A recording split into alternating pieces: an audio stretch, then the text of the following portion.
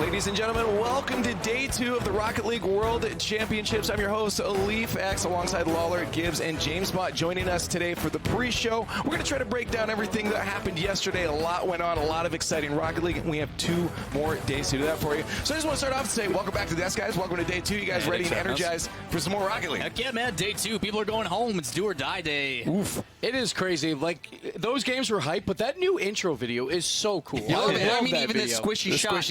Everyman will not stop talking about the Icelandic clap. Yeah, he loves that. Yeah. But again, yesterday was coming into this. We had all this new blood. We had some.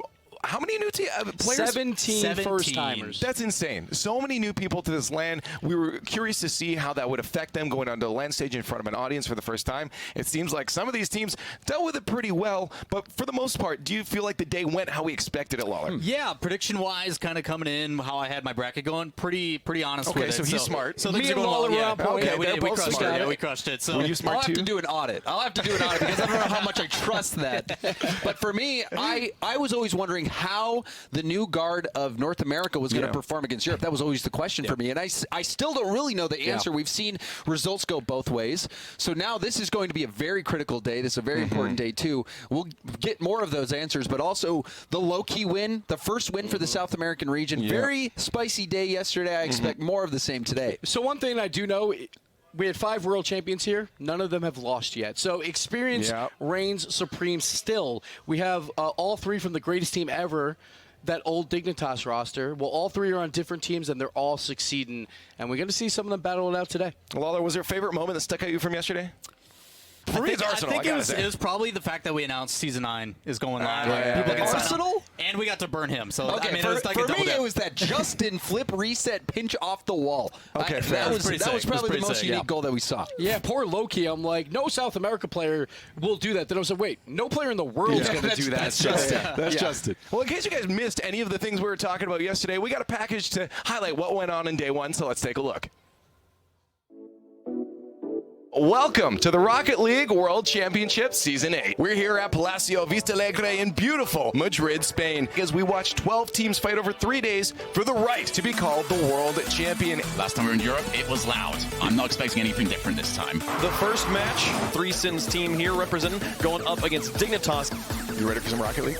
Trying to get the pass across. Yukio gets the shot, and Violent Panda will tuck it in. The goalie demolished. Here comes the follow-up shot, and that's a second goal. Oh my goodness! Oh, they'll finish it. Astral gets it. I can't believe they stopped it. Fall looks for it off the backboard. Gets blocked by Yukio. Here's Matt. Oh, it's too high. Does he have a second touch? He drops it in. Violent Panda pass to Yukio to finish it off. Oh, and it's in. That's the sweep. 3 Sins. We send packing. Typical and Space Station Gaming against Canberra. Havoc. Absolutely right in terms of what AXP brings. But Arsenal, 116 kilometers per hour back in. Off the respawn. Typical into the backboard. Arsenal wants to drop it. Oh my goodness. Arsenal thinks about the pass. He's got too many options. Walcott and Leduc both game, and Arsenal gets it off the crossbar. Stands up, pops off. He's feeling good. Space Station take it. So far, the dominant regions have been dominant. That's one more. Gyro trying to hound away Violent Panda. Yukio comes in. And Knights are probably the worst team to try to take your time against Astral. That's just how small the margins have been in this game. That entire play coming down to the fact that Yukio couldn't find Booze. 1 goal each. Long clear. Gyro's not got a hold of it. Who's going to be first for rebound? It's Violent Panda. Dignitas have taken the series. And you can see how much it's starting to affect Reciprocity. They couldn't do anything about it. Loads of time to stick with it. But what have Space Station learned from the last game? They've learned that maybe more goals will help in the first 2 minutes. And they're going to do it again. Yeah, that should be another one. Oh, he stole it. Space Station Gaming have torn Reciprocity apart. Heat up for low-key. As another shot comes through, and it's going to go in for Carr. Too speedy, and Loki can't find the openings. The pitch for Loki off the back wall. Tander maybe one more. Holy smokes, Tander! And Tander gets the hat trick. Low-key are going to do it, not only for themselves, but for South America. Making history for the South American region.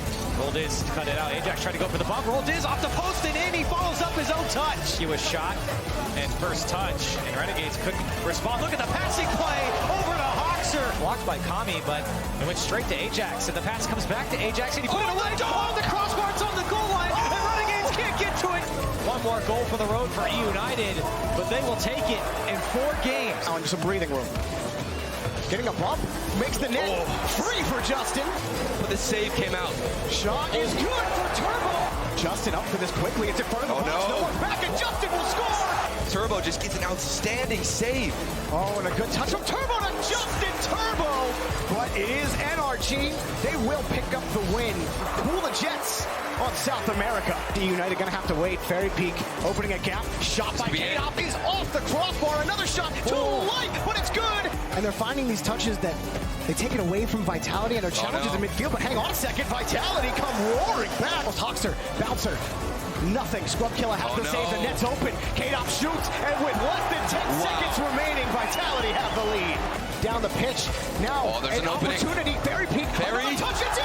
He scores, and Vitality take the series. Day one was all cupcakes and rainbows. Like, no one's eliminated. It doesn't matter. 2 more full days of Rocket League to go. Yeah. Tomorrow is a new day. Go home, get some rest. It's going to be crazy. Well, let's hope that they got their rest, because today, as you said, gives Cupcakes no and more rainbows. cupcakes and rainbows. It is a gauntlet. We have 8 teams battling for Yeah. 2 spots. Insane. Well, we got to see the awesome plays that got these teams to this point, but let's take a look at the bracket presented by Axe to see visually what went on and how these matches went down. Taking a look at Group A first here, we do have 2 groups. I think, fairly expected from what we think. Renault, Vitality, NRG moving on into day 3 as expected, I think. Yeah, but the first round games, maybe a little bit of some upsets. Low-key versus Veloce. When Veloce had such a great season, they fall short. And then Renegades as well, they fell short versus E United. But at the end of the day, they all begin again in that first round of the lower bracket where only 1 team makes it out. You worry for OCE. Last World Championship, Renegades, they only won 1 game. Still only 1 game on their record. How's it going to end for them? You got to wonder. Let's take a look at Group P here as well. I think for some people there's a bit of unexpectedness. I know Lawler and Gibbs, you kind of predicted that one. Though Space Station Gaming was popping off. Yeah, I didn't think it was going to come to that level, but Space Station looked phenomenal. Yeah. Perfect play. Curly made the comment about how Arsenal was going to musty flick his chair. Is how well he was playing. He was popping off so much. So yeah, Space Station Gaming probably looking at one of the best right now. And then that lower bracket is brutal. The number 2 seed Pittsburgh Knights from North America, the number 1 seed from Europe with Reciprocity. At least one of them is going home today. And these guys are all playing, of course, for day 3. We have 4 teams in there, but there are 2 spots left. This is just the knockout stage. This is going to be brutal. Single elimination, best of 7s the whole way through. You lose, you're done. So those 2 upper bracket finals that we have left, they will play today. Whoever wins, they get that auto bid for a top 4 spot, while the other one drops down to the quarterfinals. So those games are still very important. And NRG especially going up against Vitality, that is a match you will not want to miss today. And, of course, they're not just playing for that dignity. They are playing for a prize pool. Let's take a look at that. First place, $200,000. That is just a lot of money. More than I can imagine. It dips so hard. I mean, you're talking the difference between first, second, and third. $80K a piece. You're talking the ability for those guys like Energy and Vitality. If you get a win, you guarantee yourself $40,000. Those semifinals, again, roughly 45 minutes. It's about $2,000 a minute for those series. It's absolutely insane. That's absolutely insane. But we have to talk about something else that was insane for a specific region. Finally, South America, they came to the Worlds last season in Season 7, had a pretty good showing, I'd say, but they weren't able to get a series win. Finally now, Low-Key was able to grab a win in the series, and this is just historic for that region. Yeah, it's what they needed. Coming hot out of the gate. A lot of questions around Kyle. How is he going to change this team play style? Last season, he was kind of touted of not being here. Like, this guy's the best mechanical player in our entire region. He's not even here. He comes in, makes an impact, but Tander. We gotta talk about Tander. It's all about Tander because we talk about, well, they have King Card, they have the great one, Kaio. Tander's that other guy on the team. He pulls out a hat trick in their final game. And not only a hat trick, but the double tap. Did you see that? So that was disgusting. Tander, you can't count him out. All around, Low-Key is a solid team. I was expecting Veloce to put up more of a fight, but Low-Key came in, and they looked so casual doing it. That was the thing for me is they're winning the first ever series for Sam. They're breaking the ice. They're getting over that huge hurdle, and they just, it looked like it was another day in the office for them. I mean, it's frustrating, though, right? At the same time, like, they get that victory. They immediately go against Energy. They come out hot out of the gate. They get a victory, and then they drop. But now we get the option of South America versus OCE. Who is technically the better region? That could answer a lot of questions for us. Question is, what do they need to do to make sure that they can step up to teams like NRG? How are they going to push through this lower bracket? Well, they don't have to play NRG for the lower bracket. Any team isn't going to want to play NRG. It's a difficult bracket that they've had to go through. And now they're going up against OCE. Like you said, Waller, this is really where the conversation will be settled. Who is better, Oceania or South America? A lot of pressure. Based on what we've seen, Loki's looking like the favorite. I think Loki's going to make top 6. Possible, very possible. But they're not the only team with pressure on their plate as well. Day one is always just a mixed bag of emotions and just tensions and how are teams going to play. So there's some highs and some lows. Some teams performing more than they should and teams underperforming. So I think let's just talk about some of the teams that we feel like underperformed a bit. And for me, right off the bat, I got to think about reciprocity. Like these guys came in as a #1 European seed, and then they just had a bit of difficulty against Space Station Gaming. Yeah, like a #1 European seed means you are guaranteed top 3 at every other world championship. They have 4 titles, but reciprocity, the one problem that I have with this team is they rely so heavily on one player, and that is Shaw said. We talked about the stats. When he scores, they're amazing. They were 15-2 throughout the season. Well, he scored 1 goal, and that 1 goal was the one game they won. Besides that, very flat from the whole team. Reciprocity is a team that took the title in Europe, and Fruity and Farah, Shaw said these guys have been slowly building momentum, but they've had heartbreak at the World Championship before, and now they're coming in with more expectations than ever, and you wonder if that's weighing on them. However, Space Station, we heard it in the interviews yesterday. A lot of pros, they're saying that Space Station is looking like one of the hottest teams here. So is it as much reciprocity underperforming? Then you couple that with Space Station playing out of their mind. We'll see if they bounce back.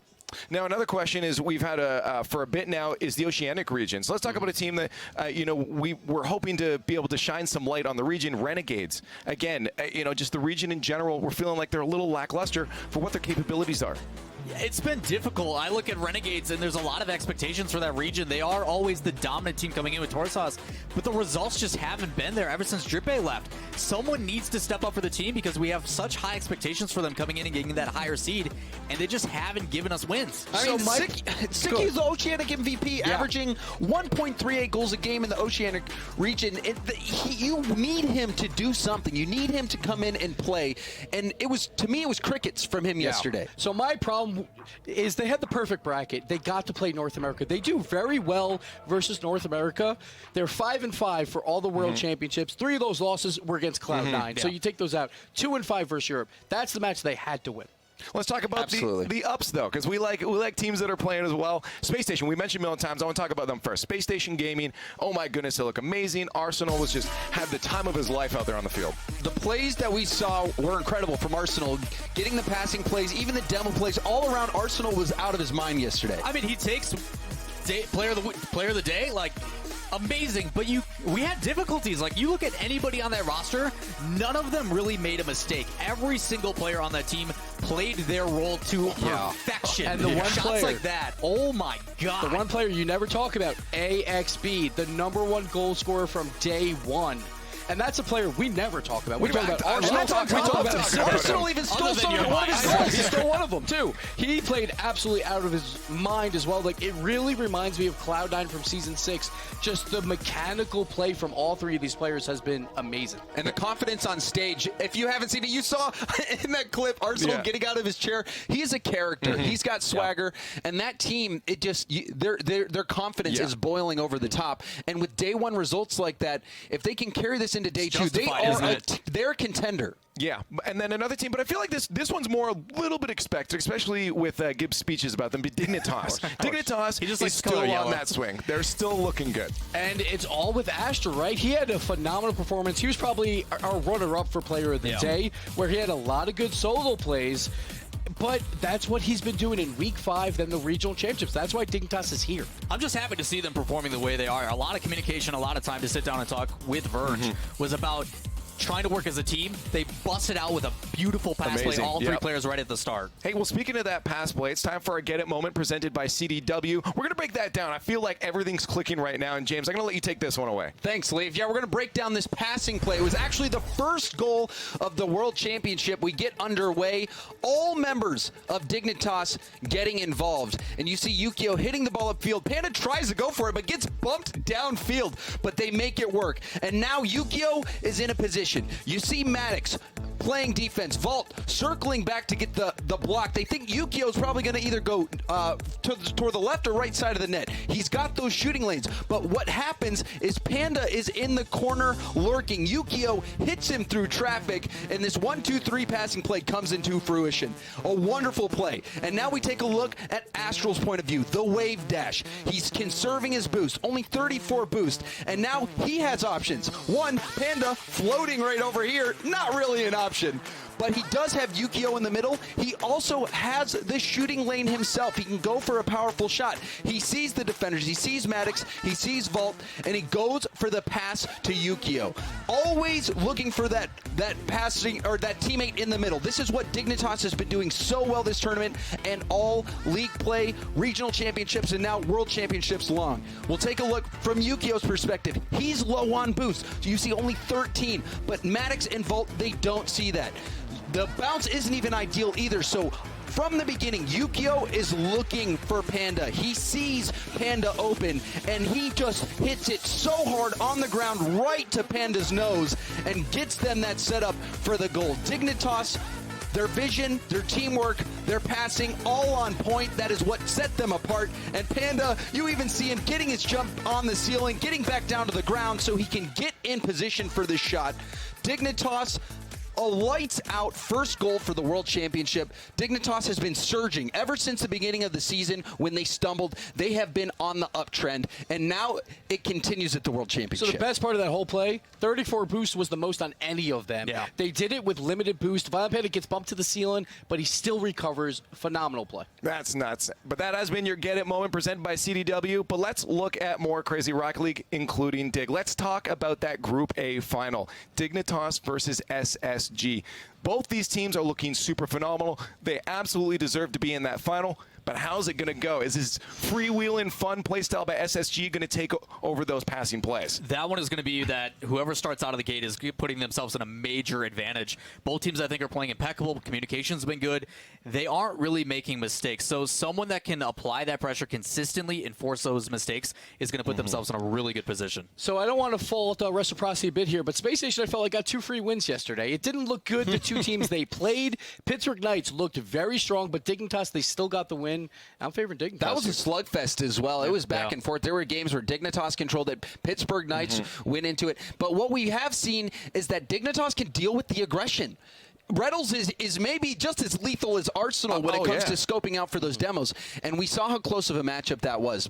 To me, the difference is going to come down to AXB. AXB had an incredible day one. And normally, he's a player that isn't as flashy, isn't making the plays that puts SSG over the top. For me, it's Yukio and it's AXB. Those are the guys. If one of those guys has a big performance, I think that team is going to get the win. Well, let's talk to an expert on the matter. We got the coach from SSG. It's Chrome down on stage with Johnny Boy. Thank you, LeafX. I am indeed joined by Chrome from Space Station Gaming. You're going to be pretty happy with how the team's doing so far this weekend. But I wanted to get your thoughts on one thing a bit more broad, first of all. Why do you think there are all these new teams in North America that are all of a sudden coming up and competing at the highest level right now? I think it all has to do with the hunger. I mean, these guys look up to players like Justin and Squishy Muffins, and they want to be there. And when they finally get there, they're just more hungry. And other teams are getting complacent, and they're here to play. And you, as the coach of that team, behind the scenes, obviously, you're doing a lot. But could you tell the fans back home, what does that look like in summary? What is it that you get up to that they might not know about?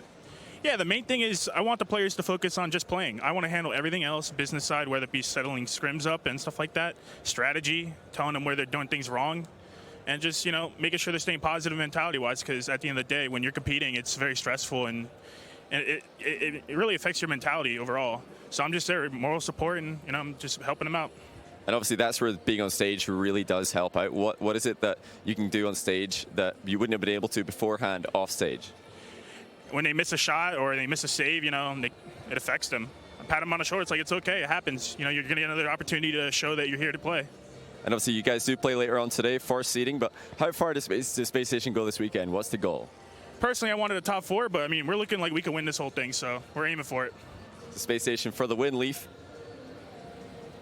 Space Station for the win. I feel like there's a couple people agreeing on that one. Possible. And they're a contender. Yeah, Absolutely. yeah, absolutely. Anyways, let's talk about that Group B match then, or Group A. Sorry, that finals as well. The NRG versus Vitality. This is one I think we've been waiting for quite some time. Man, this is a showdown now between Turbo and K-Dot. So my favorite piece of content we have ever produced is the Scrub and Justin one-on-one. Yeah. Just kind of a little trash talk. These guys are going to face again head-to-head on this, and those are the two players I'm looking for most. There's so many storylines because you have the best player from North America, Garrett G's never won anything. Best player from Europe with K-Dop, who's won everything. Then maybe the best player in the world, Turbo Pulse, is like, hold on, guys, I'll do it for both regions. And so there's so much going on here. It's so juicy. The only 3-time world champions going head-to-head in this matchup. And everyone's been talking about it. NRG. This is the tournament. Again, we say it every season, but this, to me, this season, it feels different. Turbo seems like he might be the answer. Gibbs, It's possible. It's like, so it feels different until they play Vitality. That's what always happens. I don't even think it's going to be close. Barry tweeted out, he's like, yep, ready to play Energy for the 250 sometime. This is like, they always run into each other. Everybody is just used to it at this point. It's just, we don't know how things play out until they get on the field because we've seen different Vitalities. I don't even think it's going to be close, Lawler. Really? Yeah, Energy, that good. I think NRG's that good. Did you see Vitality's defense yesterday? It was pretty solid. I saw Vitality play. I watched the game. I think NRG all the way. But that's that trap card. When Energy, when you think they're going to win, that's when I'm they don't. a believer. You know, whether it's good or not, I have faith in this team. At the end of the day, I think there's a team that we're not talking about enough. A favorite team of mine, and it's the Pittsburgh Knights. And a player on that you mentioned before too, James, is Gyro. This man has just popping off for the team. So we put together a little piece for you guys to watch.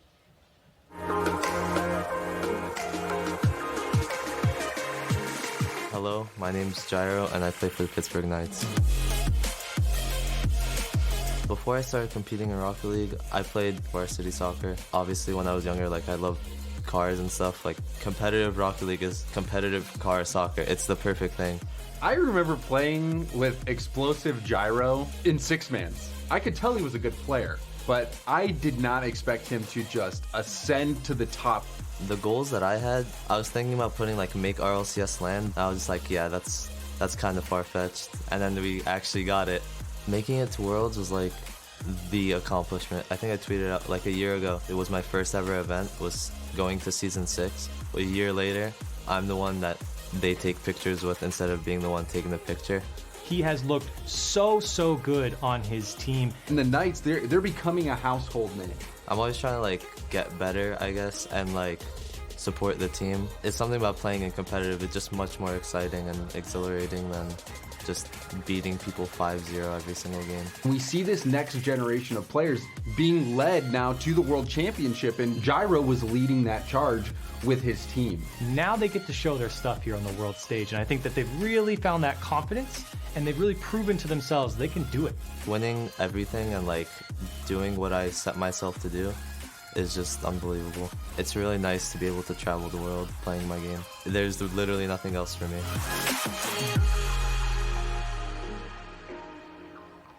I love the dynamic of that team too. You know, you got the straightforward, aggressive Reddles, then you got the nice teddy bear Gyro, and the miss is like, hey guys, you guys go take the spot. I'm gonna do my job on the field and just win some games. Yeah, I think Reddles has enough personality for that whole team. For the whole world. Gyro's the nicest person I have ever met. He's so humble, so modest about everything. But we talked about it. You guys mentioned it. A year he's ascended from being a fan to being one that the fans want to look up to. It's special to see that. It makes you think, if you're out there, maybe you're a young player who's played Rocket League, you're pretty good, right? You think, there's no way I can make it to the top. Players like Gyro, they prove that it just takes some dedication. Yeah. You go play six-mans, play ranked, just put in the time. Go sign up and for you never season know 9 where with it's your gonna, team. Yeah, you never know where it's going to lead. It really is incredible how quickly Gyro and the Knights have gotten to the top. Well, speaking of Reddles and his personality, I wonder where he got that from, you know? We actually have his parents. I've had a chance to talk to them, but now Johnny Boy gets to find out where that all comes from.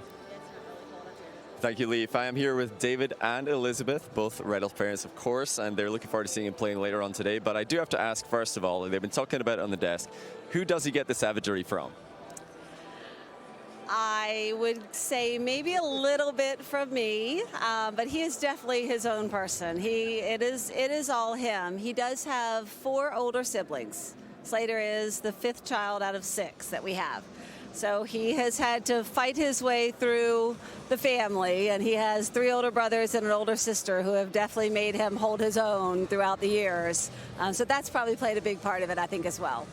And what did you first think when he came at you with this professional gaming idea? What did you initially think? And then obviously, did you realize it was going to be anything like this in terms of scale? We had no clue. It started when he came downstairs to see us one evening and said, I need your bank account information. It's like, no.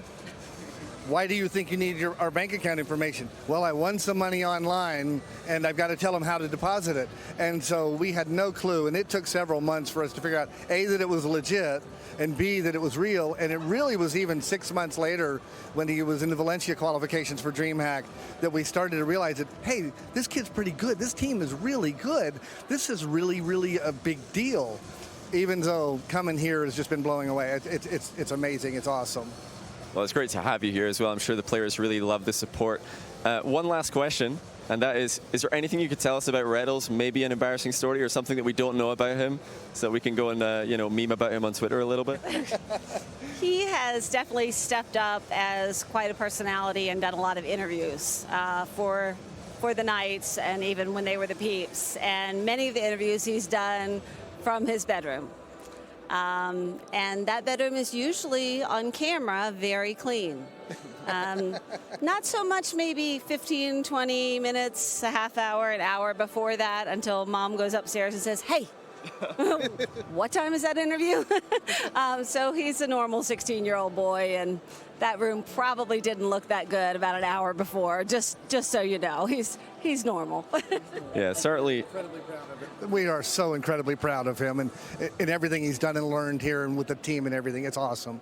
Well, it's awesome to hear. Awesome to have you. Good luck later on. I know you're both itching to get watching the match started, which is going to be first up today. But for now, we're going to go back to the desk and hear a bit more from the guys. That's. I mean, I think that's normal for a 30-year-old. You know what well. you could do is you could just to make him feel more in his element. We could just go throw some stuff on the ground near the stage. That's what he put needed. Some shoes, some bags of food, some underwear tossed on the back. I'm in the zone, just like at home. I think it's just incredible though to have. We've seen this.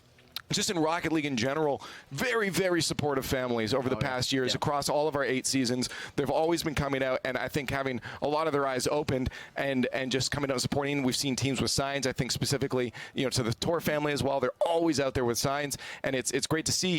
Even with the new teams coming in, those families coming out to support as well. We're expanding the Rocket League family, not only from the community side, but also from the players that are being supported. I've met significant others. You guys have met my parents. Like, everybody is coming out to support in any single way, and it just shows how much of a difference it makes in all these players' lives. Yeah, back at DreamHack Montreal when the Peeps made that run, just seeing the family of the Peeps there, just cheering them on, going crazy with signs and all that, that is the best part. When the families get into it is awesome. And I think that's something that's special about Rocket League, and I think it was because of people like you, Gibbs, with Supersonic Acrobatic Rocket Powered Battle Cars, that community that was the all core. thanks to Gibbs. Yeah, it was Gibbs. No, but it's true. It was the precedent that was set, and Rocket League, more so than any other community I've been a part of, it really does feel like a group of friends, a family, even at beyond the summit, behind the scenes. No, it's great. It really is great. And that is the best part. That's the best part. We go to the World Championship, behind the scenes, everyone is friends. And that is awesome. There are no enemies here.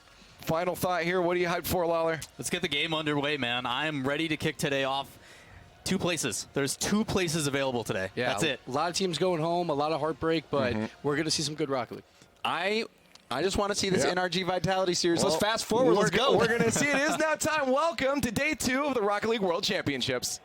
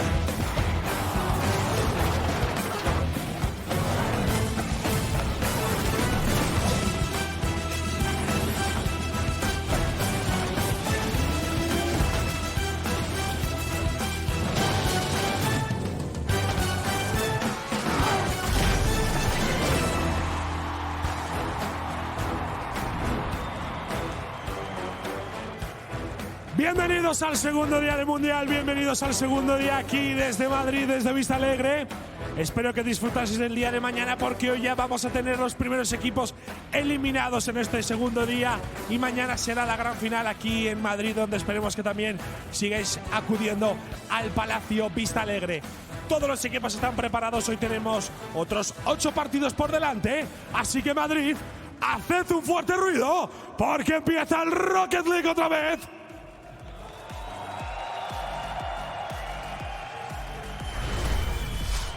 And welcome back to this. It's still the same 4 people here. For better or for worse. As we start to talk about our first match here, why don't we dive into it? Canberra Havoc versus Pittsburgh Knights. Pittsburgh Knights, we were just talking about them and how they've taken, I think, the whole world by storm here with especially that new meta they're pushing in North America specifically. Very aggressive, demo-heavy, mechanically perfect on offense. And then Canberra Havoc yesterday having a bit of trouble. So I'm really wondering how you guys think this match is going to go.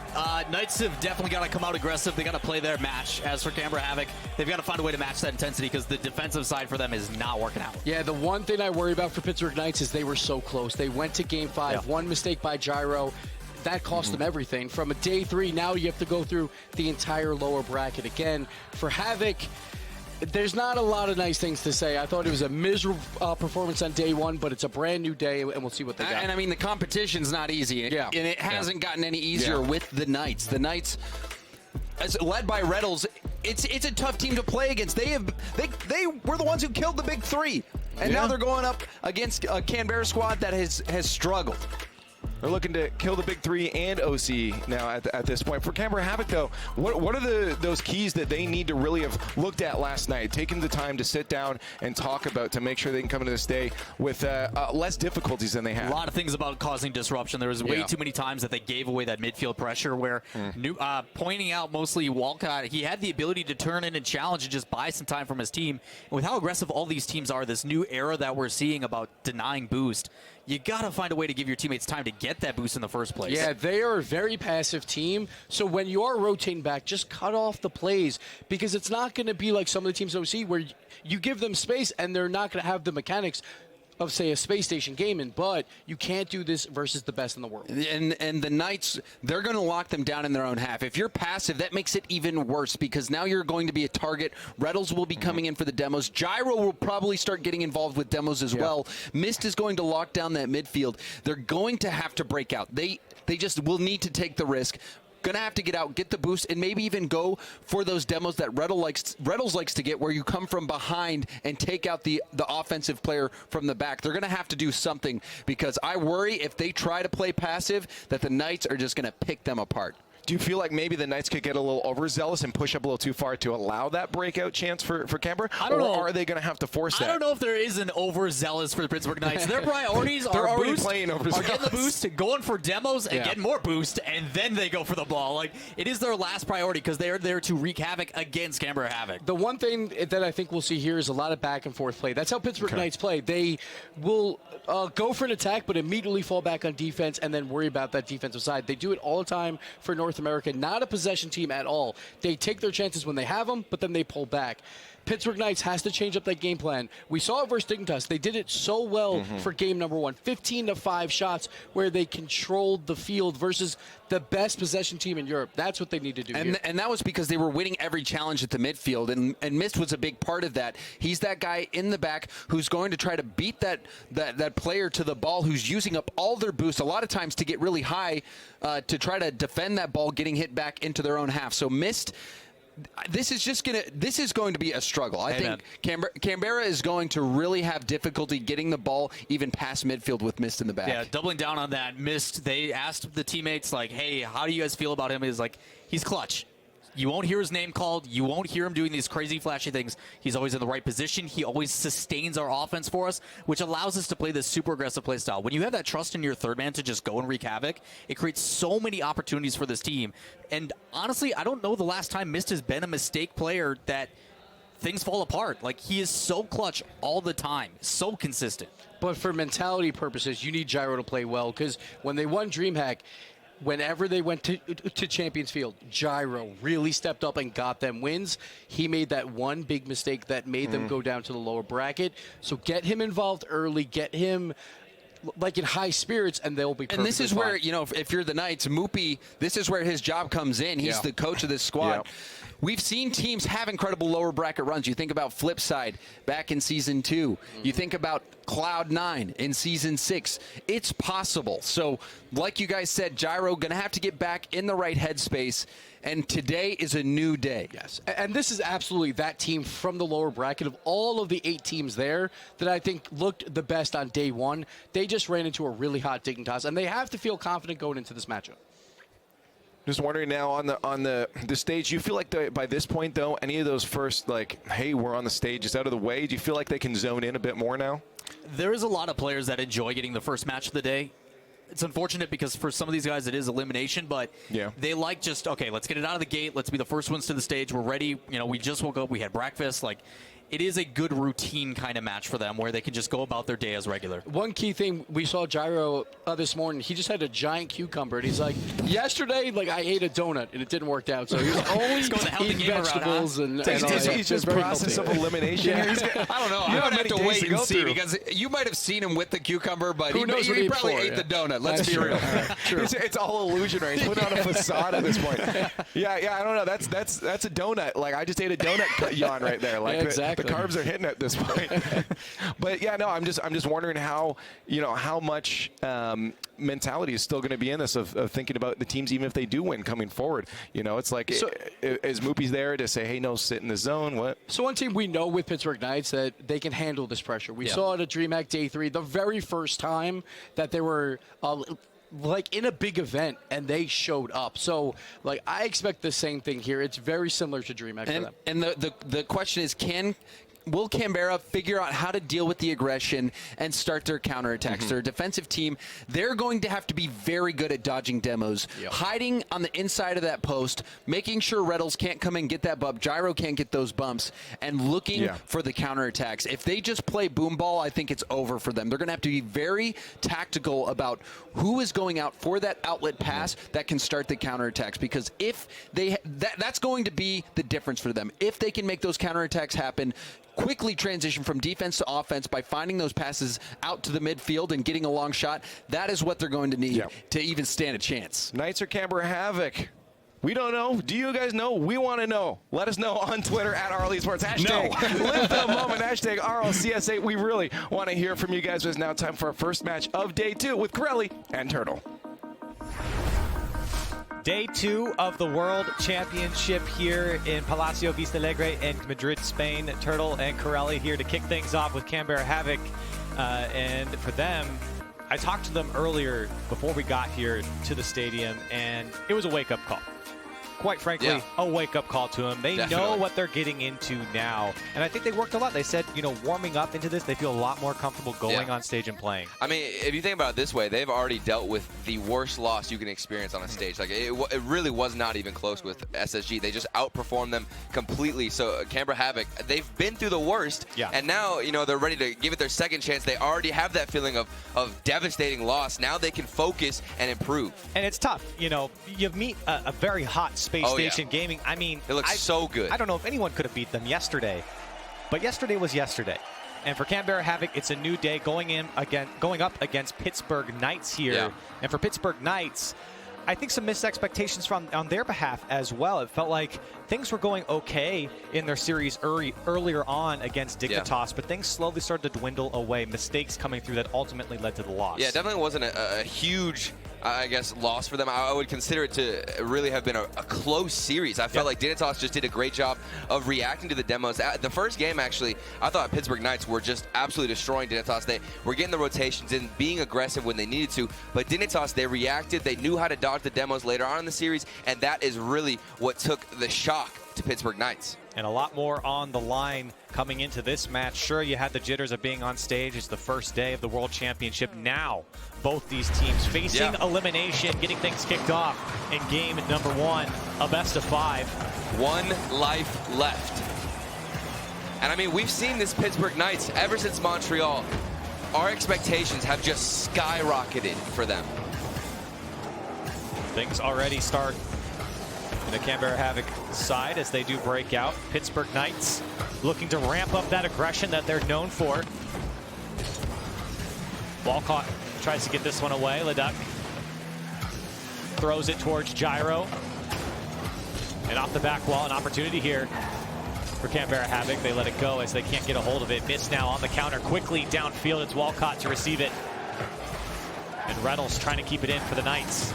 And you do wonder for the Knights with Gyro, a couple of mistakes in the last game.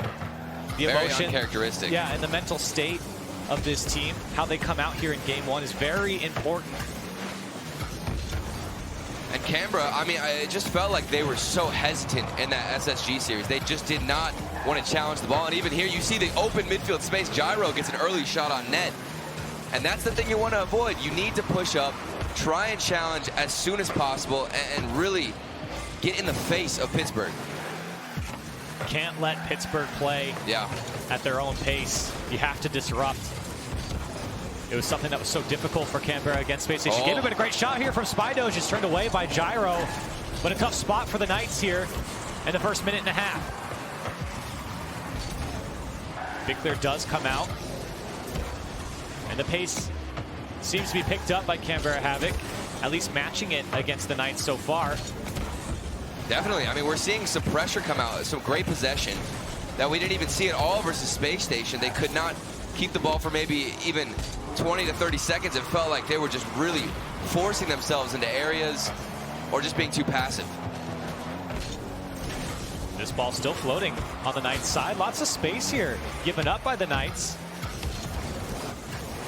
Reynolds downfield by himself. Gyro to back him up, drop down to miss. A shot on target, put away, and the Pittsburgh Knights on the board first. Gyro, what a pass into the midfield. And even Reynolds, you see him, he gets the corner boost and then keeps rotating in. He goes for the bump in net, forcing Leduc to just pre-jump, try and get a save. And just what a routine play from Pittsburgh Knights we see so often with that extra rotation, the aggression. And we have seen a lot of space there in front of the box on the Canberra side, and the Knights finally punish. Gyro had a shot earlier that was turned away. Now Canberra on the back foot. Spydoge gets thrown downfield, missed now on the dribble. The flick to the right side, it comes off the corner. Another dangerous opportunity for the Knights. And they're still threatening. Reynolds gets a demo, miss. The shot turned away. Possession still in favor of the Knights. It's going to roll in. Miss going to confirm it. And already, I mean, we saw another demo come through. You can see all of this pressure, what it's doing. Even Gyro getting a bit of some contact with the defender. It's so difficult to deal with Pittsburgh when they're just infiltrating your defense. And you have to look out for Gyro. He will rotate through your defense, trying to get a bump, push you into the back of your net, or just completely remove you with the demo. And here's Canberra. Opportunity off the back wall. Follow-up is there, but it goes wide. The shot's so close, and still the pressure on. The Knights are panicking a bit on defense, and that's the best look Canberra Havoc has had. And you got to think that should have been a goal. I mean, the side fluke came out of the net. I think that was Gyro. Couldn't get a solid hit. And here's another shot back and forth. But it's heating up for Canberra here as they are able to find a lot of shots, and the Knights are struggling to stay with it. Missed, trying to stay behind the ball as he knows oncoming attackers have been relentless. Still opportunity. Things heating up for Canberra Havoc. And a good change of pace, even in that corner. You can see they're winning out challenges, trying to match the pace against Space Station. It wasn't even like they were giving themselves a chance. Now they have confidence, and it's really a world of a difference. Spydoge for the Pittsburgh Knights corner. Can't keep it. Leduc comes through. That's a shot on target. Turned away by Mist. But great offense here from Canberra Havoc. Now they just got to execute and follow through. Put one away. Reynolds over the back wall. Second touchdown. Another one almost goes in. And Canberra Havoc had no one. That was scary. Reynolds, he's gotten the most bumps and demos this game so far, being the aggressor and Mist. Now he's coming in for the cleanup. We see it so much from Pittsburgh Knights. Mist always with these cleanup shots. He's so accurate and so consistent. And Reynolds getting in front of Walcott there to slow him down, and it was just enough for Walcott to get over there. Mist now with a hat trick, all 3 goals. And while opportunity has favored Canberra Havoc the last minute or so, it's the Knights who quickly strike back.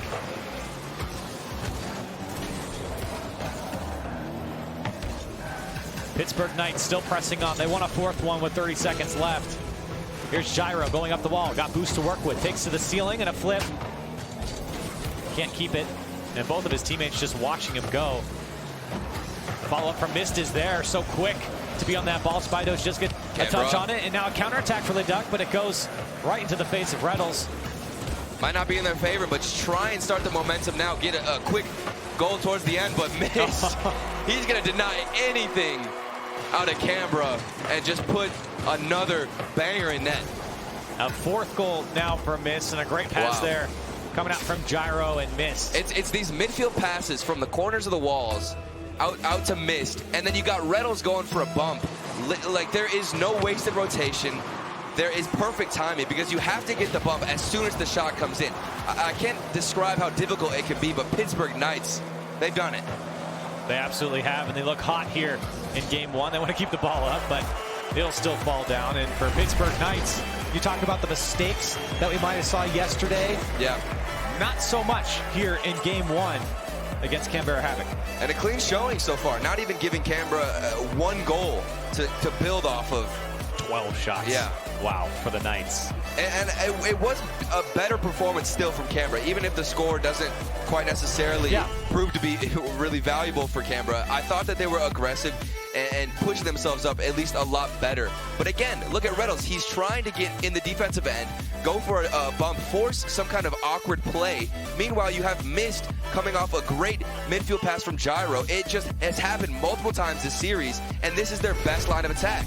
I think there's a lot of good to take away here for Canberra Havoc. I mean, look, they had a lot of offensive tries. It was just putting it on target. And the Knights, they had some good defensive saves as well. So for Canberra Havoc, I don't think there's too much to change on the offensive side. It's now trying to control that midfield, especially in your own defensive third. And this is where we saw Dignitas the first game of that series against the Knights. It felt like the Knights were able to discomfort all of Dignitas' defense, throw them off, and destroy any type of momentum they had. But then Dignitas in game two, they really responded here. They were able to dodge the demos, get around Reynolds, who's being so frustrating and annoying, and then push up with a counterattack. So now Canberra, if they can kind of adapt to these aggressive plays, they will have a great chance. And Gyro being involved in 3 of the 4 goals, got to feel good for him to get his confidence back.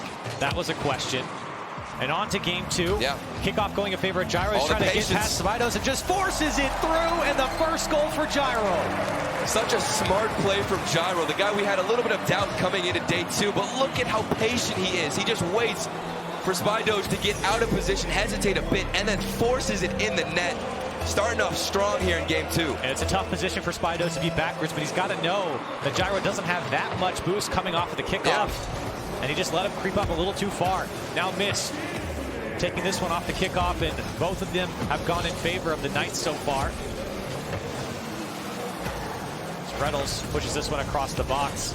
And for Canberra Havoc, you cannot let the Knights build an early lead.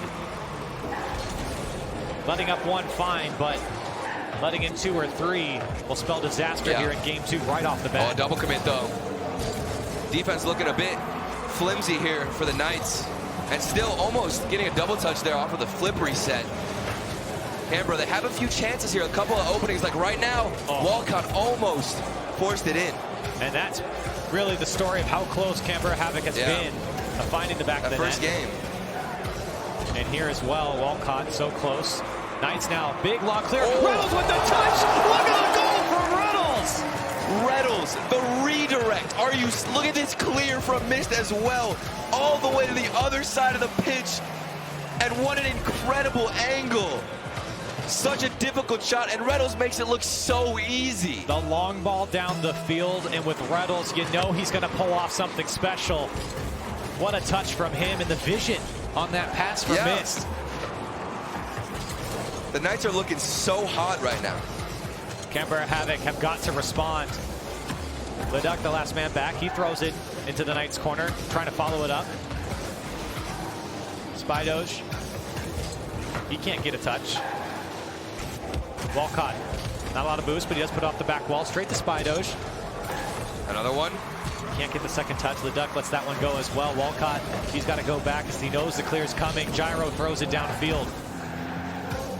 Walcott tries to slow it up, but it's straight to Mist. Doesn't actually get a touch here, so now opportunity for Canberra Havoc. And even there, you see Spydoge off of a big miss from Mist. He has so much space, and what does he decide to do with it? Just throw it at the defensive end. Meanwhile, you see Reynolds getting midfield passes like that. I mean, you can see the comparison between how both these teams really utilize that space they're given. And Mist gonna get the dunk on through, and the Knights up by 3. Mist, almost a double dunk off of Reynolds. Easy clear out. Leduc tried to force something his way, and Mist just shoved it through every single defender. And Mist was just trying to take the challenge there, and ends up with the goal. 3-0 lead now. 2 minutes in. Canberra Havoc looking to respond. They've been close a couple times here in game 2. Not showing the same amount of offense they did in the first game. Here's Gyro. Reynolds is up as well. Gyro held it. And Walcott now. A 1v1. 1v1 opportunity. No boost and shut down by Mist. Oh, in those moments, you have to make them worthwhile. Walcott, you're not going to get that many chances so far. I mean, after everything we've seen this series, it has been really dry, and the few opportunities from Canberra have just been wasted. Spydo's trying to keep this one a 2-win from the Knights, but they do get the clear, and it's pass over to Reynolds. Shot on target, turned away by Walcott. He'll get demolished and out of the way. Canberra Havoc struggling to break out. Walcott gets the clear to the midfield. Coming up on 2 minutes left. Oh, good demo from Walcott. In game 2, Walcott wanted 2 against Reynolds. Another Reynolds one. forced a jump. The Duck with no boost, tried to go for a fake, and quickly down the field. The Knights get their 4th goal. I was thinking this was going to be an opportunity for Canberra, but look at how quickly the Knights can react and respond. Even after the demo comes through and the bump plays, their instant counterattack on Canberra, just denying everything they have to offer. This is completely just a blowout from Pittsburgh. 119 kilometers on that shot, and coming up on 1 minute and 45 left. Pittsburgh Knights in full control, and they keep it that way. Another shot comes through, turned away by Walcott, and Mist takes his turn. Throws it off that back wall, and it's pretty simple from the Knights at this point. They're just trying to break down that defense by keeping the ball in the air. Just focus on your quality touches, keeping possession, wasting time, and run the clock down. Canberra Havoc have struggled to put something together. Here's an opportunity for Leduc, and they get on the board here in game 2. Leduc off of a mistouch from Mist, and then a great pass out from Walcott. We haven't seen any of this passing so far. Pretty much the entire game. The opening has been made, and Canberra now, I mean, we might start to see something out of them. They've got 1.5 minutes left, a solid kickoff, and they could have a chance. Oh, but even a fake there. Yeah, look at the passing. It almost worked perfectly for the Knights. Such a great time to utilize any type of kickoff strategy. Whenever any other team starts to build momentum, you just need to throw them a curveball. And they absolutely did. It was almost executed to perfection there. The Knights still with 1 minute left, pressing on. Canberra Havoc now in control. A pass over to Leduc. Carved out by Reynolds. Now thrown down the field from Walcott. He'll pay the price. Here's Spydoge. One off the back wall. Leduc trying to stay up with it. And he'll stay with it as he pushes it across.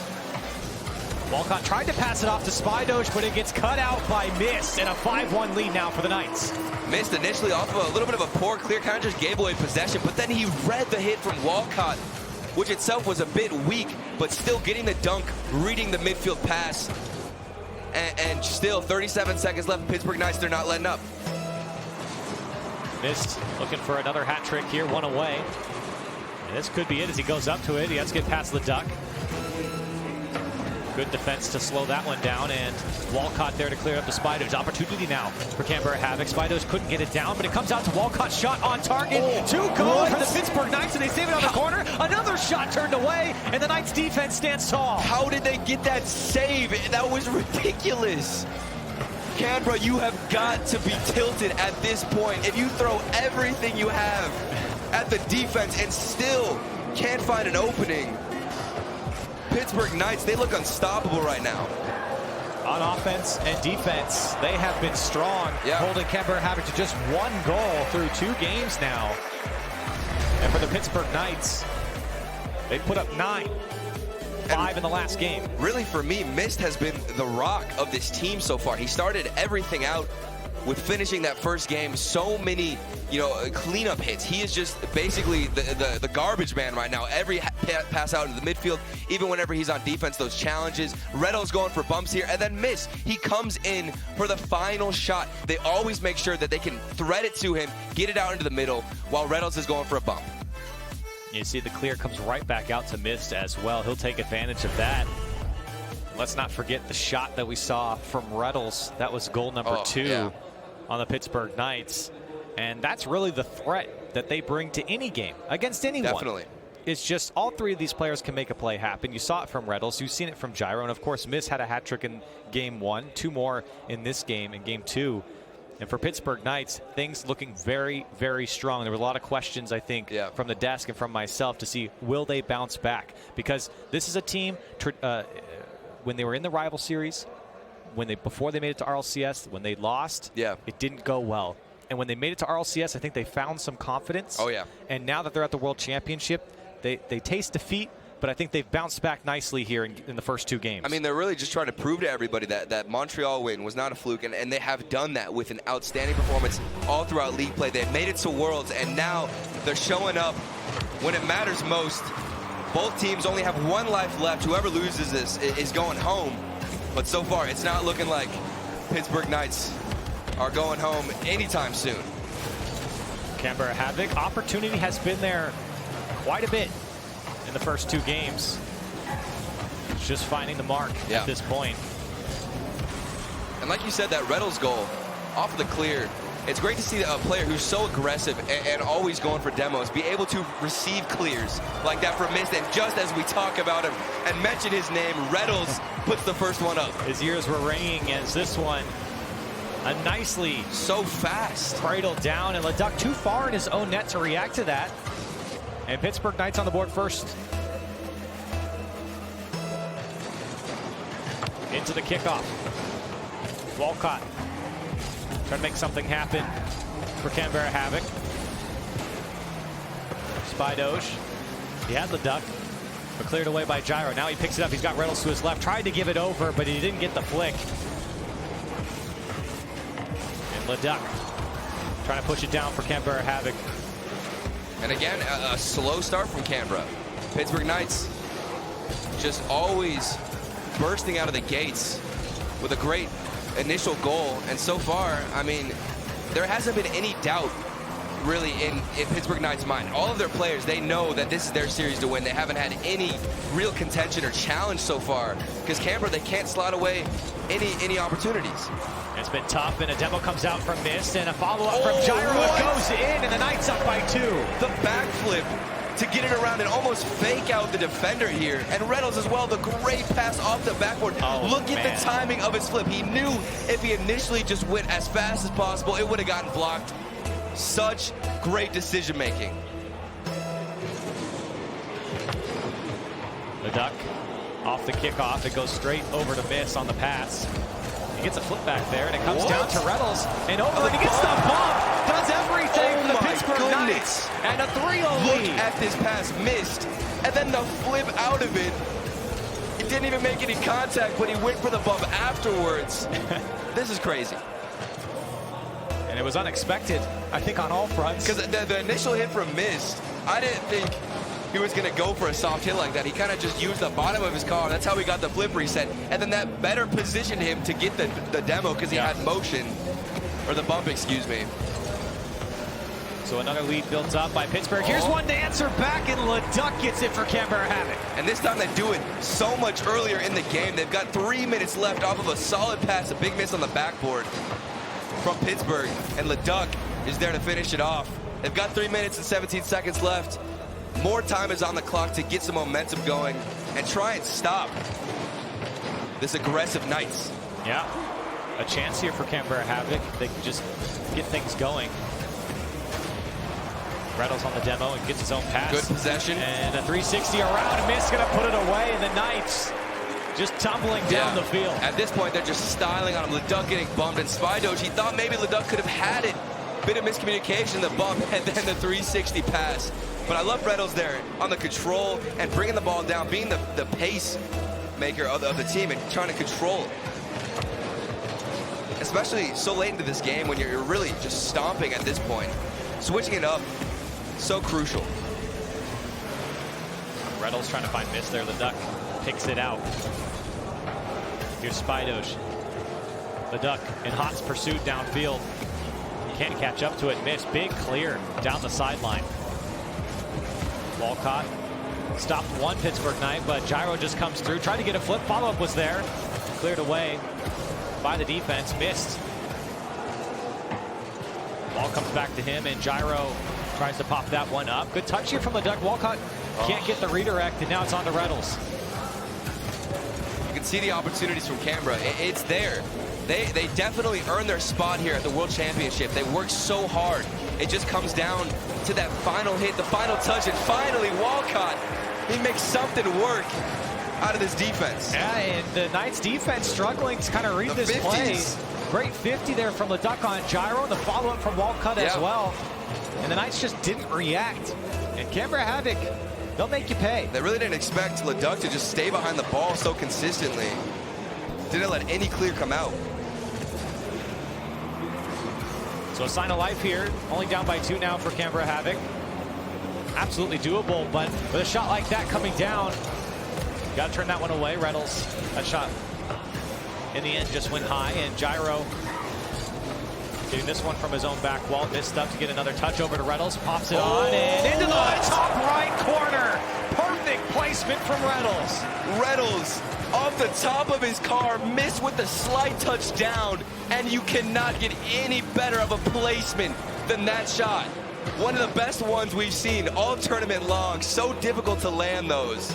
That was insane. And everyone getting involved on the Knights side. I mean, we've seen so many goals where everybody has such an important role and job of making sure they can create an opportunity. Gyro comes barreling through and takes it away, and it goes in for the Knights. And they're just running away with it. Pittsburgh Knights, the team that came all the way from the rival series, won Montreal, trying to continue their season here. I mean, they've only got one life left, and so far it has been a stomp on Canberra. Canberra able to put up 2 goals in this game, but it just seems like the Knights keep responding back.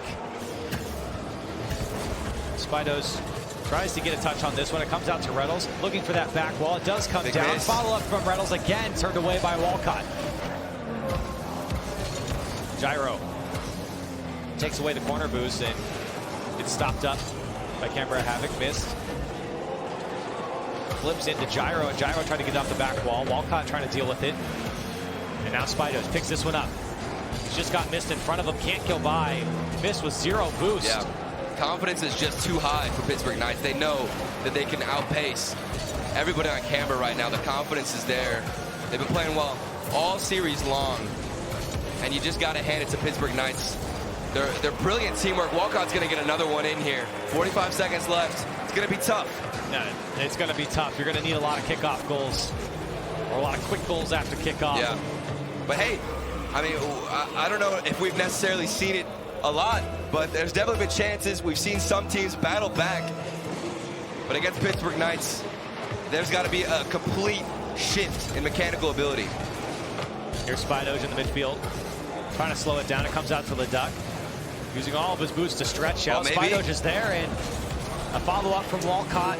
Just can't put it on target. Spidoj does get a sneaky touch there. Reynolds forced to make a save. Dangerous ball. Good pressure. Comes out to Leduc. Opportunity here on the right side. Put it away by Leduc. And with 21 seconds left, there's a chance. There is indeed a chance. Leduc, he is a 50-50 god so far. So many of the goals from Canberra have been sparked off of his challenges, and he's the one to put it in this time. Canberra Havoc, they're making Pittsburgh Knights sweat a little bit. There's got to be some doubt now. 21 seconds, a good kickoff. And it does go into the Knights side. They've got a chance. Canberra Havoc needs to get a hold of this ball. Walcott. Great pass out to Leduc. Shot is wide. They're in the same spot. Walcott almost goes through 2. 10 seconds left now. And Gyro's going to clear that one away. And with all those seconds off the clock, it might be too much. as the Knights score a 7th goal to end the series, and in 3 games, the Knights take down Canberra Havoc. And they do it in such a clean fashion. The last game, there was a little bit of a chance for Canberra. I was almost starting to doubt it. But so far, the Knights, I mean, they have been so strong this entire series. Everybody getting involved. We talked about it already. Each player, such an important role, and Mist, I have been impressed completely this entire series by his shooting abilities, his defensive reads, and just always being in the right place at the right time. And not a single goal coming out from Spidoge here in this series. And for Canberra Havoc, a very rough one against the Knights. So many goals given up, and it does feel like a lot of missed opportunity as well, especially in the first couple of games. It felt like Canberra Havoc had the opportunity to put some shots away. It was either fantastic defense from the Knights or just off target. They did such a good job of setting it up. I mean, it's series like these where you can see a team that's struggling, but you can see what they're trying to create, their intentions with the ball, where they're really trying to feed it, and it just comes down to that initial final shot. Nobody really breaking out and being, incredible mechanically. There were some chances and tight angles that they could have potentially hit. It was just so close. And the Knights, that's really the difference, is the fact that you can see shots from Rettles coming out where it's just a huge clear, and insane angles like that they managed to hit. That's what sets them apart on this world stage. But still, you got to be proud for Canberra. Just to make it here in general is a huge accomplishment. And unfortunately, we have to send them home. And for Pittsburgh Knights, they move on. They get that confidence back. We mentioned it a couple times.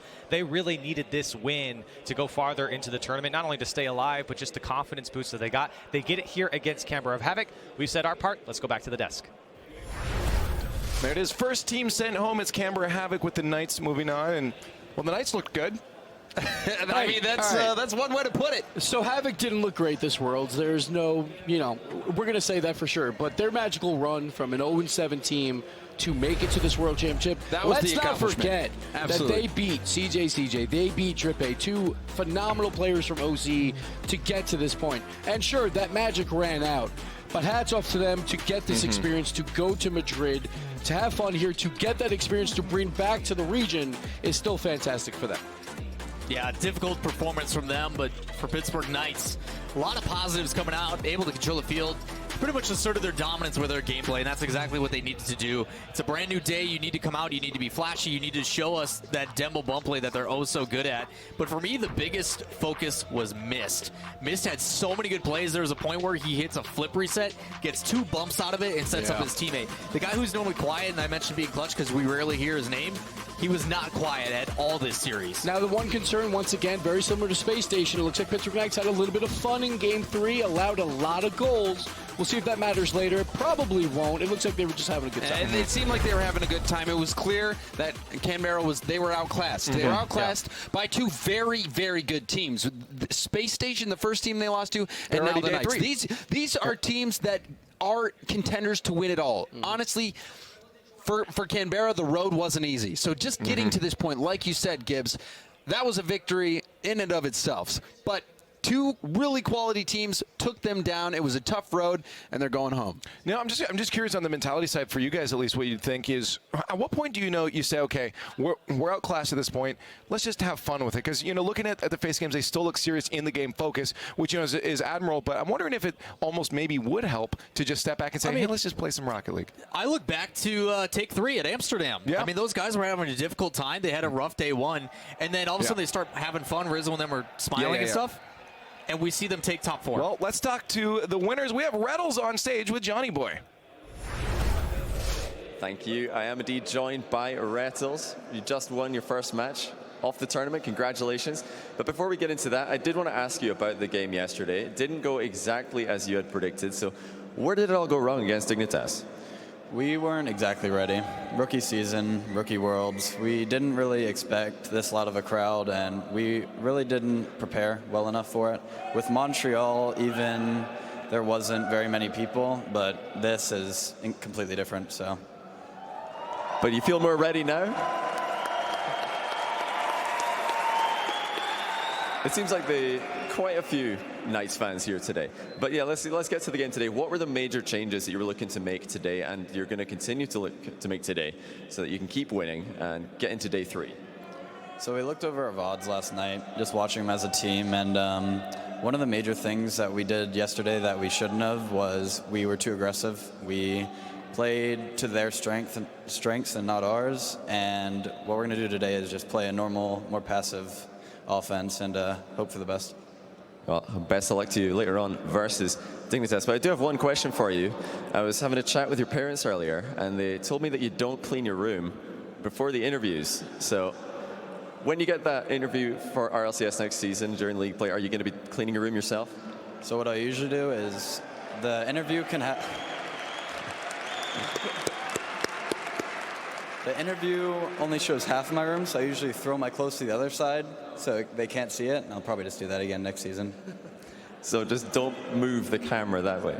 But anyway, best of luck to you later on. You've got a very tough matchup against either Reciprocity or the Three Sins. Now, you imagine it's going to be?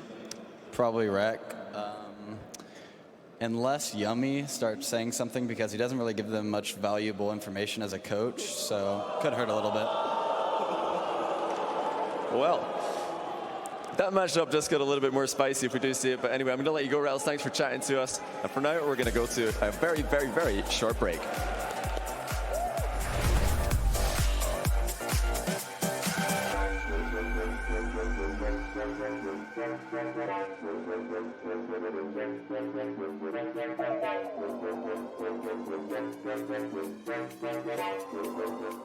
To be brilliant is to defy convention and challenge expectations.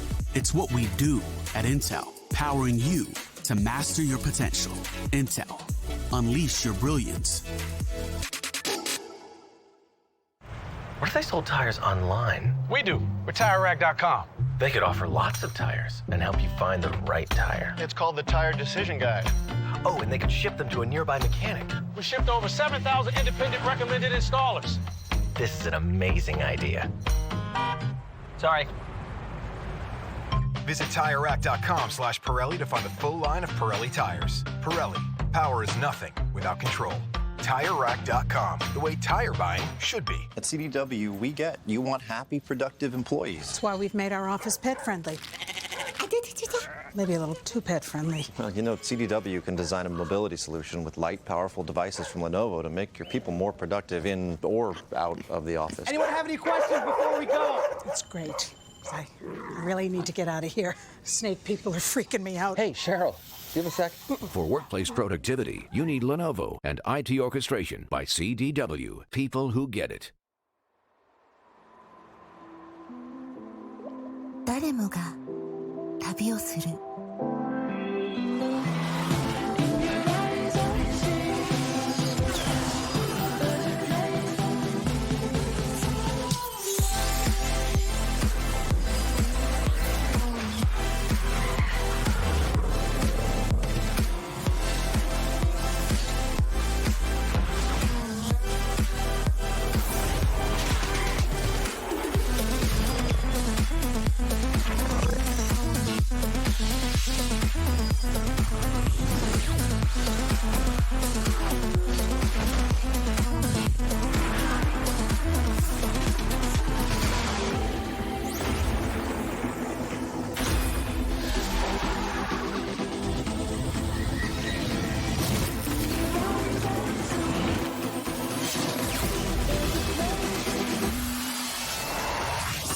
ここまで来た。あな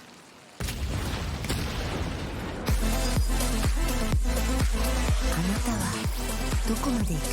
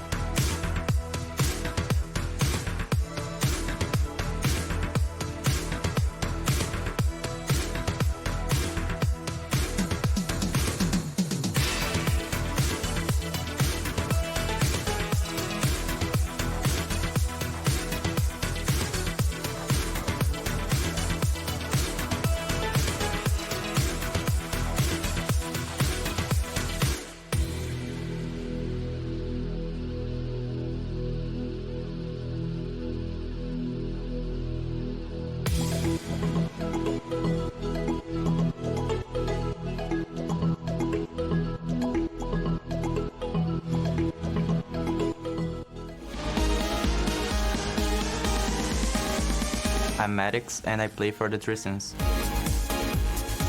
I'm a player who always play as a team, and I always care about my teammates and not me. He makes plays. He is always going for passes. He's always looking for passes. He is a team-first player, and he's always looking for that next shot that will find them a goal.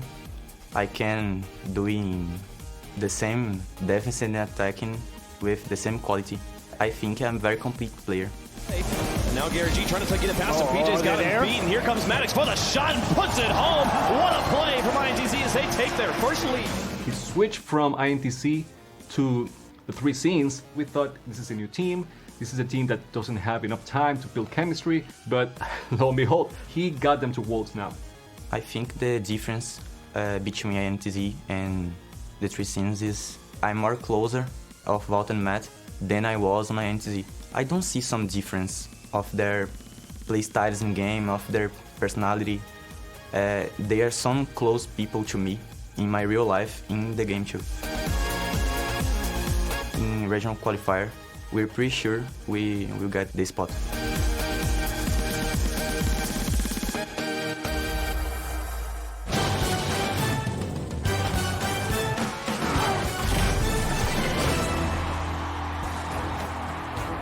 Estamos de vuelta, ¿qué tal? ¿Cómo estáis? Segundo partido ya preparado.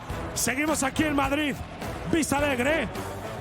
Y los dos equipos están preparados para saltar al escenario. Quiero un fuerte aplauso para el primer equipo, que es The Three Sins. So Three Sins on day one. They lost to Dignitas 3-0, but that last game started to scare Dignitas. 3-minute overtime. It seems like Three Sins were slowly figuring it out. Yeah, my biggest concern for them was they were trying to keep up with the pace of a lot of these teams, and the difficulty with that is, yes, they are getting to the ball first, but the touches are not meaningful. They got to find a way to get some power behind those shots.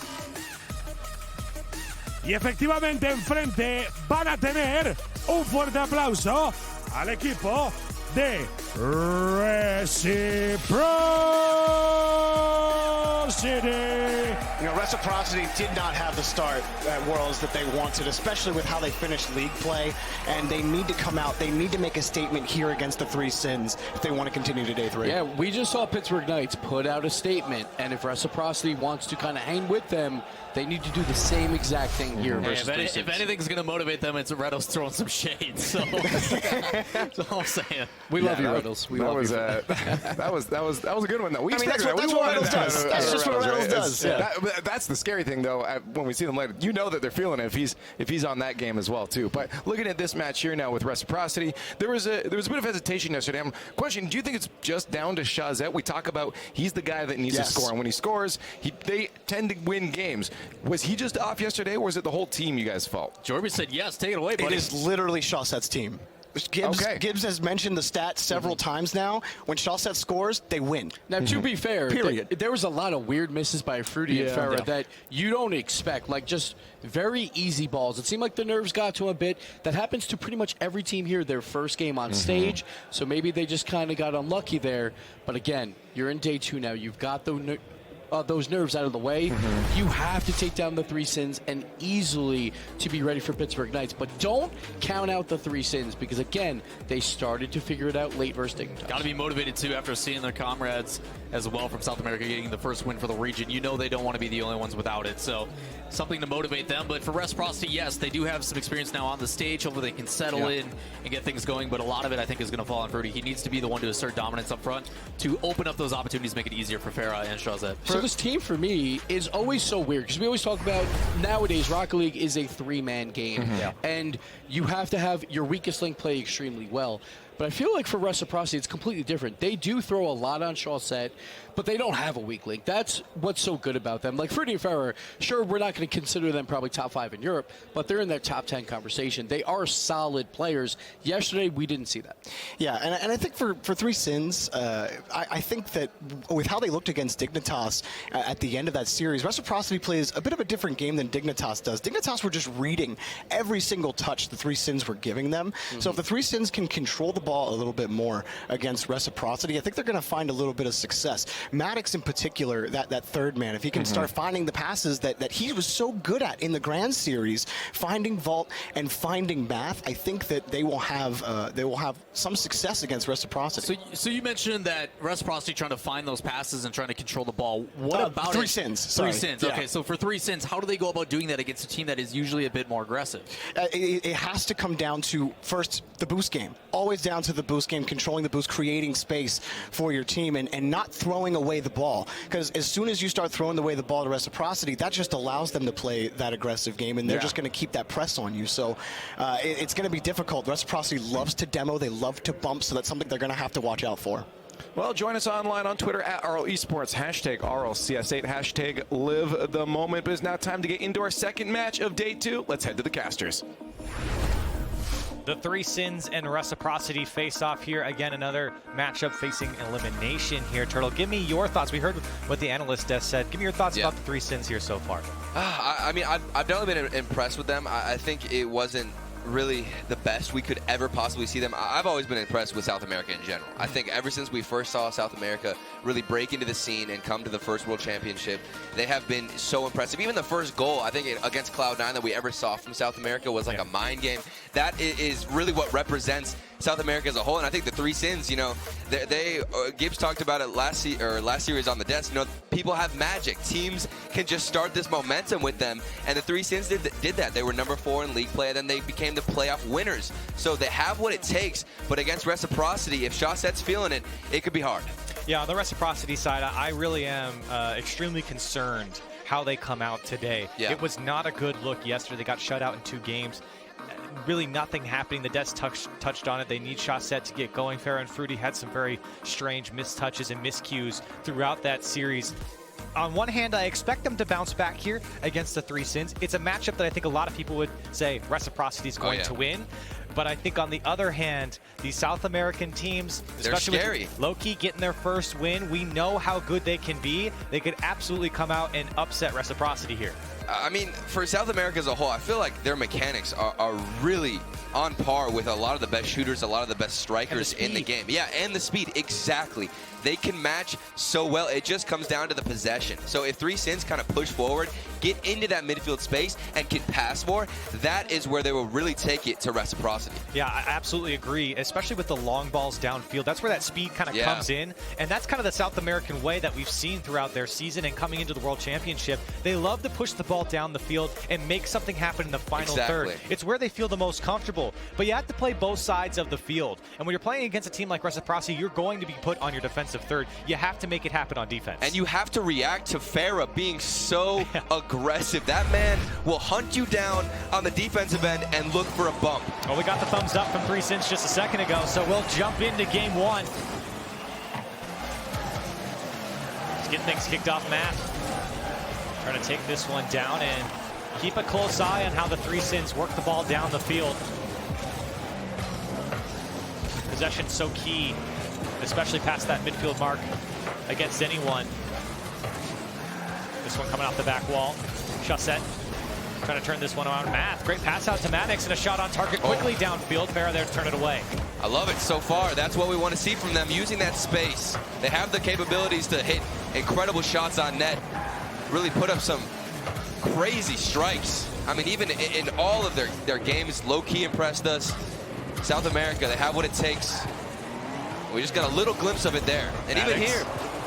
Opportunity again, Farah forced to make the save, but you're seeing that offense come through from the 3 Sins. Quickly down the field now for Reciprocity off the back wall. Follow-up wasn't there, and Shawset gives the ball up to Maddox. And 3 Sins threatening early. Reciprocity have to be careful not getting locked into their defensive third. The 3 Sins are so quick and will punish. And I feel like we're going to see an exponentially changing Reciprocity team as the series progresses. This first game, almost all the time, we see Farah being the team captain, you know, talk to everybody, kind of feel out that team. You notice a huge shift all the time with Reciprocity and how they play. You know, whether they go for more demos or they back off a bit. Rudy pops this one up, gives way for Shawset. Rudy paid the price there from Maddox. There's Farah just looking for that back wall to keep it on the 3 Sins side, but the long clear comes out and Fruity to pick it up off the ceiling. The What a flip pass. down to Chaussette. He's there. The shot's wide. Follow up one more time from Farah on target, but turned away by Maddox. Now Matt finds ball, twirling through the air. Couldn't catch up to it. And Maddox. Ball quickly whips around. Picks it up into the reciprocity corner. Farah read that one nicely, so back down the field off the back wall of 3 Sins. Opportunity now for reciprocity. That shot's wide from Fruity. Chaussette picks it up, tries to follow up, tried to go to the back post there. So far, I mean, solid defense. What I'm noticing, at least, is that I feel like the first touches, like these clears right now, coming out a bit weaker, but still they're keeping somewhat of decent possession. Kind of just back and forth, like I said, both teams feeling it out. Well, the biggest concern for a lot of South American teams is the defensive side of things. A lot of double commits. A lot of space there in their own box. Reciprocity have been utilizing it, but so far the 3 Sins have been holding strong. Now Farah picks it up. It's just Math on the back wall. Farah tried to push it down. Couldn't do so, and Maddox to throw that one along. And the ball spending a lot more time now on the 3 Sins half. Reciprocity controlling that midfield. Now Vault, he can't pick it up. It's Fruity off the corner. Maddox and Math are both up. It's up to Vault to slow this one down so his teammates can get back in position. Double commit. And now Math, lots of time and space, just booms the ball down the field, and Farah's there to drop it off to Fruity. Chaussette. Straight to Math. And a long clear comes out. But again, controlling that midfield so crucial for reciprocity. Now opportunity opening up. Nobody goes on the 3 Sins side, and finally they do, and jumping in front of the shots. Able to turn it away. So much disorganization from the 3 Sins. Don't know how they got away with that one. Reciprocity. There was space and some time there, but nobody really pushing up and being aggressive. Here's a great demo from Fruity, opening up space for Farah. He's got a chance. He doesn't put it on target, and the follow-up can't come through. Now Chaussette throws it up for Farah. Vault quick to that one, but that defense becoming more and more dicey for the 3 Sins. Really got to lock it down against a team like Reciprocity. Another big demo. Chaussette again controlling the midfield, but this one's going to be cut out by Vault. And it's going to go into the Reciprocity corner, so maybe a press coming on here for the 3 Sins. And nobody there to receive this as Chaussette goes by 1. The fakes. Given time and space here, he was able to get the boost and get back to the ball. Vault was facing the wrong way, but Matt takes it into the Reciprocity corner. They still want that right side. Still a tie game with 15 seconds left. This game 1 has just snuck by. Chaussette, the delayed shot off the crossbar. That was their best attempt. And the 3 Sins get away with one there. And quickly down the field, maybe one more try for Reciprocity here as it's thrown off the back wall, touchdown by Matt. In game 1 overtime. That one opportunity came from a demo from Farah. Chaussette, we thought he had the double touch. The space was opened up. And that's really been the poison for Reciprocity, is just that finishing shot that gets opened up from a demo. That's really all it's come down to, is just putting it on net. And 3 Sins, I mean, they're walking away with it so far, barely managing to hold on. Maybe we'll see a counterattack out of them. Here's one coming off the back wall. Maddox wanted that second touch, but Reciprocity's not going to give it up that easy. Here's Fruity. Thrown away towards Math. Math tried to get over to Maddox. Maddox did a good touch, but Math gets his own touch from his corner.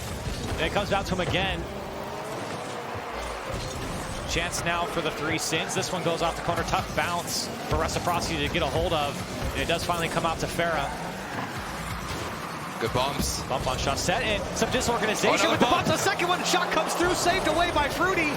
That's the best look the 3 Sins have had in game 1. 3 Sins giving them a taste of their own medicine. The bumps coming out so close. Both teams now have had great chances right in front of the net and can't punish. And Chaussette, he's been tossed around a little bit. And it's funny, they're not really getting the demo on him. They're just taking up his back wheels and he's spinning out. Which is almost more infuriating. And so the 3 Sins now back on defense. Farah tries to go for that left post and turned away by Matt. Math again on the clear, just a touch to make Chaussette go by or back a little bit farther. Over a minute and 30 into overtime. And both teams have had their chance. Fruity taken away by Maddox. 2 go, though, for the 3 Sins. It's up to Matt. Long clear comes out. Great touch here from Farah. Down to Chassette. Oh, the fake. Got him on a string there. He still makes the save. Here's Vault over to Math. Shot on target, but easily saved away by Farah. And Math right there, just the panicked hit. He had the time, maybe even go for a setup to get a flick, some kind of dribble. Instead, he just forced it at the defense. One of their few quality chances, and they just didn't make use of it. Reciprocity are controlling a lot on their attacking third. The 3 Sins giving up a lot of space. It's the poor clears that are really hurting them right now. And this one coming out to Chassette. Shot on target into the upper shelf, and Reciprocity will take it in 2 minutes and 28 seconds. And there's the finish from the man we've all been talking about. Anytime you mention Reciprocity, Chassette will come up. He had a chance earlier on in the game, but this time he secures it and gives Reciprocity the first game. And so for the 3 Sins, really wasn't a bad game. Not at all. Not at all. Like you said, Carly, it was really just a defense. It was, especially halfway through this game. The 3 Sins really had Reciprocity on the back foot. Reciprocity, I think, just came out a little bit slow, and that was the time for 3 Sins to strike, but they just couldn't find the back of the net. I mean, I want to see them just use each other a little bit more on these clears, and it's hard against Reciprocity, who was doing a great job of starving them. Because, you know, having team pass clears, you know, finding each other, utilizing each other with clears is so difficult when you're out of boost, because nobody really wants to push up and have the confidence to kind of move forward to get the redirection and stall even longer with the clear. It's so hard. Reciprocity, even with the demos coming out from Farah, but they held on. They definitely held on. We saw some opportunities, some big chances, and again, I think back to the earlier play where, you know, maybe a little bit of some rushed hits where they had space and they didn't want to dribble. They just kind of gave away possession. I think you mentioned confidence, and I think for Reciprocity, winning game 1 here, no matter how close it was, is a kind of huge sigh of relief, knowing that they had a poor performance in their series yesterday. They come out, and while the 3 Sins made them earn it, they come out with the victory in game 1, starting off on the right foot here in day 2. And again, both these teams, 1 life left. Reciprocity, they were the #1 team coming out of Europe. They had a rough showing, like you said, yesterday, and now they're here to prove themselves once again. It's a new day. It's new times here. And still, 3 Sins, that you have got to be watching this game knowing that they are just inches away from finally putting one in. And so off we go into game 2. This ball comes off the Reciprocity corner. Maddox is going to come out to him, but Farah stayed with it. And for 3 Sins, you'd love to see him strike quickly here. Get one on the board and prove to themselves that they can find the back of the net here. They've been close. Here's Matt. Gets over Fruity. Farah there to clean it up. It's a close attempt. The mechanics showing out strong. Here's another chance for the 3 Sins, and Maddox, he puts it in. And that's the opportunity that they were looking for. It's Vault to set it up. It comes off of a Reciprocity defender, but a poor clear comes out from Fruity, and Maddox takes advantage. And even in that hit from Fruity, a hit up to the backboard for a teammate to have some kind of better chance at challenging that ball. Just kind of popped out and passed it to the other team. It's a rough hit. But the pace, that initial challenge from the 3 Sins to open up that poor touch from Fruity is really what sold it. And so 3 Sins do get their first go-ahead goal. And very quickly here as Vault sneaking it by 1. Clear across. A lot of lateral clears we see from the 3 Sins, and that's really what slows up those quick counterattacks, and it's what lets Reciprocity stay on the attack. It's easily tracked, especially from the midfield line. Here's Matt. Another long clear. This one looking for the back wall from Fruity. Vault there to get up. And a second touch, but it comes down to Farah. Good poise to stay with that one, even with the touch from Vault. Vault will pick it up and go into the corner on Reciprocity side. Farah long clear from him. Fruity, a second touch, and Math was there to block it away. Still a bit of a repeat. We're seeing Reciprocity definitely have better possession, starve out the 3 Sins more, but still, I mean, we're not seeing a lot of great opportunities. No more demos have come out.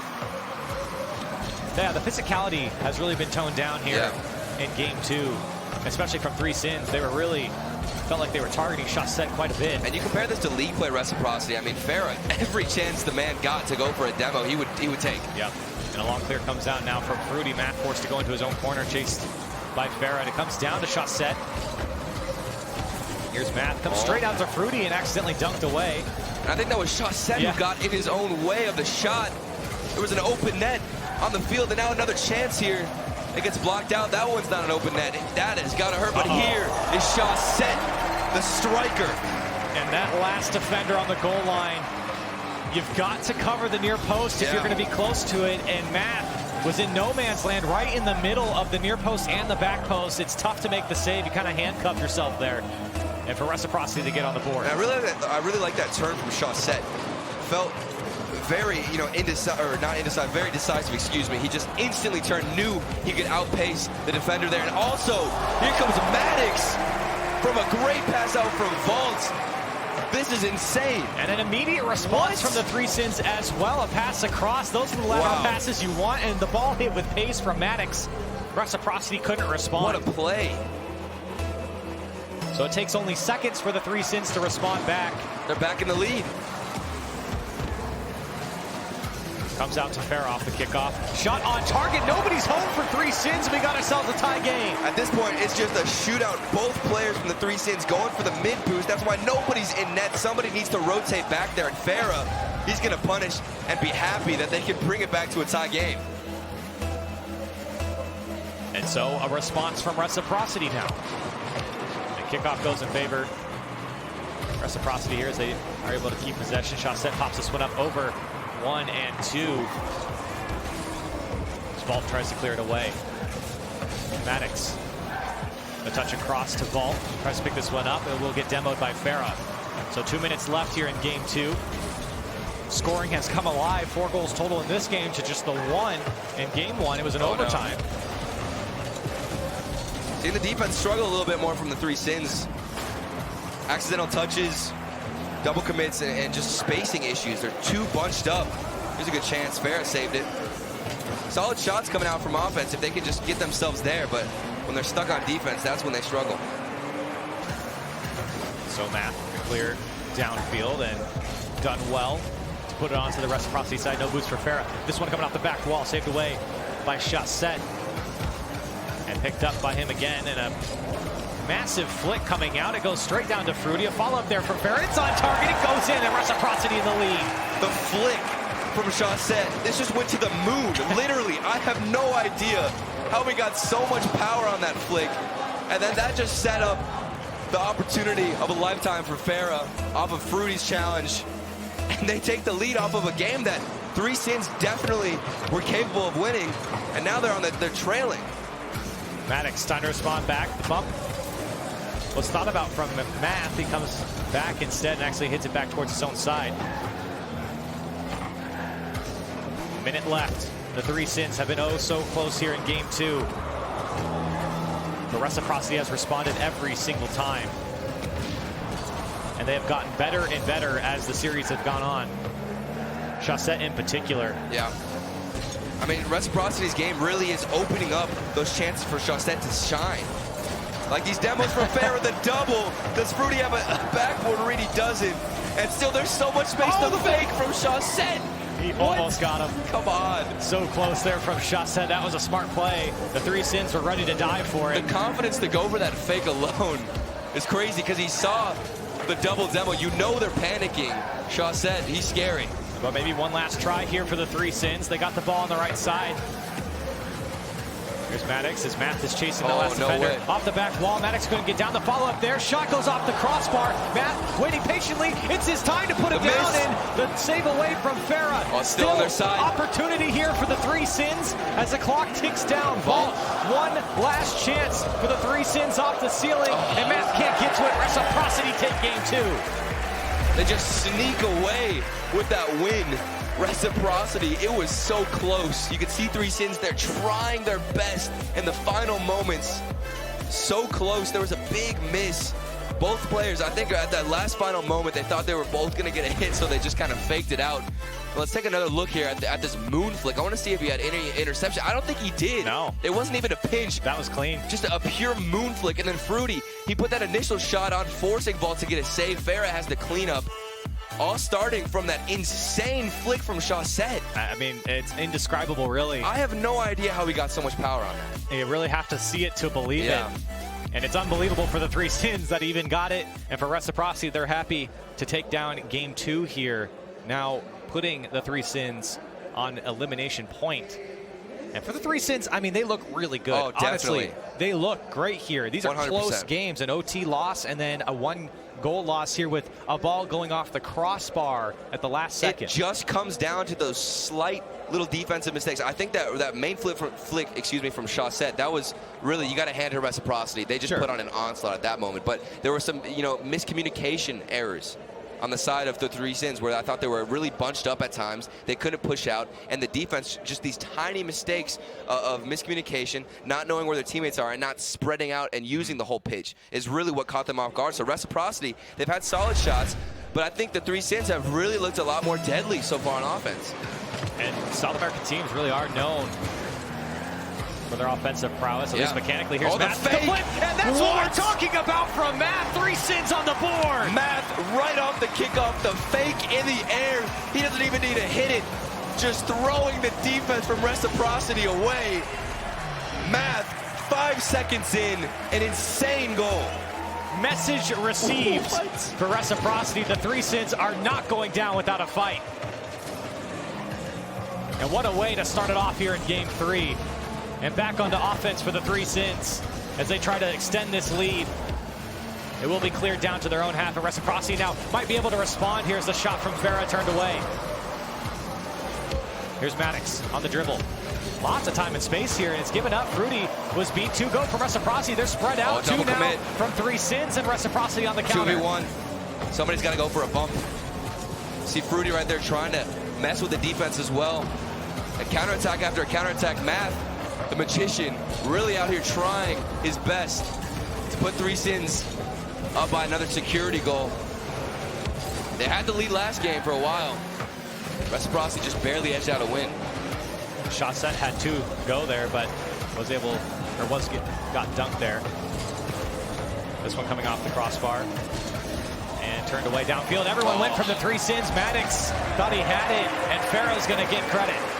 And that's rough, the over-aggression from Three Sins. Farah, a nice little flick out. Fruity, you can see him hunting in the defensive end. And Reciprocity, a big response after a huge goal from the Three Sins. So a tie game just after the first minute. Here's Matt, no boost to work with. He'll get demo. Chaussette staying on this ball. Now Vault, he'll take it away. Maddox, they clear it into the Reciprocity corner. Now Fruity, met by Maddox. Down to the middle of the field. Vault so far back. He'll pick it up though. Almost able to catch that edge, but it's Chaussette. This great pass down to Vault. Shot is just wide. Not able to follow it up. And the Three Sins, they got to make the save here from Matt. He does, and Vault to clear it downfield so quickly on the transition. Maddox, he goes up and over. Maddox gets the second goal for Three Sins. This time they're the ones responding with a counterattack. Vault, a big clear from his own end. Hits Maddox right on the dot. And he's got a free shot really against Chaussette, who doesn't have any angle to get a solid save. Yeah, it's very poor position there from Chaussette after he let that ball go too far. Maddox saw the opportunity, and it's a tough save at that point. So the Three Sins back up in the lead by 1. Reciprocity, it's their turn to respond, see what they can do. This is match point for Three Sins. A loss here, and they're out of it. They need to get a dub. And almost able to find that shot for Chaussette. Matt, big miss there on the back wall. The Vault there to bail him out. Reciprocity trying to keep possession in that final third, but the Three Sins have done better and better of finding the hole and just getting the clear out. Big touch here from Maddox. Gets to the back wall, comes straight back down. Now trying to go past Fruity. This ball comes over to Vault. Did put a shot on target, 2 there from Reciprocity, and a great touch there from Matt. Pass 1. Chaussette to pick this one up. He can't do so. It's Maddox to shut him down. He's got Vault in the midfield. Vault does get a piece of it. Farah met by Matt. Farah still with it. Farah and Fruity get tied up. Shot set. Able to get this one away. Shot set. Following it up off the back wall, but it's just too congested for Farah and Fruity to go. And Vault the clear downfield, give it up to Chaussette. He's got Farah on the right side. Now off the back wall, it comes straight down. And Reciprocity seem to be a little bit spread out here on both sides of the field. I mean, the reads from 3Cent's defense has been so much stronger. I think they're really pushing out a little bit more spaced, which is nice. And they're able to actually kind of push forward and stop this Reciprocity offense in the midfield. And Vault was standing in front of the last man there on the goal line for Reciprocity, trying to get in his face when the shot came through for the 3Cents. Minute and 20 seconds left. The 3Cents in the lead by 1 here on the verge of elimination. They have really come alive in game 3. Yeah. I mean, that first goal from Matt, how can you not get excited if you're sitting there on the stage right now? Vault, a drop down, almost hits it. What an angle from Vault. Still can't get it. To go here for the 3Cents. Fruity trying to pick this one up. First touch is nice and tries to get the dunk by. No follow-up there from Reciprocity. The demo comes out. Shot comes through, turned away by Vault. Now he's on the dribble. He's got full boost to work with. Got space. Math in the midfield. Goes past one. Tried to get it across. Shut down by Fruity. Farah on the dunk. It might go in for him. He comes high flying through. Chaussette shot. Turn wide. Farah pops this one up, actually quite nicely for Fruity. The final 30. 3Cents, they love one more going into the final 30 seconds. Matt, this shot's high, looking for a follow for the 3Cents. Maddox just pops it up, but it's straight to Chaussette. Reciprocity have an opportunity to tie it up late in game 3. They got 3Cents where they want them. Can they keep possession? Great touch here from Vault. And he goes up again one more time to take seconds off the clock. 5 seconds now. And Chaussette's got to go the full length of the field. Got to keep it up. Fruity. Chaussette. Farah. He'll pop it up. Opportunity. Nobody's up for 3Cents. Fruity's there. Can he put it away? It goes down. Chaussette's shot. It's in the corner. It drops on the goal line. And 3Cents take game 3. Chaussette came so close. They barely kept it alive there at the end. And it just wasn't enough. The 3Cents finally get a game here. They're looking at a reverse sweep. They started it off. And Reciprocity, I mean, they were just outclassed right now with individual performances ever since that first initial math goal. We see this one from Vault. It's just the long clear. And Chaussette, he didn't even expect that huge of a clear. Had to half flip to get back into net. And at that point, he knew he was outpaced, forced himself into the defensive end, tried to get a save, but there was just no chance. I'm interested to see. I think Chaussette half flipped to come back. And when he boosted, he went a little bit too far. He wasn't able to get back around. Maybe could have initially challenged, got some kind of piece of the ball there, but still. 3Cents, man, they are on a roll so far, and you have got to give respect to them, their team, anybody from South America so far. I mean, they have been impressing me, really. I mean, after the first win for Loki, anything is possible. 3Cents taking a game off of Reciprocity.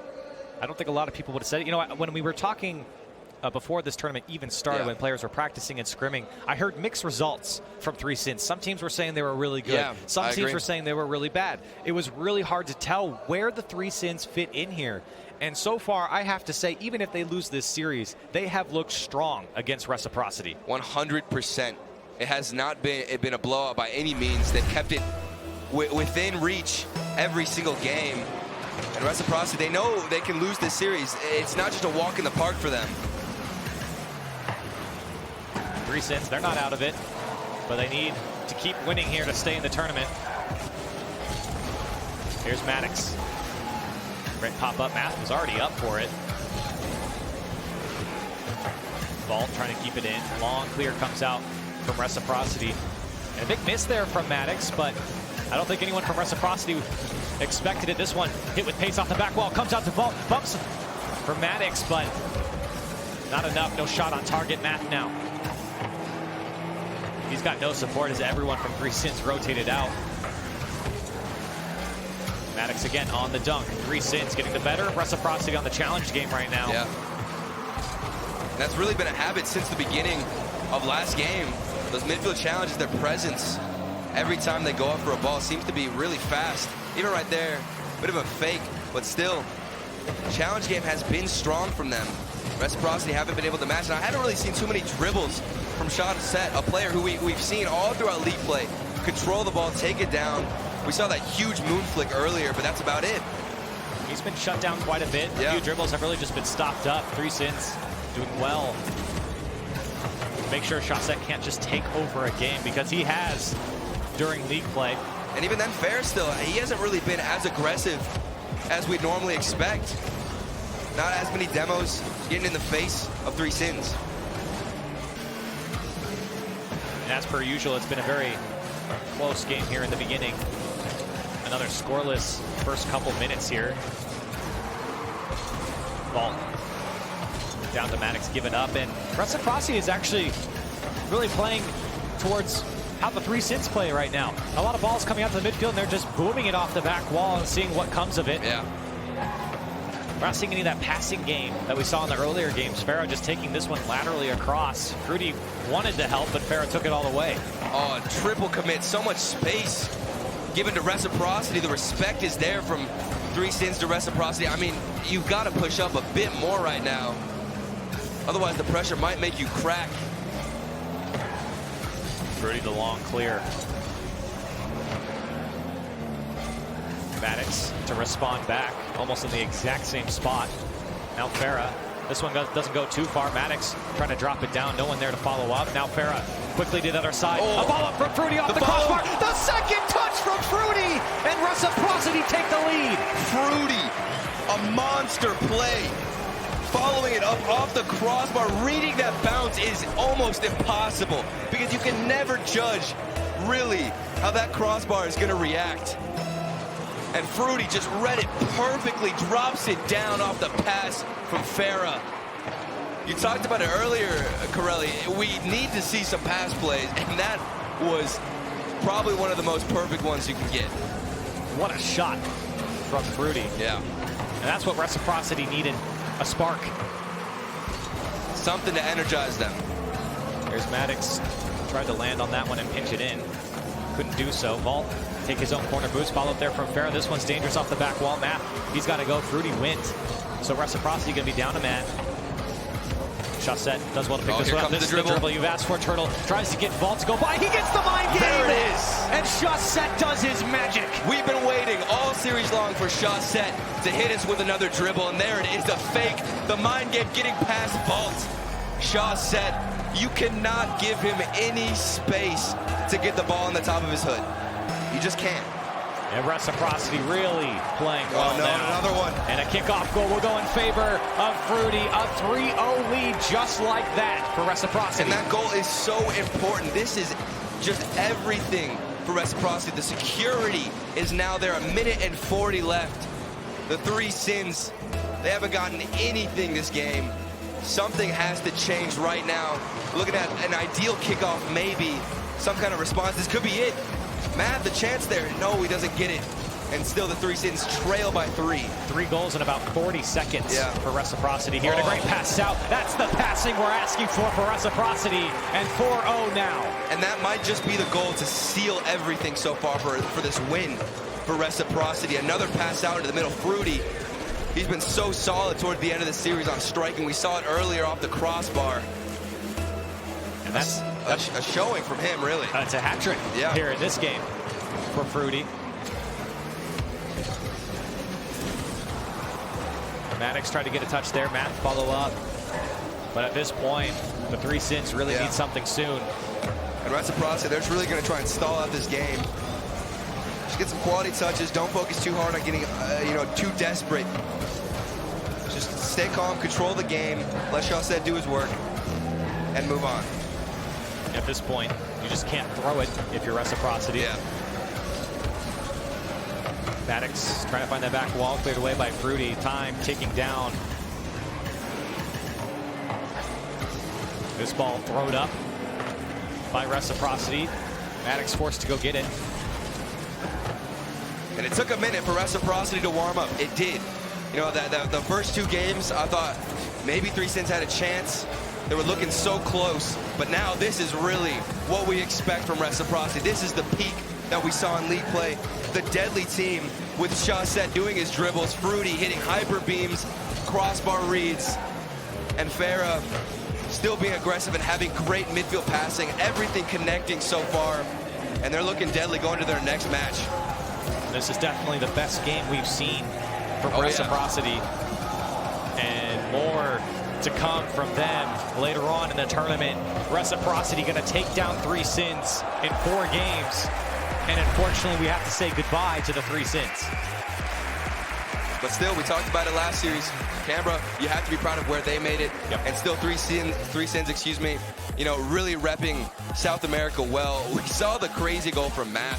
You know the mechanical ability is there. The only issue for me has just been the defense, just tiny defensive mistakes. That's it that separates 3 Sins right now and having an even closer series against Reciprocity, who are looking deadly now at the end of this series. Yeah, I mentioned it before this series for Reciprocity. I was concerned how they would come out. I was concerned how they played yesterday, where the mental state was at, how they felt coming on stage. What was it that went so wrong for them yesterday? Today is a completely different story here against the 3 Sins, who, by the way, played a phenomenal series here. Oh, yeah. But for Reciprocity, I think this was a great test going on later into day 2 and 3 to see how they were going to fare against stronger teams. And for 3 Sins, for Reciprocity, a great test against the 3 Sins. And like I said, I wasn't 100% convinced, but towards the end of the series now, you know, Chaussette came out, Fruity, a great showing. They're looking so much better. And 3 Sins, it's just those tiny defensive mistakes. That's all they got to fix. And as they, you know, progress more, get to more land experience,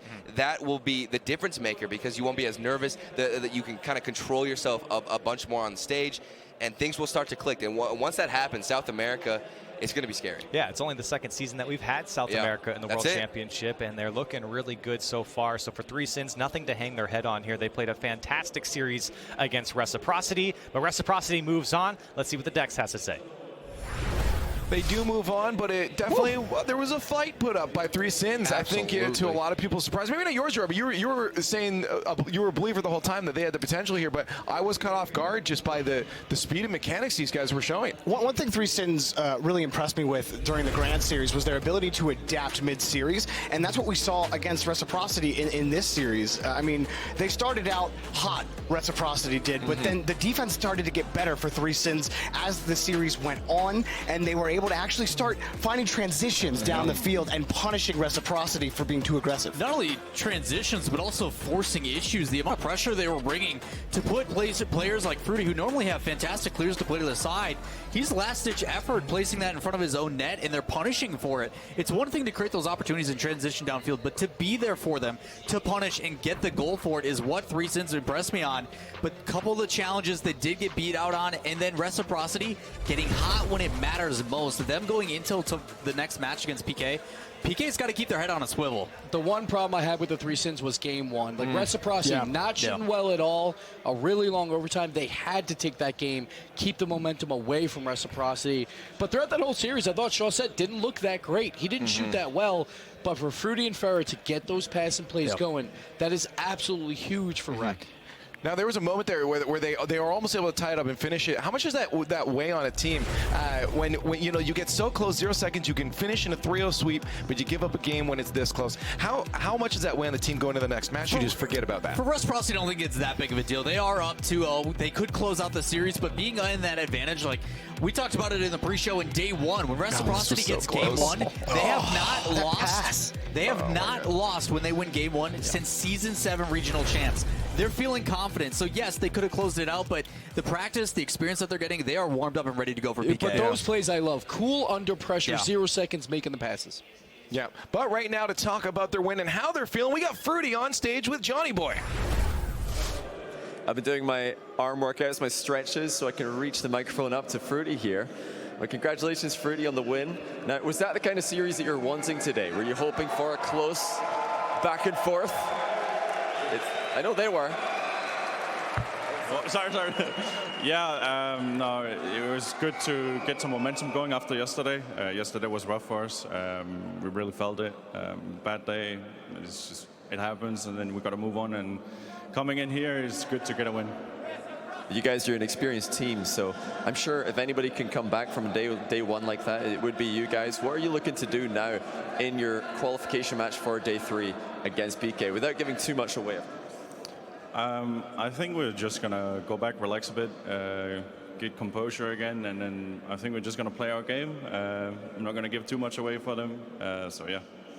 Now, you just played against one of South America's best teams, and it looks like the South American teams are putting up quite a fight in every season of RLCS since they started.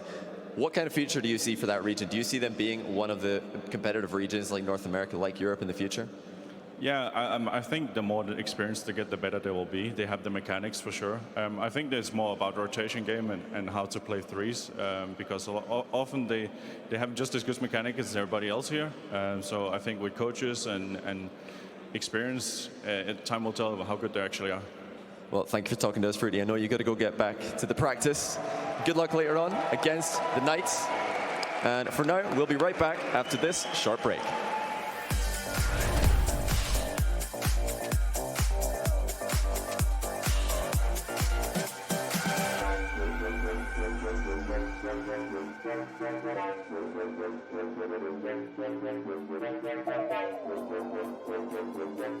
To be brilliant is to defy convention and challenge expectations. It's what we do at Intel, powering you to master your potential. Intel, unleash your brilliance. You know, I'd buy tires online, but then what? We've thought about it. We're TireRack.com. They should let you ship directly to a mechanic. We call them independent recommended installers. Then you just make an appointment. At a time that's convenient for you. This could change tire buying forever. Visit TireRack.com/Pirelli to find a full line of Pirelli tires. Pirelli, power is nothing without control. TireRack.com, the way tire buying should be. At CDW, we get you want happy, productive employees. That's why we've made our office pet-friendly. Maybe a little too pet-friendly. Well, you know, CDW can design a mobility solution with light, powerful devices from Lenovo to make your people more productive in or out of the office. Anyone have any questions before we go? That's great. I really need to get out of here. Snake people are freaking me out. Hey, Cheryl, give a sec. For workplace productivity, you need Lenovo and IT orchestration by CDW. People who get it.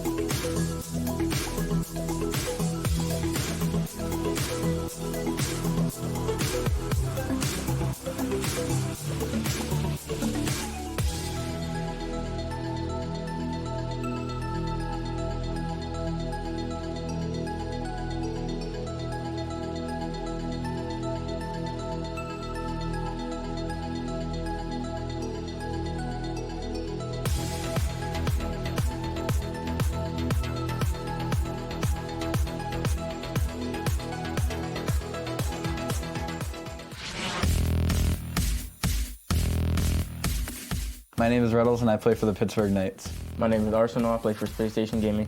So Arsenal, congrats on 3rd place in RLCS. I mean, it's not top 2, but at least you guys made Worlds. Yeah, I appreciate it. Congrats on DreamHack Montreal. How does it feel to know that your career has peaked? How does it feel to know that you lost to Corrupted G on day 2? Oh. How does it feel to know that I beat you and made top 2? Is it comfortable in Civil's backpack? I know he kind of does everything with his 600 points a game against us, so. I think I doubled your demos. I'm almost positive I doubled your demos, so I feel like I did more for the team. Have you ever scored on net without a demo? Yeah, we kind of beat you guys pretty bad in regionals. We didn't have many bumps, so I mean, it worked out. Let's get serious. Do you guys have any chance of winning Worlds with AXB on your team? We're a great team. Yeah. Do you think you have a great chance of winning one? Yeah, I think we should be the first seed coming in. Serious, Reynolds? First seed? Yeah. Okay. I feel like in Montreal, you guys had the crowd on your side. I feel like that's the only reason why you won. But now, everyone's going to be cheering for different people. Still think you could win? I mean, we'll have the crowd on our side against you guys because you guys don't really have many fans. Ooh. That just means less pressure on us. I mean, you guys aren't very good under pressure. Everyone knows you're an onliner. Reynolds. Okay, who's the better player? Me. Don't lie. All right, I'm going to ask you one more time. Who is the better player? Me. Let's ignore stats, okay? Who does more for the team? Me. I respect it. I couldn't say much, bro. You want to win.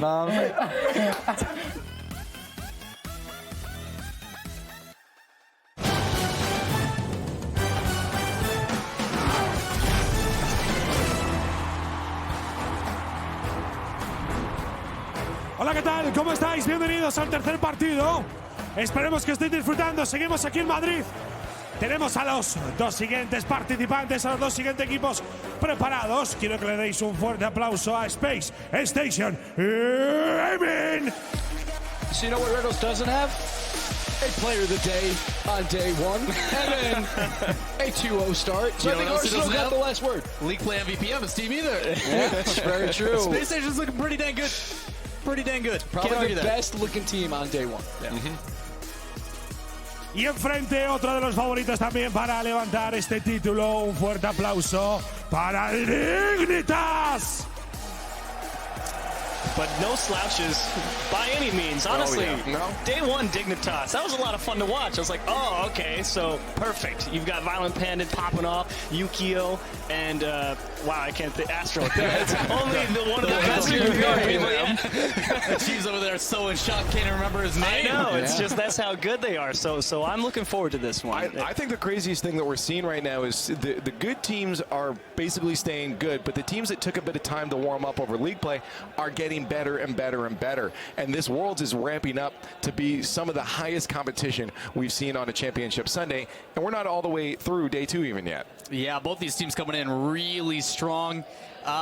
Space Station, though, has some concerns. Gibbs, you and I were kind of mentioning how it looked like those first 2 wins were kind of free, They were pretty free. Plus, Dignitas, they took down Pittsburgh Knights, and I feel like a team that is very close to them is Space Station Gaming. They play a very similar role. So, if Dignitas beats Pittsburgh Knights, maybe they can do it again here with Space Station. Well, sure. They may play similar, but I do feel Space Station is backed off on the aggression a couple notches. And I think that plays well because the hardest thing to contend with against this Dignitas team is going to be the passing options that you saw come out on day 1. I think if Space Station has the vision, the awareness, I think Arsenal and Sipical are enough to get the job done. They bashed AXB a little bit, but to be honest, AXB had a pretty good day. It was a phenomenal day 1, but I think you hit the nail on the head. It's going to be a possession game.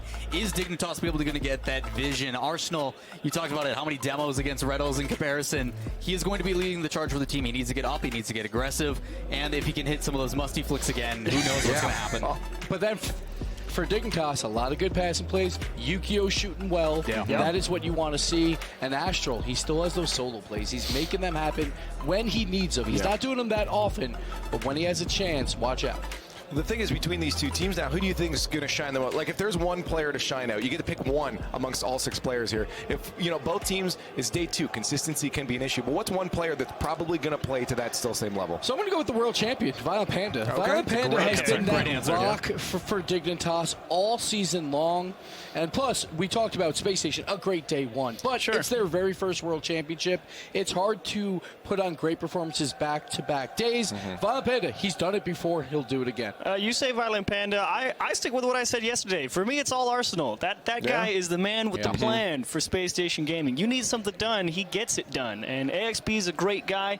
Sipical's a great shooter, but the heavy lifting is definitely on that guy's shoulders. And Arsenal, I think, is the guy who, if they're going to beat Dignitas. Is that all AXB has? He's just a great guy? Well, he's a good player. It's like, I'm just saying. You said it's all on Arsenal's shoulders. Rob G was giving him a back rub yesterday, so maybe Yeah, that's they the know. truth. They know. I think you're right, Cheese. I think you have a good point that when you have a guy like Arsenal on stage that is willing to just put his energy forward and pop off, I think that leads the team to victory. You have someone like AXB that might be a little more quiet, feeling more comfortable up on that field. So we see some stats from Arsenal. He's lower than average on everything, but the stats that you don't see, the demos, the boost steals, that's what he does for his team. He opens up the door for Space Station to score. They were the best offense on day one, and Arsenal was a big proponent of that. You want to talk about players that did intangibles. The first one that comes to mind is a player like Fireburner. The ability to do things off the field that we don't see and on the field are going to be a major proponent for this game.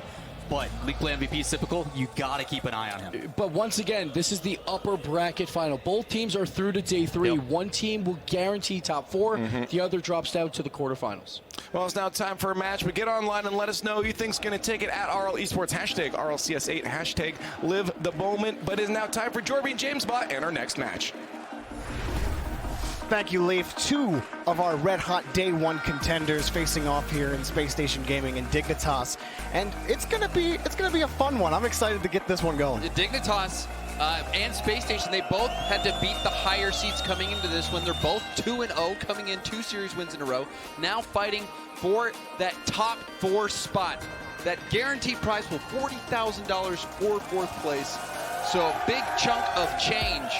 And also the pride. I mean, I was that interview with Reynolds and Arsenal. That was something else. Absolutely. And for Dignitas, I got a chance to talk with Verge earlier today before the matches started, and asked him how the team was feeling and how they're feeling against Space Station. And he's feeling great. And against Space Station specifically, he's not worried at all with his team. Like they were saying on the desk, Space Station not that far off from the Pittsburgh Knights in terms of play style. So Verge is just telling his team, just play your game. You guys know what's best. Beat them with passing. Beat them how you know. Dignitas probably have the best vision that we've seen so far this weekend. And we are underway in game number 1. And on the desk, Jorby, I said for me it comes down to Yukio and AXB. AXB had such an incredible performance day 1, and Yukio was also playing very well. Those are the guys I'm keeping my eye on to see how they contribute to the team. Light shot from AXB turned away in the first 25 seconds of gameplay, and Yukio, the season was very tumultuous for Yukio. He was not shooting well. It started low. It started at a low point, but slowly he started to bring things back together. And in the regionals, Jorby, he was a huge key to their success. He scored the goal that sent them here. He was shooting very well. And as a whole, Dignitas' trend has been upward. They are against Space Station Gaming in the MVP Sippical and company. That shot by Arsenal was just wide of the net earlier, and Yukio, the attempted clear, knocked away. High ball for Violent Panda. He found Astral in traffic. AXB against the backboard, forcing Space Station back, and that's something Space Station have to watch out for, is Dignitas' quick transition game. They always have someone ready for a pass downfield, trying to beat you with that speed. Astral, who was a passing machine yesterday as well. Can't get that one out. And on top of passing, Jorby, a defensive monster. Astral's mechanics so good, he can do everything so well.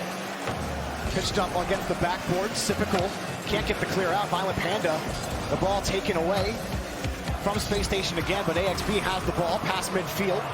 The air dribble won't go anywhere for him, but it does set up Arsenal off the backboard. Sippical looking, and good support from Yukio. Violent Panda was bumped and needed that support to come in. Now on the transition, Dignitas dealing with that physicality quite well, although we see Arsenal get the demo on Yukio. Just can't get control of the ball completely. Violent Panda finds Astral again. Dignitas, the passing lanes, they're in traffic, but they are still connecting. Oh, it's open. That's in. Sippical scores, and Space Station strike first. Panda was at the midfield. He needed to rotate back. He turned, and we saw the double commit. Panda had to keep going back. The communication wasn't there for Dignitas. They both jumped for it, and Panda, after he stopped his momentum with only 10 boosts, there was no hope. The net wide open Space Station taking advantage of the mistake. And Space Station's defense has been pretty solid, especially on the backboard in the first half of game one. And they've faced a good bit of pressure from Dignitas. Arsenal taking this one from the third. Violent Panda's challenge will not afford Space Station an easy chance at this. Yukio keeps it close to him. The typical challenge only over to Astral. Astral demoed on the play. Arsenal buying a little bit of time. The Citadel has to play this from the corner against Yukio. Violent Panda close on the rotation, off the back wall. Shot is in for Astral. Astral is such an impact player, a difficult read. Look at the speed of this read. Panda putting it off the backboard. Arsenal even tried to get up there and bump Astral out of the way. But Astral was so fast. Quick. A perfect read. And he was that all day yesterday. And you know what I'm saying on the desk, it is so hard to be consistent at the World Championship. With Dignitas, especially with Violent Panda at the head of this team, the consistency you almost expect it. Oh, that shot. AXP. And also, Jorby, the interview with Reynolds, he chalked up their performance yesterday, their loss to the inexperience. And there's a lot of rookies on this field right now. Typical Arsenal here for the first time. AXP getting his first chance at the World Championship. And also, it's hard to believe that this is Astral's rookie season. It definitely and he's already had like such an impact. Yeah, and it's unbelievable. And even for the other rookies on the opposite side of the field, all the players, when you talk to them, they say Space Station, you got to watch out for these guys. AXP picks up a save, and Arsenal carries it away around the corner. So it's 1-1. Dignitas, a couple of quick passing plays. Space Station have been able to weather the assault for the most part, but this is Dignitas's ball still. They're just going across the blue corners. Arsenal looking for a clear, but it's going to be tough. And we haven't really seen many demos from Arsenal. Arsenal in that interview talking about contributing to his team, doubling the Devils of Reynolds. Well, they'll need some of his aggression to maybe sway this game in their favor. He led the league in demos by almost 20, and Arsenal scores here. Space Station with a late lead. He doesn't need to blow up his teammates or blow up his opponents. He just needs to blow up the ball by slamming it into the net. A wonderful center by Sipical. 51 seconds for Dignitas in game one. Beautifully done on the quick turnaround for Space Station. But still, the pressure is definitely something to worry about because this is going to keep happening. They weren't able to find the ball, and Yukio punishes. Wonderful transition, and Yukio was on the hunt. It actually helped that Panda let that go into the mid. Panda, that was the right decision as he took the defender off the ball, and Yukio had a wide open shot right in front of net. And those through balls, you see it more and more. Pros trying to let that ball leak out. Go, just posture. Yeah. Use your posturing to get the defense off of your trail and just let your teammate who has the better opportunity come in. Time winding down in regulation. Both teams vying for possession. Astral the next to touch. It'll be Sipical to return. Over one, but it'll be Violent Panda to take it out to the corner. Arsenal pressing. Flip. Now Sipical turning around or back to the corner. Demo for Arsenal. Sipical plays it close, but loses the challenge to Arsenal. AXP up quickly. Only one touch for him. Violent Panda trying to keep control. He does well, and the ball will drop to the ground. We got overtime. It's been a neck-and-neck game.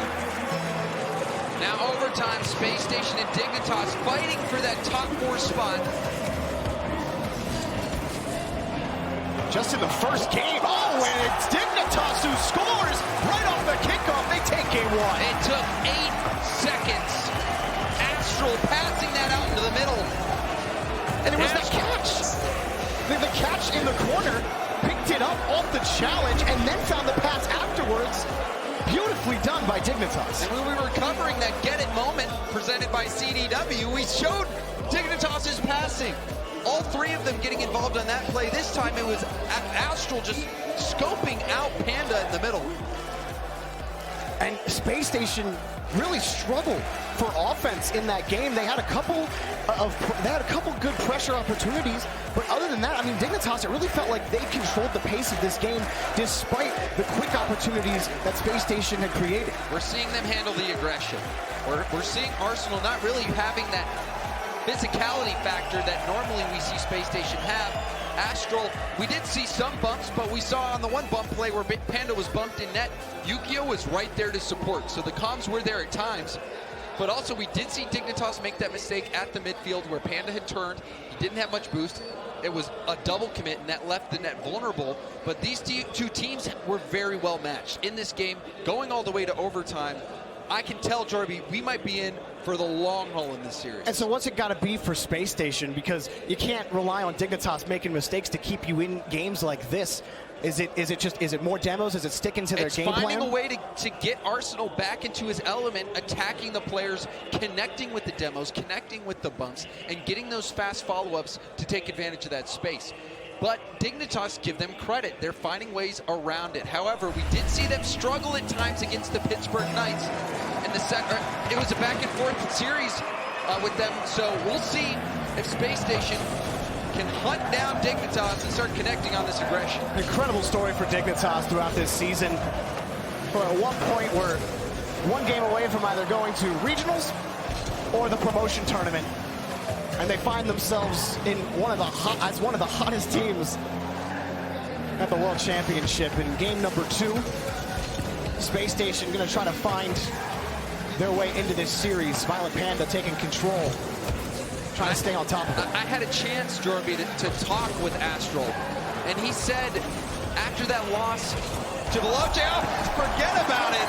Yukio drawing our attention back to the game.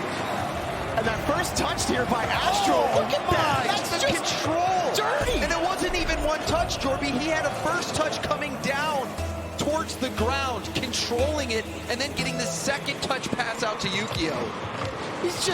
He's unbelievable.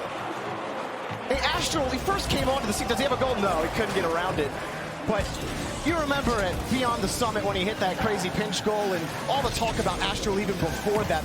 Watch out for this guy. This guy is going to be a star. And he's being a star on the world stage in his first World Championship appearance. It is incredible to watch. And you got to give credit to Violent Panda as well, scoping out the talent. Hand-built this team. Dignitas had to rebuild. After their dynasty, for what seemed like forever, doing something that was unprecedented in Rocket League esports. They had to go back to the drawing board, and it seems like this Dignitas rebuilt squad is finally hitting their stride. They have certainly been rolling through. The Space Station Gaming have also had quite a run themselves so far. A very dominant day one performance. They've ran into a wall of Dignitas that they're going to have to find a way to break through. Arsenal pitches it high, but the backboard easily defended by Violent Panda. Midfield closed down by AXB. Arsenal getting away for Sipical. Sipical takes control. He's got one to beat in the air on the challenge, but Astral had him read the whole way. Sipical's a player, when he's in the air, that's where he's the most dangerous. We've seen him take opportunities. You think he's going for a flip reset and transition into air dribbles. Just do things that you don't expect. He's the North American MVP for a reason. And we saw some flash from him yesterday. They're going to need more of that today. But another pass cut off, a long one. And Arsenal used up a lot of boost to jump up towards that. He's still retreating back with nothing in the tank. And they're forced they're forced to just jump up for some of these and can't find the challenge. Astral keeps it close. Astral scores, and it's 2-0 Dignitas. Astral so comfortable in the air, slowing down, getting that pop, and just goes for the dunk. He might not have gotten the flip reset. Regardless, he was in a perfect position to dunk that one past. Dignitas in full control of game 2. He just always knows how to challenge the ball. The orientation of his car, the way he approaches the ball. Does he have that? No, barely misses. Arsenal got bumped, so he'll be slow coming back to it. Typical, he was forced up in Space Station with AXB. Finally get the clear. Oh, the touch from Arsenal gets knocked back aside. Typical, he's by another. Can he get back to his own touch? Oh, Arsenal committed as well. Violent Panda back over to Astral, excuse me. That was a chance for Space Station. They still have the ball, but that chance is gone. Arsenal's been on zero boost for such a long time, Jorby. And when he doesn't have boost, he can't go for those demos. Going for demos requires a lot in the tank. You have to hunt down your opponents. And now he's on with nothing back on defense. And good pass to Violent Panda. Looking for Astral, almost found him. No goal, but Violent Panda still makes life difficult for Space Station on the transition. Arsenal tried to get over one, but the ball knocked away again. Space Station are always having to chase their own balls down because Dignitas are just harassing them on their way back around the rotation, and it's forcing them to be slow. And that's not something that you see from Space Station, being slowed down to this extent. Normally a high-paced squad led by Arsenal, but Arsenal has been a non-factor in this game because of his limited boost. Well, Dignitas hanging on to what feels like a comfortable 2-goal lead right now. Violent Panda down the pitch for the pass. Knocked away on the challenge. Arsenal over Yukio, still having to fight Astral for the ball. AXB picking it up. Arsenal missed the demo. Astral misses it, and he got the touch out. Arsenal getting back again. Violent Panda trying to clear. Civical's there. Staying back. Astral has the clear once more off the ceiling by midfield. Even if AXB gets the touch, the challenge belongs to Astral. Violent Panda in midfield. Up high. Astral shot blocked by Civical. And Astral pre-jumped that. Astral pre-jumped that pass and almost got the double tap off the rebound. He is in his element right now. And that's what we saw Dignitas do against the Three Sins yesterday, where they just seemed to be able to see 5 seconds into the future. They knew where every touch was going to go, and they were up to every single ball so quickly. Game number 2 against Space Station is no different. Dignitas win. I said it might be a long haul, but Dignitas has just picked up the momentum. In game 1, it was back and forth. It seemed like these teams were well matched. But game 2, Dignitas put the pedal to the metal. Only 3 shots for Space Station. There was no offense. They couldn't win a single challenge. 84 points for Arsenal, 84. If you go back and you watch this replay and watch from Arsenal's point of view, he was on 0 boost almost all the time. He couldn't find boost. He couldn't find his spot in the rotation. And he couldn't find opportunities to go up and harass like he normally does. Astral, he was a magician this game. And even in game 1, his ability to catch the ball seemingly anywhere on the pitch, no matter at what speed. The one in game 1 that he had where he made the challenge up high in the corner and he still caught the ball and got the pass out. And then that one right there where he caught it and brought it the whole way to the ground. When someone controls the ball like that, it's so hard to beat a player like that. The best player comparison I could think of is Justin. When I think of someone who's so good at possessing the ball and winning challenges, Astral is that kind of player. He's that caliber of player. Dignitas, they feel unbeatable right now. What I love, though, about Astral at this moment, Jorby, is that he's not trying to take matters into his own hands. He's taking those chances. He's not shying away from opportunities to make plays on his own. But what he's also doing is every opportunity where he can go for the pass and go for the distribution, he is. And he's getting it right to his teammates, right on their nose. Astral all around, he is like a surgeon operating with a scalpel, slicing Space Station apart. And another huge save. And how many heartbeats are left on the monitor for Space Station in this game? Really wanting the better seeding heading into day 3.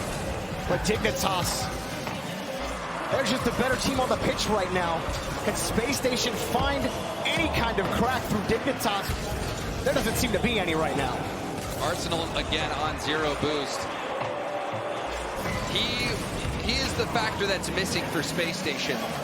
And he just can't get the save either. Violent Panda puts it in. He had nothing. He went all the way over to the corner, couldn't find boost, goes back. Panda's coming in. The drop shot right over his head, wonderfully placed. Dignitas are on a roll, and they are rolling over Space Station. Just flattened. Space Station haven't scored since game 1. High up in the air. Pass over to Yukio. Dropping down. Saved by Cipical. Who has also not been able to get anything going. Just the whole team shut down. Pass over to Violent Panda. A little too much juice on the play. Another pass to Violent Panda. Back to Astral. Blocked this time. And Dignitas, I mean, they're having their way on the pitch right now. They're playing up and aggressive. They pull off exactly when they need to. Their vision is just unbeatable against Space Station right now. Minute and a half in, Dignitas still have the lead. Pass over to Yukio, looking for Astral. Back to Yukio. Yukio rolls it back to the corner. Just can't get anything going. Astral has an option over to Yukio. Yukio finds it back to Violent Panda. Better challenges from Space Station in midfield, but even it's not just Arsenal low on boost. Typical and AXB are struggling as well, trying to desperately go get boost on the other side of the field, trying to stop Dignitas from being as fast as they are. Typical catch, flips it over Violent Panda. Shot from AXB, no. That's probably the best chance Space Station have had in 2 games. And Arsenal dives in, and with nothing left in the tank, he's going to have to run back. Like you said, Jorby, the best chance that they've had, they didn't come up with anything. And now it's right back to defense. However, chance around the corner for Arsenal, rolls it around the box, but too fast. And Astral is right there for it. Back over to Yukio, shot on target, and it's in. Dignitas, an insurance lead. Long-range goal. And again, Arsenal diving in, not being able to get any sort of contact on the ball. The over-aggression from Space Station, and Dignitas just keep going. It feels like desperation from Space Station. A couple of times you saw AXP earlier use what he had in the tank to try to steal Dig's boost on their rotation back. He couldn't even get it there. Quick transition blocked by Violent Panda. Nothing they're trying is working. Typical from midfield, the ball taken away again. Violent Panda, he's all over the pitch as well, winning a lot of those challenges and getting in front of AXB as well. Beautiful center. And a pass over is way too high. But they get about 2 seconds with the ball, behind the ball, and then there's an orange car in their face. That's just been the story of the series. Arsenal tried to connect with a demo on Astral as well, but Astral just kept going at full speed. Was able to drive right away. You see even Arsenal going for Panda as well. Dignitas, they're expecting the aggression. And Houston, we have a problem. His name is Yukio. And Dignitas extend their lead. And meteorite strike into the net for Yukio. Right off of Violent Panda on the top of a blue car. Dignitas can do no wrong against Space Station. Sizzling, James. You expect nothing less from Violent Panda. Having to sit out and watch people perform after he's used to competing for the title. He's come back here in Madrid. And Dignitas, they're showing us some flair. Absolutely. After day one, I saw Violent Panda as he was walking out of the arena. He was just all smiles. He was all cheers, laughing, feeling real good about his play, about his team's play. And it shows on the field. And this team has just been playing so well, and their progression again over the season, it's so impressive. The team that we saw in regionals wasn't the team we saw in league play, but they brought that regional dominance here to the World Championship. There's been no weak links. No weak links. Yukio, 2 goals and assists. Astral, you can't doubt his participation, his contribution to the team. But Panda and Yukio have been handling the offense in this game. It has been a full 3-man effort. Too early. Whatever. Astral puts another one in. Gets involved and gets himself a goal in game number 3. And it looks like AXB also might have gotten bumped right there. Kicked out of the stadium. And Dignitas, they are punching Space Station in the mouth. Space Station, they look down and out, Jorby. Bloody and beaten. No answer for Dignitas. In another one goes. Why not? Violent Panda picks up another. Man, Dignitas, they're looking great. Arsenal jumped up for that. Typical trying to get the block, but Panda, a little nuttier than I gave it credit for. Finesse. Just put some finesse on it. Is it lunchtime? Because these Dignitas boys are playing like they got somewhere to be. I don't know if they're hungry anymore. They've been eating a lot in this series. 15 seconds. It's been like the Harlem Globetrotters. They're just styling, scoring whenever they want. Space Station are lost on this pitch. Time expires. Dignitas, a 3-0, and it felt easy. They get one for the road. Arsenal picks one up. That's their first goal in 2 games, but it comes at probably, the worst time possible. I mean, it was a pretty flick. It was nice. Nice shot. But it looked like it was an own goal on that one. Oopsies. He just wanted to get that ball into the net and get the game over, and Dignitas smash Space Station Gaming 3-0. Man, and smash still feels like an understatement. See the GGs all around. You'll still see Space Station day number 3, but it is very, very clear that they have their work cut out for them. And the bar has been set. Yukio, Astral, Violent Panda. Dignitas is looking like maybe the best team here at the moment. I think so. They are looking lights out good, scary good, already guaranteed top 4. Space Station, a team that ripped through Reciprocity, the #1 seed in Europe. They met a brick wall, and that brick wall was Dignitas. The beginning of that series, all Astral, all the passes that he had, those touches, the catches to get those passes out, and then late in the series, Violent Panda and Yukio all throughout the series just keeping plays alive, Everyone was making going. plays. Yeah. Everyone was making plays. Everyone was contributing from Dignitas. But on the other end, you look at Arsenal. Arsenal struggled to find his position. AXB, he had an opportunity out in the in front of net that he wasn't able to put away. Sipical was getting shut down. He wasn't getting any chances. They needed that aggression from Arsenal to generate space, but Arsenal just could not find his momentum. He couldn't find his positioning in space. He struggled, and when he struggles, Space Station struggles. And we see what Dignitas did to him. That was a shellacking. Dignitas are hot. Let's go back to the desk and get their thoughts on that one. I'm thinking the same thing you guys are thinking. Dignitas is looking pretty good right now. Better and better every day. They are looking super tight on that field. Every player knows where they need to be, and they are connecting. Violent Panda is looking like he wants to add himself to that 3-time list. That boy is playing so well, but you got to give it to Astral. Just an answer for everything offense or defense related. Dignitas was there.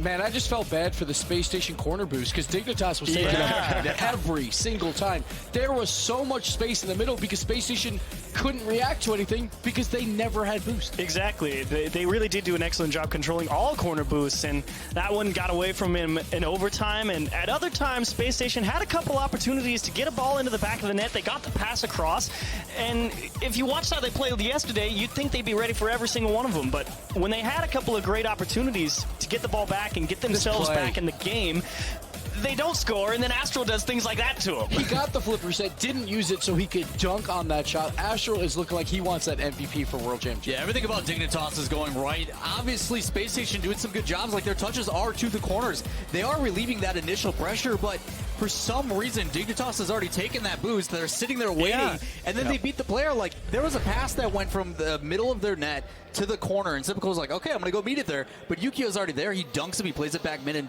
Violent Panda hits a touch. Like, they have an answer for literally everything Space Station was trying to do. And there's something about these 4 seeds. Once again, Dignitas, the European 4 seed, guaranteed top 4. Every World Championship except for one, a 4 seed got there. We're now down on the stage with Johnny Boy. It's Yukio the Super Saiyan. Yeah, how does he do that with his hair? I wish I could do the same. But Yukio must be feeling pretty good after that win. Yeah. We've got a little bit of competition for the microphone, but I wanted to know, did you expect a 3-0 versus Space Station today after how good they looked yesterday? I mean, we take every team seriously. The only problem was ourselves. We focus on ourselves. And I think if we have a good day, we're definitely the best team in the world. We just have to always make sure we are in form and our synergy is good. Every day is another day, so today we did play better than Space Station. But yeah, I'm pretty happy. And what other teams are you looking at now? Obviously, you're focusing on your own play, but anybody on your horizon that you're thinking might be a threat and might be making it to day 3 and you're going to have to beat them for the title? Energy or Vitality, I think, is going to be in the grand finals. Yeah, both of them are great. They have shown it in the previous seasons. But no matter who we play against, I think if we are on our form, we can beat any team in the world. Now today, you guys are on fire with your team plays, you're on fire with your solo plays. How do you find the balance there between passing and also just doing crazy things on your own? Well, you gotta look at the opponents depending on where they position and what they do and what their habits are. That's how you're gonna think about the next play. And yeah, we've been working very hard in the off seasons, and it's showing off. So the other seed 1 matchup later on is NRG versus Vitality. Just in a word, who do you have winning that one?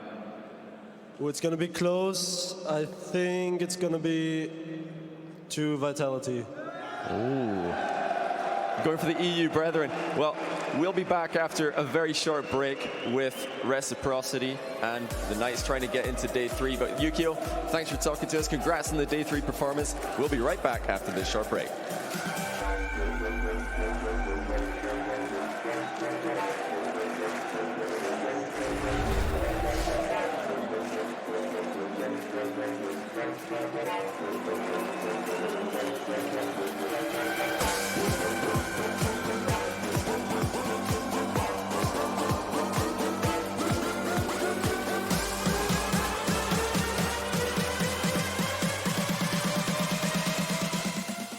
To be brilliant is to defy convention and challenge expectations. It's what we do at Intel, powering you to master your potential. Intel, unleash your brilliance. I think I'm going to try buying tires online. TireRack.com can help you with that. I guess I could buy the same ones I have. No need to guess. Our tire decision guide gives you all the right options. Someone should invent a tire decision guide or something. Can he not hear us? Visit TireRack.com/Pirelli to find the full line of Pirelli tires. Pirelli, power is nothing without control. TireRack.com, the way tire buying should be. At CDW, we get you want happy, productive employees. That's why we've made our office pet-friendly. Maybe a little too pet-friendly. Well, you know, CDW can design a mobility solution with light, powerful devices from Lenovo to make your people more productive in or out of the office. Anyone have any questions before we go? It's great. I really need to get out of here. Snake people are freaking me out. Hey, Cheryl, do you have a sec? For workplace productivity, you need Lenovo and IT orchestration by CDW. People who get it.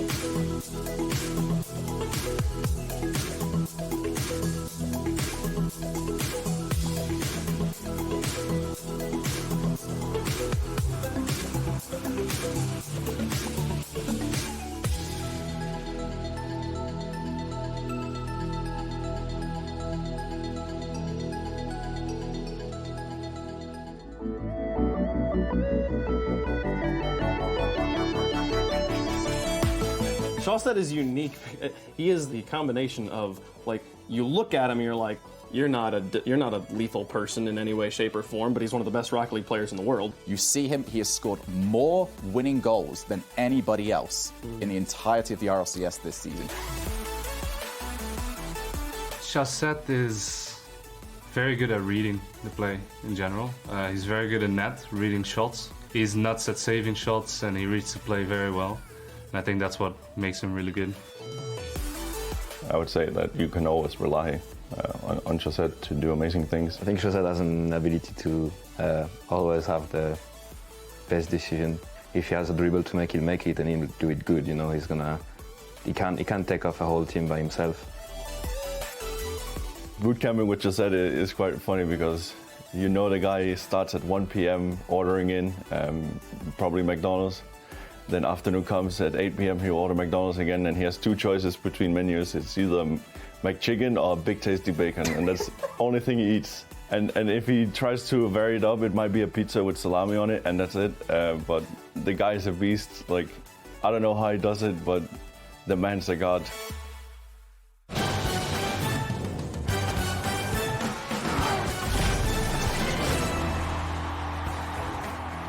¿Qué tal? Estamos de vuelta, amigos. Ya es por la tarde, ya empiezan los partidos calentitos. Tenemos preparados ya a los dos participantes que van a estar compitiendo en el cuarto del día. Un fuerte aplauso para Pittsburgh Knights. North America has changed because of this Pittsburgh Knights roster. But this is going to be a tall order, taking down the #1 European seed. Yeah, the Red Bulls had a little bit of things to say towards Reciprocity, but man, they've been able to step up and perform. I was worried about the younger team. Y enfrente se la van a jugar ante Reciprocity. Coming off a tough series against the Three Sins. That was not an easy one for Reciprocity to win, but they get warmed up, and I think that's the biggest thing going into this series for them. I think everyone talks about how, like, Vitality is so great. Let's not forget, regional championships, this team swept Vitality. Yeah, great bounce-back game, and I'm glad they're keeping them in the comfort zone. You saw that interview talking about Shawset's diet. Like, they were joking with me backstage. They're like, we are not letting him touch any water. He's not allowed to, like, they're keeping him in his comfort zone with the weirdest diet I've ever seen for a gamer, I guess. I don't know. Someone bring the deep fryer. Yeah. But once again, though, now Shawsted has scored in 4 games.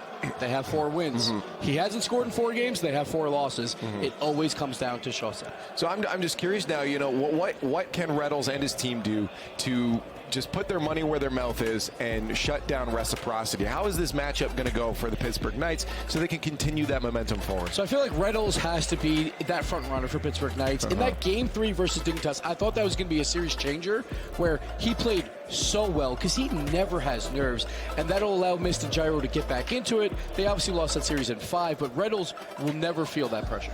I think the big thing, too, is shutting down Shawsted. He took a little while to get going in the previous series against Three Sins, but he did start to warm up. You know, the term coined, the moon flick by Turtle. Those are the types of things that he can do, and I think that for any team going into Reciprocity, you have to consider the Shawsted factor. You have to shut him down. We talked about him so much. So that's definitely the mindset, right? Pittsburgh Knights is like, okay, we need to focus on Shawsted. They're probably well aware of that on Reciprocity. So what does Reciprocity do to make sure that they don't shut down Shawsted? Well, now they don't even necessarily have to worry about that because I feel like Ferro and Fruity are passing so well through that last series versus Three Sins, where it's like, all right, if we try and shut down Shawsted and give Ferro and Fruity space, they're going to pass it and do exceptionally well there. But then on the Knights side, what's the growth we've seen? I just want to see, like, over the last bit of their season here, over league play, they've had a bit of growth. They started a bit slow, but it seems like their meta started to infuse their way, obviously taking down the big 3.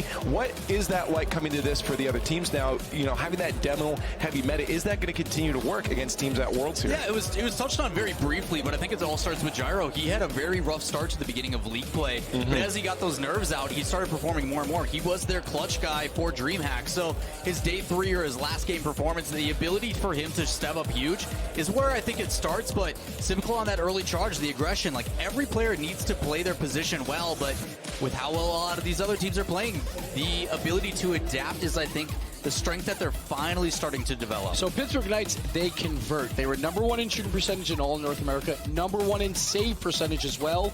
Only 4 teams have ever done it. The best 2 teams in Season 6, the best 2 teams in Season 7. Pittsburgh Knights, they know how to convert in the big moments, and that's what we have to keep seeing from them. What's that key player then? I mean, like, you know, is it just Rettles and Gyro on offense popping off, or do you think Miss is going to try to find his way up there a bit more? I think Miss might not get enough credit for what he does, what he brings to this team, because he enables his teammates like Rettles to be so reckless on offense, because Rettles knows that Miss will clean up and pick up the slack on the back end, and that's so powerful. When Rettles is at ease, this team looks so good.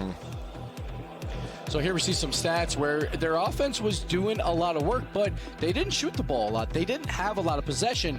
They do it based on counterattacks. They play very passive. Then when they get their moment, they move up. Rettles leads the charge. He goes for that 50-50, then into a bump, leaves a wide open net. And that last stat there, their total saves, does kind of paint a picture of their league play season where they did feel a lot of shots coming towards their net. And credit to them, it was fantastic saves. But when you're on the world stage, you don't want to give up so many shots and have to be forced to be making so many saves, because one of them will drop. Well, you want to give that credit to Miss. That's exactly what they did in their last session. He was able to move up the field, and you saw him coming off the wall and going for flip resets and getting stuff to open up opportunities. A guy that's normally the one that's clutch, that's a little bit more quiet. He takes that support role a little bit more. If he's the one that's moving up into the midfield, that's going to create so many options for Rettles, because he doesn't have to rotate back in. He can go for those bumps and demos or that boost tonight, because if you take away the boost from Reciprocity, they definitely struggle. So what's the best opportunity for them to get those demos in? Is it while they're chasing Reciprocity back onto defense, or is it while they're already there and just try to take them off that goal line?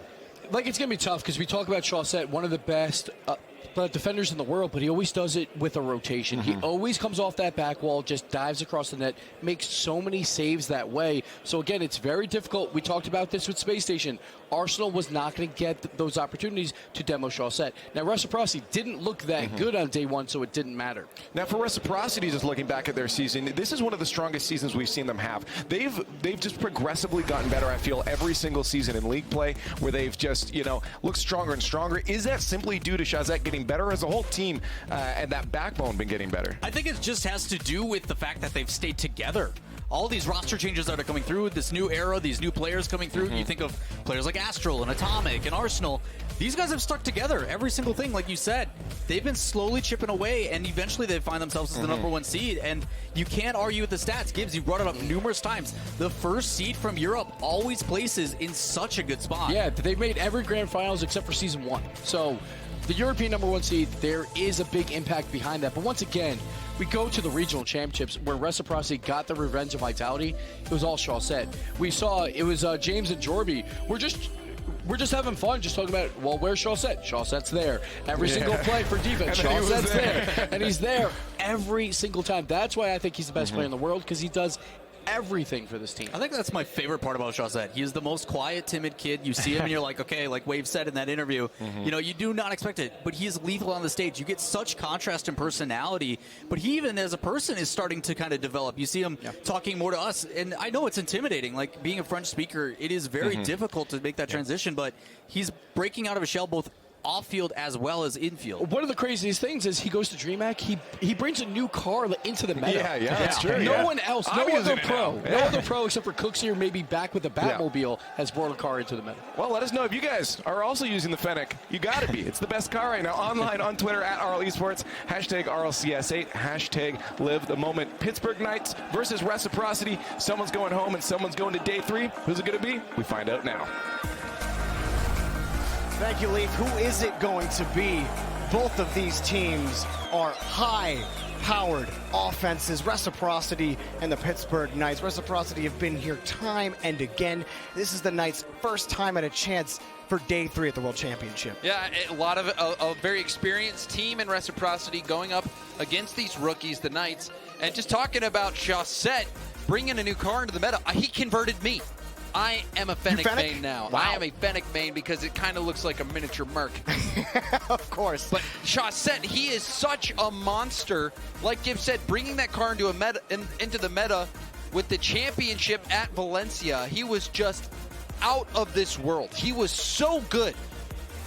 He proved that he can carry a team to a major victory. But now we're at the World Championship. It doesn't get more prestigious than this.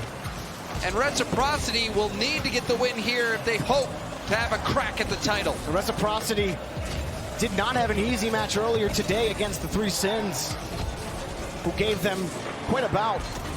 Did end in 4. The Knights, for sure, will be a difficult matchup. But if anyone's up to the task, it's Reciprocity. And for the Knights, we watched Dignitas really tear the Knights apart. And so for Reciprocity, if you're looking at this Knights squad and you start to struggle, Dignitas have kind of written the blueprint on how to take down the Pittsburgh Knights, and it all starts with the boost battle. You take away that boost, you threaten the ability to demo for the Knights. The pinch there by Gyro, blocked by Chaussette. We even saw the same play style from Dignitas come out against Space Station, but they figured it out. The question is, has Reciprocity?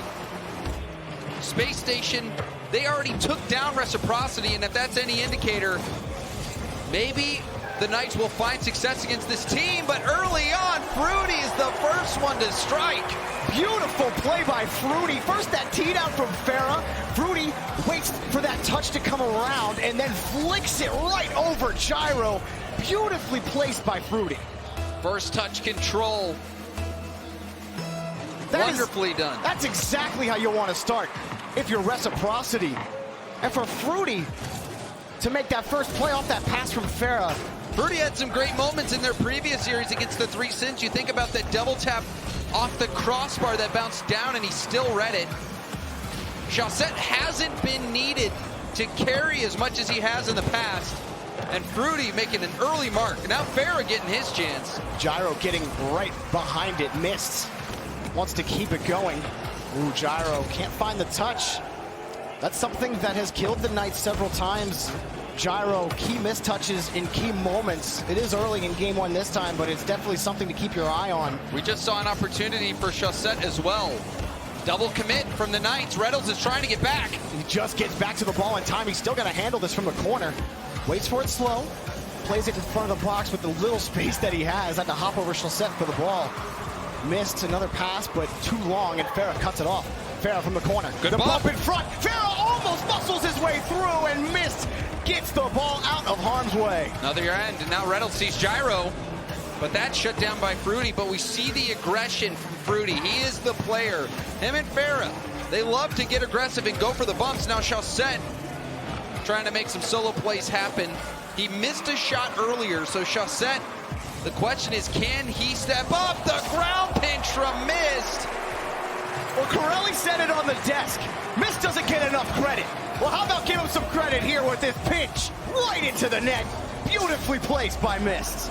Solo play from Mist gets the Knights back into this one. Reciprocity had a lot of pressure. They were taking it to the Knights. And Mist, he was on the back line, just taking matters into his own hands. Fruity pass over to Farah. It's good. Farah's placement. Perfect. Reciprocity with the lead. Stabilizing quickly. Fruity getting the ball down to Farah. This is not normally what you see from Reciprocity. Normally, Chaussette's getting into the mix. But it's Farah and Fruity. Farah and Fruity, they're doing wonderfully all on their own right now. That's exactly what happened at the end of that series against the Three Sins. Chaussette almost gets one himself. But after Chaussette scored the first goal in that last game against the Three Sins, it was Farah and Fruity connecting consistently. And they kept scoring. If this is the Reciprocity team that we're going to see, the Knights might be in trouble. Oh, good slowdown. Chaussette saw Farah, or I believe Fruity.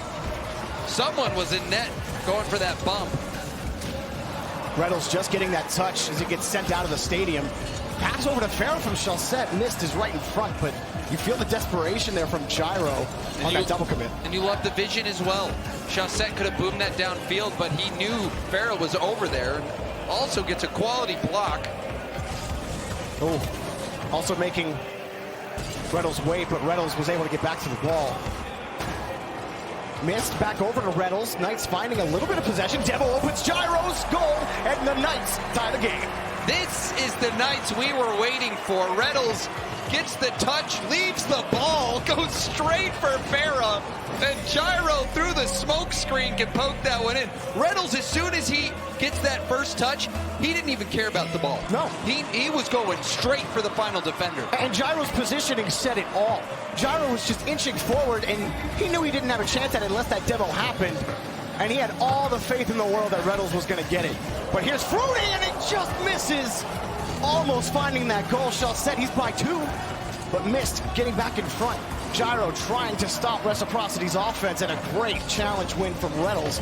Past midfield, across the box. It'll be missed. Playing to trap it in. Fruity light touch for Farah.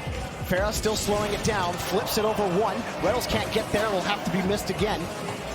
And Gyro downfield, about 30 seconds remaining, we're all tied up.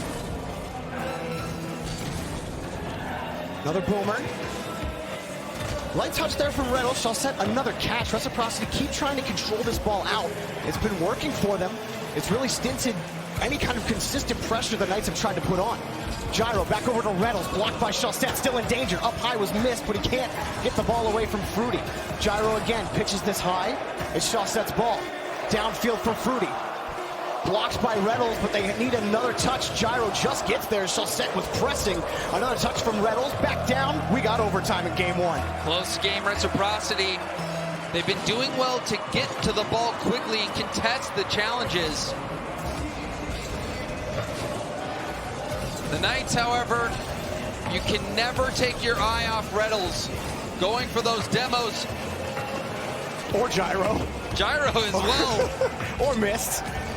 Mist will generally be in the back. Yeah, he doesn't get a lot of demos. But we saw the ground pitch from him earlier. He can do things all on his own. Fruity with possession. Didn't have enough boost. Reynolds will kick it away again. Actually might have a chance here for the Knights. Here's Gyro. Chaussette with a challenge, but it's got to be fair to get back to this ball. He beats Mist. Still the Knights. Reynolds off the ceiling. Already read by Fruity. Back over to Farah and Chaussette. You saw what Reynolds wanted to do. He was just trying to hit the ball high and then get downfield quickly for a demo. However, Reciprocity saw that coming, was able to dodge it. Now they're on the attack. Reynolds really making life hard for Reciprocity. He's at least getting touches on some of these balls, on these passes, and it's hard for Reciprocity to break out because of it. Reynolds, again, pass towards the box or outside of it, and nothing for the Knights. Reciprocity, they can't get possession. It's just been back and forth. We start overtime. Very good challenge from Chaussette in the corner. He's been doing well to predict where the Knights are going to hit that ball and get in front of the line. Still moving forward. Farah wins another challenge. Chaussette there quickly. Catches it off the side wall. He's over 1 off the back wall. Reynolds already up for it. Back down field for Mist. But that's about all the Knights are going to get. That touch will give Gyro a chance here in midfield. Gyro off the ceiling. Back to his own touch. Kills the ball in front. Chaussette slows it down. Chaussette on the ground. So dangerous. Can't make it happen. But the challenge is still Reciprocity's. Shot blocked barely as Fruity came flying in. Chaussette another touch here. Missed bumping Gyro to take that ball away. So smart from Chaussette, even on that play. He got to the ball quickly, and with his positioning and posturing, he forced the defense to back off, but he slowed it down, took the space, and almost made a chance with that flick. Ooh. And that challenge will be Reynolds. He doesn't have a lot of boost to work with. Games the ball up, and Reciprocity couldn't find it. I thought the clear was going to happen. Oh, good. Reynolds, that's a quality pinch. Off the corner for Mist. The shot just off the crossbar. Farah gets in the way. Takes the boost out. Now he needs the ball. Farah pops it up high over 1. Reciprocity way far back on the play. Oh, Gyro, great touchdown. Reynolds tries to force it. Mist is in. Shot is good. The Knights take the game. The high lob. And Gyro just touches it back down. Reynolds getting in front of Fruity. They were assaulting the backboard, and eventually it paid off. The Knights squirm away with a victory in game 1. It was that touch from Gyro that just killed the ball right in front of the box, and Reynolds instantly recognized what he had to do. He jumped up for that ball, gave Mist that final chance, and the net was open after that. Reciprocity were chaotic in the net trying to get that clear, and that was all the Knights needed. A close game. Gyro getting that key touch on the backboard, and he is a player for the Knights that you really want to get back into it. You could tell after yesterday's performance, after his tweet, he felt like he let the team down. And with this game, he is bringing it back for the Knights. A very important Game 1 win because their tournament lives are on the line, Jorby. There are no more chances. One of these teams will get through to day 3. And I feel like this overtime Game 1, we might be looking back at this later in the series. Maybe this is what really decided it. We felt like that might have happened between Reciprocity and the Three Sins in their Game 1 overtime. And Gyro, again, I feel like Gyro is always the piece that needs to be on point for the Knights to win games, and he was in Game 1. It has to continue against Reciprocity because while Reciprocity did lose that game, they had more than a couple of quality possessions. Farah and Fruity are really seeing the pitch right now. They're doing well on offense. Chaussette, he is playing very good defense as well, but what's missing for Reciprocity is finding a way to incorporate Chaussette into the offense. He's not really getting any space to do solo plays. Oh, Mist almost puts it in himself, but it's taken away off the backboard. Knights almost splash off the kickoff. Chaussette booms it away. The Knights have been able to do what they do best. If you think back, one of the goals, and it was just a one-goal game, one of them came from the aggression from Reynolds. Just going right for Farah, who was on the goal line. So the playbook for the Knights, effective in Game 1. Back is Gyro. He gets bumped out of the way, and Chaussette will strike first for Reciprocity. Farah! He's mad, you can tell. He spots Gyro, and Gyro couldn't do anything. He almost recovered off the side of the goal. But Chaussette, he got the call. Farah says, on bumping a net, just shoot it. Target locked. Goal. Already on the blue side, Mist. Fighting off one, Chaussette around the corner.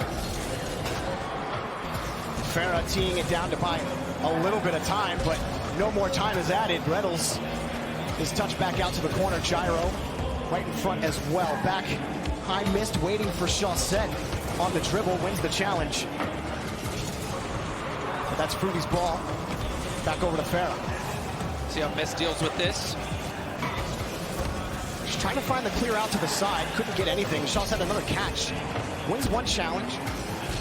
Mist knocks the ball away again and wins that challenge. Ooh, flying in was Fruity. Almost finding a shot on net. He's coming up again. Got back to the ball.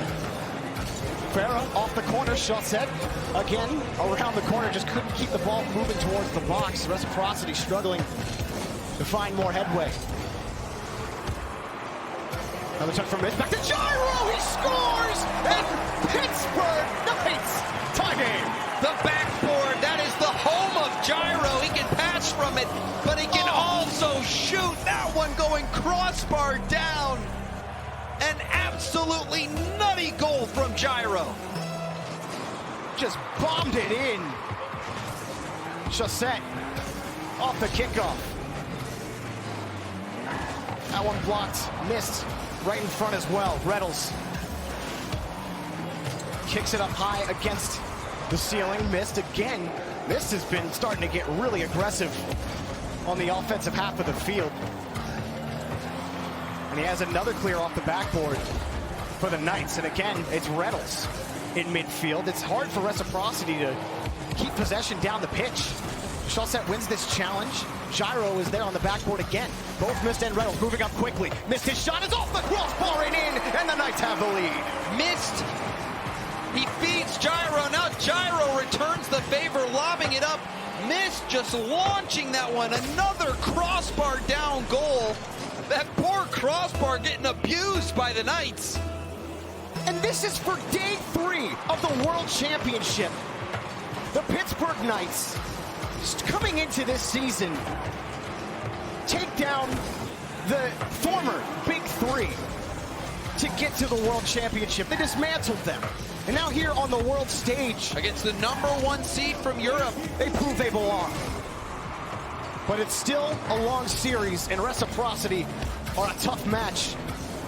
Gyro across the Reynolds. It's a goal, and the Knights are up by 2. Just adding insult to injury now. A 2-goal lead. Gyro playing a part in every goal. The first touch and then the follow-up. A beautiful pass on his second touch. And Reynolds gonna touch that one in. Gyro having a fantastic series for the Knights. Missed taking it off the kickoff. Chaussette just catching it off the backboard. Gyro again. Nothing there for the Knights. The Reciprocity, they are trying to pass the ball. They're trying to find each other, but the lanes are closed. Another pass cut off. Some of them are a little long, but again, that's just a result of the Knights just closing the gap so quickly. Look at the space Reynolds has to get to this ball, and he picks up a 4th. The Knights are crushing Reciprocity in game 2. And this kind of feels like the Dignitas series we just watched. Game 1 was close, and then things start to get out of hand. Pittsburgh Knights, 4-1. They are trouncing Reciprocity. And game 2 seems like a lost cause. And all 3 of their players getting involved in this series.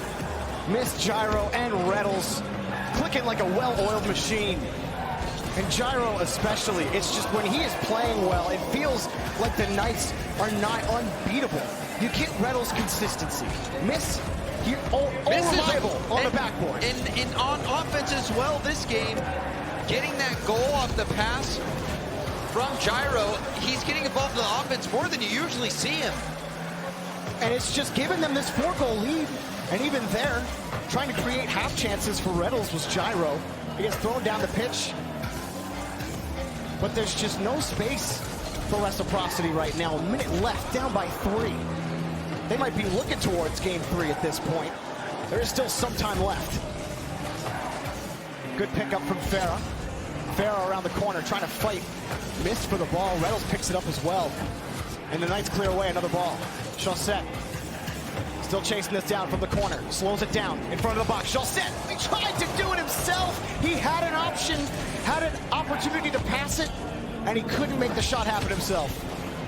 And you just think it's too little too late regardless. 30 seconds left on the clock. 3-goal deficit, now 2-goal, not out of the realm of possibility, but it's gonna take a miracle. About a goal every 13 seconds. You need one, realistically off the kickoff if you really have hope for it. Otherwise you're gonna be playing keep the ball in the air. The floor's lava at that point for Reciprocity. We'll see what they get right here with Fruity. Fruity pass to Chaussette. Chaussette wins it clean. Farah has the read, but it's blocked. Chaussette picks up in the corner. Bump as well in front from Farah, but there's just nothing in front for Chaussette. 10 seconds now. Pass in front. It's blocked. Time winding down. They need a score with time left at all. Up high, Chaussette. He's there. Time?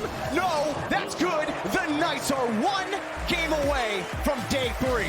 The #1 seed in Europe starting to falter.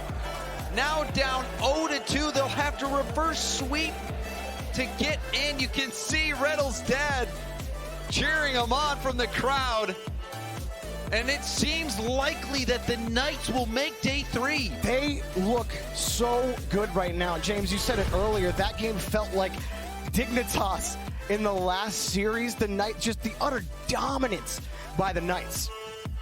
And missed this play, the pass to Gyro. Gyro hitting that with his wheels down. That was a crazy goal. Gyro so comfortable on the backboard. We saw him get the pass down in overtime in game 1, and now that goal to equalize, that was a huge play. And for Reciprocity, there's got to be nothing is working for them right now. They have to figure out a way through this Knights offense. They've tried to control, it didn't work. They've tried the long passes, it hasn't worked. They've tried to control the pitch, but they either get bumped out of the way, they get demoed out, or Gyro scores. Reciprocity's been struggling, I would say, this whole tournament, even against the 3 Sins. Until the very end of that series, it didn't really look like they were the Reciprocity that we saw from the regional championship, from league play, from, previous DreamHack tournaments, they're struggling to hit their stride. This is not the Chaussette that we've seen rise to the occasion before, and now they are one game away from being eliminated from this World Championship. Can the Knights make day 3? The team of rookies who just came onto the scene and made a big splash in North America are looking to threaten the whole world. Shot, Mist has the block. The Knights on defense, tough to crack. Mist has another block. Now in the corner, Reddle's slowing it down. He doesn't have a lot of boost, so not much choice. Chaussette pops it up once, Mist. Blocked by Farah. Now Gyro gets turned away by Chaussette. Another long ball here for Reddles. Just feeling each other out right now, back and forth. Farah and Chaussette having to retreat. At the Knights downfield again. Reddles the pass. Broke over to Mist. Off the backboard. Reddles getting in front, preventing the clear. Chaussette has a little bit of space. Gyro closing the gap, but he loses the challenge. Chaussette out of boost here. We'll see what he does. Just gonna fly across. Give up possession now. We'll see if the Knights mount a counterattack. They're taking their time moving down the pitch. Long pass and missed. Or missed, not the player, but he missed the ball on the pass. For Fruity. Back over to Mist, again on the backboard. Mist will maybe be able to grab this. Chaussette sends it in front of the box. You know, Chaussette against the 3 Sins, he had a couple of shot opportunities that he usually makes that he missed. And even in this game, just on the offensive half of the field, James, as you were alluding to, he just hasn't been able to hit his stride and hasn't been able to hit the things he normally does, the things that make Chaussette the best player in the world sometimes. Gyro, pass to Reddles, blocked and knocked away. We know what he's capable of, Jorby, and we just haven't seen that level of play from him so far in this World Championship. The Knights have spent a lot of time in the blue half. The challenges have been pretty good from Reciprocity, but there's a demo from Gyro to open up the pitch. Mist sends it back across. Maybe wanted a shot, but either way, nothing was happening off that touch. And you want a shot opportunity there. Mist maybe looking for Gyro, trying to feed him into the middle. But that demo opened up a chance. The Knights, this has been a much closer game. Game 2 was such a one-sided affair. But Reciprocity not giving up yet. Oh, he hits the crossbar. Chaussette, that's one that Reciprocity need to put in the net. A huge chance squandered. Chaussette's a player who beats an entire team, defies the odds to get a goal. He's not someone who hits crossbar on the goal line. The struggles continue, as that one is going to hurt for Reciprocity. That should have been a goal. Can Chaussette find enlightenment, or will the Knights put them in the ground? Fruity. Blocked by Mist. Reynolds just harassing the whole line. Another by Gyro. Chaussette catching this. He's got to beat Mist. It's going to be Fruity now for Reciprocity. Caught by Gyro. Back downfield for Reynolds. Continuing the attack back to the orange corner. And Reciprocity, they've tried to find room. Hang on a second. Here's Mist. Blocked by Fruity. Reciprocity will turn another attack away from the Knights. We are at the point for Reciprocity that is in a 0-0 game where just one mistake from the Knights could put them back in this series. But it's been so difficult to find consistent possession in the blue half. And Farah looking nothing. Reynolds blocks it. The pressure will continue to build as well, Jorby. These teams know that this is it. This is your life on the line, and Reynolds rises to the occasion. Just a minute 6 left on the clock, and the Knights take the lead. He just barrels himself into the net. Fruity can't save it. Reynolds stepping up big time for the Knights. A minute 6 remaining, James, like you said. And the Knights, if they hold this lead, they take down Reciprocity and go to day 3. And not only beat them, but sweep them. Just a dominant game 2. A closer game 1, but it's the Knights with advantage. Reynolds, the block, is it good enough? And he's got Gyro to back him up. Fruity carrying this slowly. Reynolds pops it up, but it's still dangerous. But it's such a good clear that it doesn't even matter. Mist forcing that ball up, and now the Knights taking possession. Time ticking down slowly for Reciprocity. Every second matters. And they just cannot find the net. Quick pass to Chaussette. Maybe another chance. But the defense from the Knights is impenetrable. 10 seconds remaining for Reciprocity. Reynolds has the net, but he can't put the ball on target. One more chance for Reciprocity. Down the pitch. Can they find a shot? No one is there for Reciprocity. Reynolds kills the ball. The Knights move to day 3. A sweep for the Knights. They absolutely crush Reciprocity. You can see it there in their faces. Devastation. The expectations were high for Reciprocity, coming in as the European regional champions, but their world championship journey ends with the Pittsburgh Knights. An absolutely dominant performance by the Knights in day 2 to move on to day 3. The rookies coming into North America, everyone's like, yeah, it's cool they won Montreal, but league plays different. And they're like, okay, we made land. Yeah, but land's different. World Championship, you might have won Montreal, that doesn't matter. World Championship's different. Day 3. This was a battle of DreamHack champions, Jorby. The Valencia champions versus the Montreal champions. And the Peeps, now the Pittsburgh Knights. Pittsburgh. What a year it's been for them. Now they will go on to day 3 and have a shot at the title. Wonderful performance, especially from Gyro. Gyro popped off in this series, man. The wall plays from him on the back wall, getting that drop down in overtime, and then that shot. Just tapping it with the bottom of his wheels off that misplay. And then missed. He got that ground pinch goal in game 2, and then missed in game 3 on defense. Was the entire reason that Reciprocity couldn't score. Impressive performance by the Knights. Let's go back to Leaf and the guys to get their thoughts. Some people have said that the Knights will never win a LAN, not calling anyone specifically, with this play style, but they are slowly but surely proving people wrong. What a performance, shutting down Reciprocity and sending them home. 3-0 sweep into clutch the next day. I am looking through my notes here, and there's so many things to start off with. In the beginning of this match, I said Mist was going to be a huge reason moving up into the midfield to create opportunities for his teammates, but it's what the other players were doing as well. There was numerous times where Reynolds was under pressure. They were challenging well. He would rotate across the field to deny boost from the team. He would also, when about to lose a challenge, pre-jump the wall to pitch it downfield as well. The little things from him, he was so determined. I know you also mentioned that, Leaf. The look in his eye, there was just something about Reynolds this series. He was so focused. And I haven't even gotten to Gyro yet. The youngest team here, we talked about, they have to have confidence. We knew Reynolds would have it. That game 1 overtime winner where Gyro gets the beautiful pass on the wall, Mist finishes it. After that, I knew that Pittsburgh Knights would win because you get those two guys warmed up and having fun, it's all over.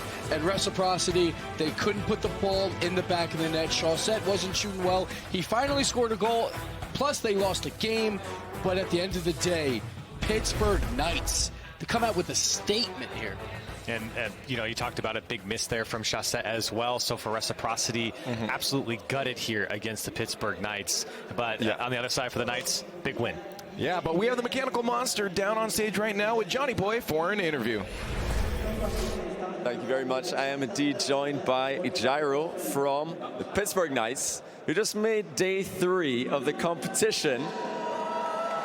And to get there, you beat the #1 seed from the EU region.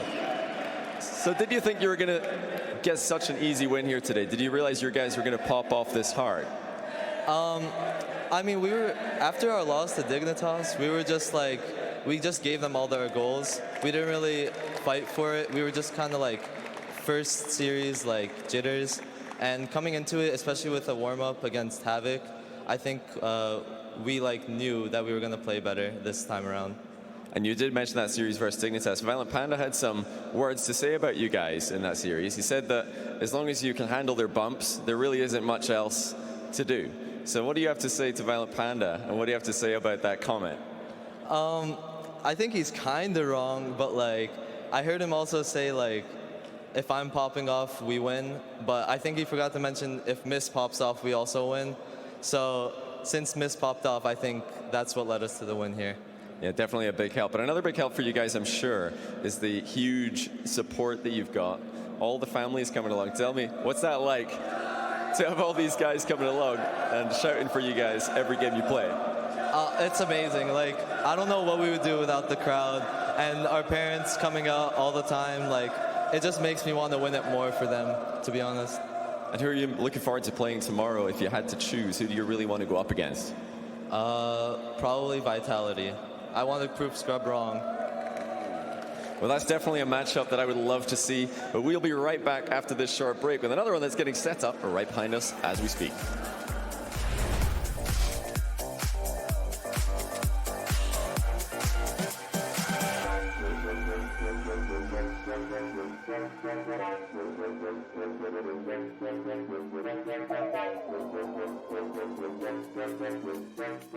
To be brilliant is to defy convention and challenge expectations.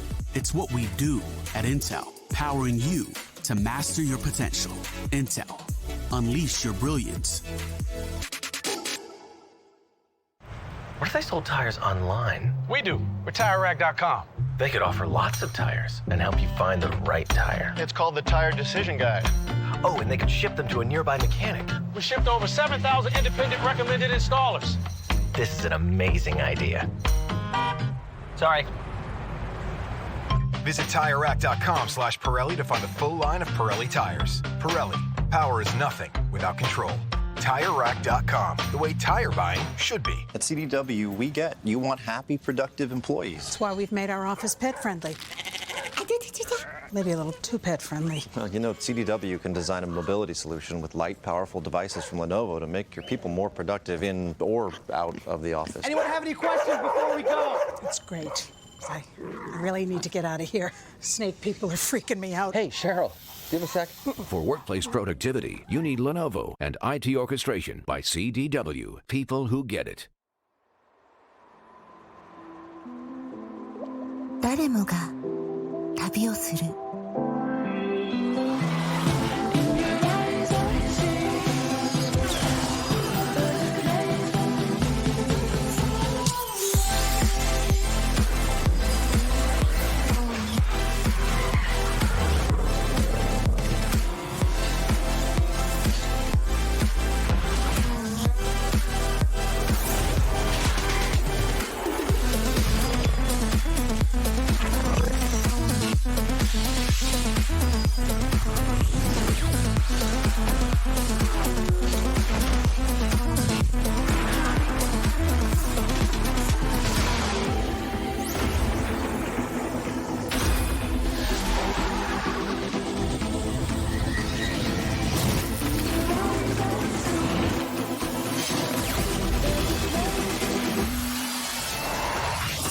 ここまで来た。あな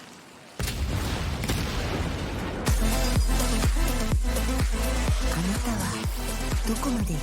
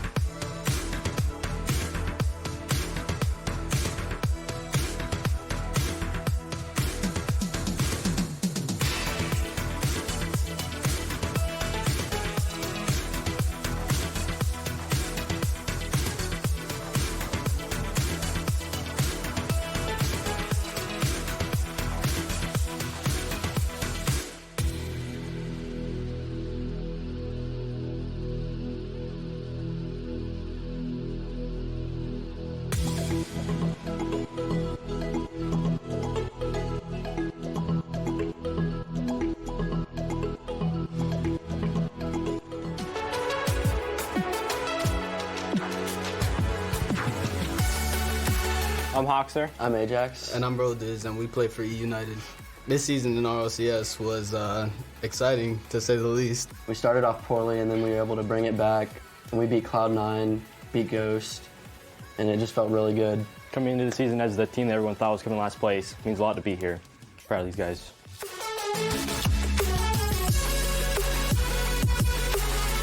I think our team dynamics, a lot more fun than, just super serious. I think it helps us a lot. We perform way better whenever we're having fun. Whenever we're more serious, I don't think we play as good.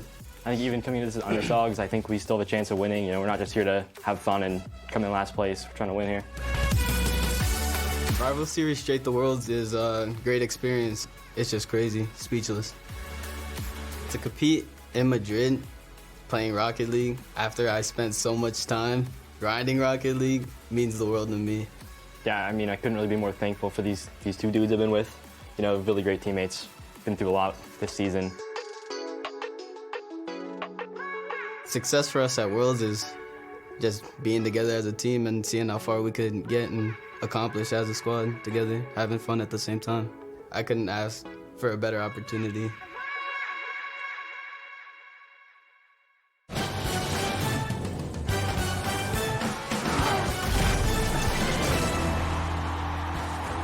Amigos y amigas, ¿qué tal? Seguimos avanzando la tarde. Quinto partido del día. Tenemos a los dos equipos preparados. Y el primero, un fuerte aplauso para Veloce Esports. Once again, a team that wasn't technically supposed to be here by a lot of people's standards, but they have been stepping up to the plate throughout the entire season. Unfortunately, dealing with some adversity already. Yeah, they were on the wrong side of history versus low-key, but they can redeem themselves today. Como vosotros decíais, compañeros, esto es un todo nada y enfrente van a tener un fuerte aplauso para United. One of the big surprises from day number one, E United really stepped up to the plate. They almost made it through the upper bracket, but once again, they have to reset and do all of day two again. United, you guys have been talking about Hoxer being that guy to look out for, but I really feel like it's rolled as it tends to be that difference maker. When he's on, the whole team feels like they do it, and then Hoxer can get out there. Yeah, it seems to be changing up a little bit, and that's kind of what we mentioned. When we have a lot of new players, like Jesse being on the desk. Welcome, Jesse. Who's welcome, Jesse. This desk just got 10 times smarter. Smarter, I don't know, but I'm a little bit exhausted right now because I just ran through the whole stadium to get it. It is hard to find this box, right? It's very hard. Yeah, I'm a bit exhausted, but we'll give you a second to catch your breath here. But yeah, it's glad to have you on the desk. In case you weren't paying attention, Veloce versus United is our next matchup here. We were just talking about United and the journey they've had through too, because it's kind of just been a per chance situation for them. Just it's been great seeing them grow throughout the season too. To kind of catch the tail end of the statement with Roldiz, he's definitely been stepping up with a lot of new guys. You just never know when it's their first appearance who's going to step up to the plate, and Roldiz has definitely been that catalyst. And every single time I see Ajax, he just makes a play. He makes a defensive play and turns a whole series around. He did it versus the Renegades. But on the other side for Veloce, that's something you expect to see. They make big plays too. They did it all season in Europe. They finished 5-2, a top 2 seed going into the playoffs, but we haven't seen it since. Yeah, Jesse, for your side, for Veloce, again, these guys, really cool situation for them. Not supposed to even be there, and they made their way all up to the second seed. How does that happen for a team? I don't know. I don't want to call them lucky or anything because they got a spot because some other team disbanded, and then they also had a win because a controller disconnected or whatever. But I mean, they're standing here, not calling them lucky, but they're still doing a really good job. They're still here, right? And that's the thing. I think a lot of people have complimented the play style. Again, Gibbs was someone that was I still don't believe. But they made it to this point, so you kind of have to believe at this point the play style's working. It's just the question: how long do you think that play style is going to last out? It's a very counterattack heavy and punish mistakes, but play it pretty safe most ways around. Is that going to work against a team like United that could be faster? Yeah, United is a team that plays very fast, like all NA teams. So maybe it does work against EU teams. It seems to work against EU teams. They're doing amazing. So yeah, I don't know if it works against NA teams, though. I mean, speak to it. I mean, Jesse, I know it's been a little while since you've been on the stage, joining us in Season 1, but kind of take us through that player perspective. I mean, do you remember kind of what that feeling was like? And obviously see the contrast from then till now. Yeah, then it was, I mean, it was honestly just, I don't see that much difference. It's just a little bit more, I guess, professional. Like everything, you know, everything is on order. So the players, they know everything, what's going on. They just, yeah. Everything's just a lot more streamlined now, right? Yeah, so it's pretty chill now, I guess. A bit more, and, you know, they have a lot of practice, so. Let's. I just want to recap and just take a look back at the bracket presented by Axe. We're going to look at Group B first. You know, we're through this one. This one's complete. This one's done. We have our 3 teams coming through. Jesse, were you surprised by any of these outcomes right now? Space Station, Dignitas, and then the Knights? I was definitely surprised by the Reciprocity, of course. Yeah. I've been looking at they scrimmed fine, I think. But you know, stage and scrims are always a different thing. Yeah. So Dignitas doing really good, even though, you know, Astral, he shows up a little bit, but he's not. You don't think he's at his full performance yet? Which could be better. Could be better. That is scary. Jesse, I didn't know you were trying to speak your opinion. You're kind of sore on that one. And give it to us straight, buddy. And now over to Group A, of course. We have 2 teams through already, NRG and Renault Vitality. They're going to play, of course, for seeding to get into that semifinals. But on the lower bracket here, I'm wondering, I know Gibbs wants to talk here, but I want to get Jesse's thoughts too. Who do you think is going to be that team? Early prediction, who's that team that's going to make it through? I think it's going to be Floje. Okay. And about the Loki one as well, or just Floje? Oh, I'm saying what team is making it to day 3? Those 4. Oh, that's a difficult one, man. Hey, we have to do it sometimes. I have to go with Floje because we're going straight through. Yeah. I have to agree with him. I think, well, it's because I had a perfect Group B, and if Veloce makes it, I could have a perfect Group A as well. So, are you agreed or no? I think Loki can give them a run for their money. I do think Loki can make day 3. Okay, well, we're gonna find out. I'm curious if you guys agree as well for Veloce, if you're gonna agree with us with Loki, because I'm with you as well on Twitter at RL Esports, hashtag RLCS8, hashtag live the moment. But we're gonna go live it right now with our next match. Exactly right, Leaf. The entire tagline for this tournament has been live the moment, and for both these teams, they've done exactly that. Corelli coming into this tournament, not just the World Championship part, but RLCS Season 8 as a whole. Yeah. Both of these teams, for their respective regions, were expected by many to come stone dead last. Now they see each other fighting here for a spot to try and make day 3. Yeah, I think a lot of the teams in league play were like, oh, we actually have to deal with these guys. They're actually going to be good. And then they come into a world championship where United in particular actually looks quite good coming into day 2 here. Of course, they do have the loss, but an NA 4 seed typically doesn't do well here. We don't give them a lot of credit. And United has looked like a very strong one coming into this World Championship. On the other side of things for Veloce, it was a strong league play. Now coming onto the world stage, they struggled earlier on. See if they can bounce back today. Okay, so we've been talking an awful lot about Veloce, how their play style actually revolves around maybe some teams making some mistakes, maybe getting those counter-attacking plays going. United, their keys to victory here. Big one is Hoxer. You have to get this man going. If you get Hoxer on the offense rolling, Roldiz can come through and clean everything up. He's a strong third man in the back. So when Hoxer is hitting his shots, when he's putting the ball downfield, Roldiz can come through. He can roll on by and score to make it plain and simple. There's so many names in this community that just will do that to you, but there is only one place for the next round available here. They'll be taking on either the Renegades or Loki Esports. That is our series after this one. But for now, it's Veloce, it's E-United. It's 2 teams that have outperformed all expectations. And we're about to see who can move on. We have to send one home here.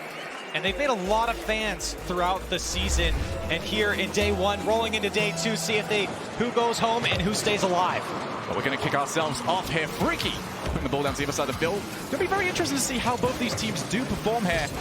Freaky, the most experienced player across either team in these positions, but his LAN record is not all that phenomenal. Currently sitting very poorly at, I think, 1-5 across all of his series. He's going to want to improve that right here, right now. And he's coming off one of the best seasons he's had. He was in the running as an MVP candidate. And for Veloce, they've been happy to have him throughout the season. And you're absolutely right. He needs to play well here today to stay alive for Veloce.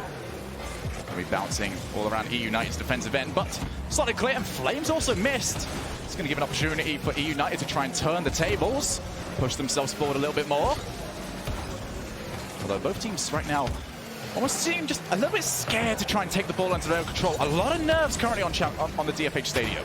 I think on the United side, it's a team that definitely needs to check the temperature as they get into a series. They have to figure out what is the opposition bringing to them, and they take a second to really figure out what they're doing. Freaky. He's going to take his time here, wants to try and get the ball past Roldiz, but it's going to bounce down beautifully for the half volley. Hoxer powering the ball downfield. And of course, Veloce to try and go coast to coast once again. Ajax unchallenged for the time being, off the backboard. Huge miss from Cassio. Forces Freaky to move in. Couple of whiffs from either side. Still easing into the series, 90 seconds gone. Huge bump on Flame as well, but they come the passing option. Highlighted this yesterday, just how quickly Veloce can transition from one end of the field to the other. But you do remember, when you do remove a player like Flame from the field, it becomes that much more difficult. But we saw Cassio just loitering around. He will come back at the last possible moment. He has got so much trust in his teammates to not mess up defensively. We're really looking to see Cassio get going here. Veloce scored 6 goals in 4 games, and Cassio was only a part of 1. He got an assist in the very first goal in game 1. Oh, that's going to be Freaky's opportunity. Turns it straight down the middle. And that's exactly what Veloce needs to start off here. They felt a little bit of the pressure from E United. Cassio gets one off the side, or actually off the back wall. Freaky there to finish it. Veloce on the board first. Just seemed like E United broke a little bit too soon. Thought they were going to be able to try and transition out of their defensive side of the field, move players out of the net, and Veloce quickly reminded them, you're not gone just yet. And as soon as I mentioned it, Cassio gets involved on the assists. And for Veloce, a good start here at the halfway point. Attempted flick from Roldiz. Veloce on the board. E United would like to get their tally going soon. Flame plenty of time. Preferred the half volley, but I think he had to try and avoid the respawning player for his team. That could be very annoying considering that's almost a 50-50 about even have to see it. But for right now, E United are attacking this backboard an awful lot, and so far, it's not available. Veloce covering it well. It's something that we saw from Veloce when they control the midfield, when they took on low-key. It's very tough for teams to break through. The low-key took a whole series to figure it out. And for E United, they've been stopped at every front from Veloce. This time, Roldiz is going to go to the solo play. He's got a chance. Couldn't quite sneak the ball through. But it's good to see E United trying something different. Now ceiling shot from Ajax. Saved by Freaky, who is having a great game 1 for himself. Now Freaky puts the ball forward. Ajax catches it well, but you would have wanted more angle on that one. Roldiz was an option. Didn't end up taking him, and it means Veloce puts the ball back into the orange side of the field. E United try again. Hoxer. So try and find a way past Flame, but Veloce very, very deep with their positioning. They have to find a different way through. It almost seems like they need to bait Veloce forward a bit more. And Veloce, now they're struggling on the midfield line, but this one's actually almost going to go in. Roldiz, good job to pick this one up, but E United really looking to break down the defense of Veloce, but every single time it takes one man to slow up the attack from United. That's a lot of players committed as well for United. Need to start getting some people back. With 1 minute on the clock, E United are going to start taking more and more risks. Cassio to the corner, nobody there to pass to. E United can keep the pressure going. Roldiz would love another touch, but he simply couldn't find the recovery to help him do it. And Freaky gets a boomer clear downfield. E United, that one's going to hurt. Over to the wall one more time. Flame wins a challenge. Freaky also unchallenged off the backboard. Roldiz is uncomfortable with this. Infield pass, no, not taken by Freaky. Hoxer punches it to Flame, but half that time gone now. E United still looking for their chance. Huge bump plays. There it is! And scored! And they do it down the field. The counterattack coming through in the demo, disrupting the defense from Veloce. Ajax puts it off the back wall. And who else but Roldiz, the third man, to come through for E United. Hoxer removes everybody from the back line, and it just took one mistake from Flame. He couldn't get the ball under his control, and E United are back in this. It's going to be bounced off the back.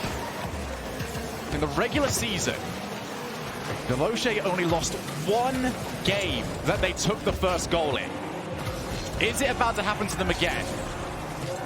They won 16 of those. But we might be about to head to overtime. It's looking likely here. Freaky tries to play the ball long. Has he got any options down here? No, it's not. And EU United will happily see that once the ground. Well, and up until that goal that EU United scored, their defense was very slow. Veloce really started to speed up on the offensive front. See if United can hang tight here off the kickoff. Rolled is for Hoxer. It's going to be a little bit of an awkward angle for Hoxer to deal with. A lot of boost used to try and recover. That's going to leave him on nothing. Cassio moves forward. It's actually powered straight into Freaky. Rolled is, passes to Hoxer one more time. Finds an awkward bounce off the corner. And Flame, despite a mistake earlier on, looks a little bit more comfortable this time. Infield, but only as far as Hoxer. 30 seconds into this overtime. Again, United looking for the corners. Maybe they see a weakness in Veloce. There's a little bit of a tide turning here. Veloce now the team that are just blasting the balls downfield, hoping for a mistake from United. And United's clears are just not good right now. That's a weak one. With low boost, it's tough to gain that power. They're really forced to throw it to their corners. And Veloce, it's the same thing they did to Low Key in the middle of their series, just locking them in and not letting this ball out towards the midfield. Midfield shot from Flame. Causes a double commit. Freaky to win it. It's going to be saved one more time, but Veloce looking to put the pressure on. We know how they play. One mistake from United will cause their doom. Hoxer, he's got Freaky right in front of him, and he does not lose that contest. Looks to continue. He's got 2 players out, but just himself. That is huge for United. And the defense for United, though, getting very dicey here. An opportunity now for Flame, trying to find it off the back wall, can't do so. That second touch really did not help the play at all. Took it further away from the net. Gone from a nervy game 1 to an even nervier game 1. Cassio. Oh, that's an awkward touch. Majax able to follow it. Flame leaves it for Freaky. Plays off the corner. In versus Roldiz, but Roldiz goes long, and it's again Flame. And after earlier on, every single time you see him in the back line, you just have that little question. Although those infield passes from United need to be a little bit more surefire as well. Freaky very close to a devastating interception. Well, we're not really seeing a lot of infield passes either. United is really just resorting to throwing the ball down the field and seeing what Veloce does with it. And sometimes Veloce doesn't get the touch and United can jump on it. But that midfield is really no man's land right now when United throws it downfield. Game 1 currently wide open, and it's a game that if either team lose it, they'll be thinking about what else they could have done. Off the backboard, Roldiz, double tap, sets up for Hoxer! Exactly what United needed. The second touch off the back wall, the follow-up from Hoxer, and Roldiz the man to do it. What a game from United as they hang tight over Veloce. And that game seemed to settle into the overtime trap of just both teams trying to play pretty much as safe as possible. And it was United were the first team to take the risk. If they didn't get something going there, they were going to limit themselves to a 2v1, maybe even a 2v2, but you don't really want to do that. You don't want to try and remove players just for the sake of removing players, but they get the play to come off. They take the risk, and they get the goal they needed. And I was getting very worried for United in this game. I mentioned it just a minute ago. The defense was getting stretched out. We saw a triple commit come out from United, and Veloce just couldn't capitalize. I felt like Veloce had the better hand here in this game, but they just couldn't close it out. You take a look at the shots, you got 9 in favor of Veloce, 9 chances to take the lead here, and just couldn't do it. Veloce, their main opportunities really came towards the beginning of the game. They didn't get much created after that. Both teams very much happy to just boom the ball long, and it'll be very curious to see which teams start to settle down, which teams start to create their own plays more, rather than simply relying on missed touches on the defense. And for me, that's Veloce. That's the first team I think of that will do this in this game, is bringing that ball down, finding those passing plays. Freaky has really been a catalyst from the transition from defense to offense for Veloce, and they can absolutely break down United because United's giving them the midfield right now, and Veloce just seemed to be happy with throwing it back into United's corner. For me right now, we saw it once, and we didn't see another one. Infield passes. Not a single, but we saw one, and it was a thing. It wasn't really too many. Yeah, there was an attempt there. It was almost cut out entirely by Freaky. It's going to need both teams to be just that little bit more clinical on the offensive side of the field. So we do move into game number 2. Flame starting us off over in the corner. He's going to put a backboard. That's going to drop down awkwardly as well. Roldiz, the timid clear. There's not really too much you can do from those positions, especially when it does roll down from the arc. And Flame again, making that wall and ceiling his own at the moment. be very curious to see where Cassio's positioning evolves throughout this series. He did seem like he was behind the ball more than in front of it in our previous game. I just want to see him get involved more. We said it in the previous game, low-key, not so much. He was in the first goal here for Veloce. Didn't really see much out of him after that. There were some attempts in the midfield to get him involved, but for Veloce, I feel like Cassio is a very key player in making things happen. He's going to bounce out awkwardly. Ajax tries to go for glory. Couldn't quite find the top corner. Well, right now, Veloce might have their own issues. We'll be happy for the half volley for Freaky. Can power that to the top corner. Give his team a bit of space to reboost and reposition. Now Roldiz and Hoxer have got Flame and Freaky in their crosshairs, and Freaky's touch is open for another one. 4 boost on him, and he does get bumped on his way down, but he still makes contact. Roldiz took out 2, but it doesn't end up mattering too much apart from a boost drop for Veloce. Look at the space provided now for United. Ajax tried to go under. Nicely read, though. And Hoxer trying to make something happen across the box, and Ajax puts it away for United, and a 1-0 lead opens up. And once again, United are the team that try and go for the solo plays, the team that try to control the ball, and they get yet another reward for it. Veloce just not ready for when this game slows down. And I think it does come off those double demos. Veloce really had to get back in rotation there in front of their own net and opened up just enough of a gap for United to take a second, bring that ball down, and force the issue. Gonna go off the back, Freaky. That was another clear, but some use to the midfield, and you don't want to be giving those up. Especially with Veloce having to spend a lot of time on their own backboards. Freaky wants another challenge, can't quite get there, but now Flame might have some passing options. He's going to go for it. Freaky to the net, can't quite get there, but a chance for Veloce to pounce, dropping it down one more time. They've hit the left side, they hit the right side, but they could not find the net. There's no excuse. Veloce have to put that one away. They had United on the ropes, and now opportunity for United on the left side saved away. And a nervy double commit as well from Veloce. That's more boost gone. Hoxer with a bump, and Cassio has to scramble his way back. United are growing in confidence. Dangerous. They might be able to grow in lead if they can find one more shot. But Veloce keeping themselves alive. Every time I see Ajax go up for a double tap, it reminds me of the way he played against Vitality and DreamHack Dallas. There's a triple commit coming out from United. Their defense still holding on for now. Off the corner one more time. Flame can't quite win the challenge in a way that will give a follow-up player a shot. And for Veloce, this is where the frustration starts to settle in. Flame, he's not quite got it. He got faked out, and Cassio will clear. But United settling down more and more. Cassio to the midfield. Down to Hoxer, who's got plenty of time, tries to lay it off. Ajax to the corner. Rold is already up. United first to every single ball. At least they were until Ajax was wiped off the map. Now Freaky long again. I feel like that's a sentence I'm almost repeating too often here. That's not how Veloce are going to deal with this pressure. It's not how they're going to get a goal that they need. It's off the backboard.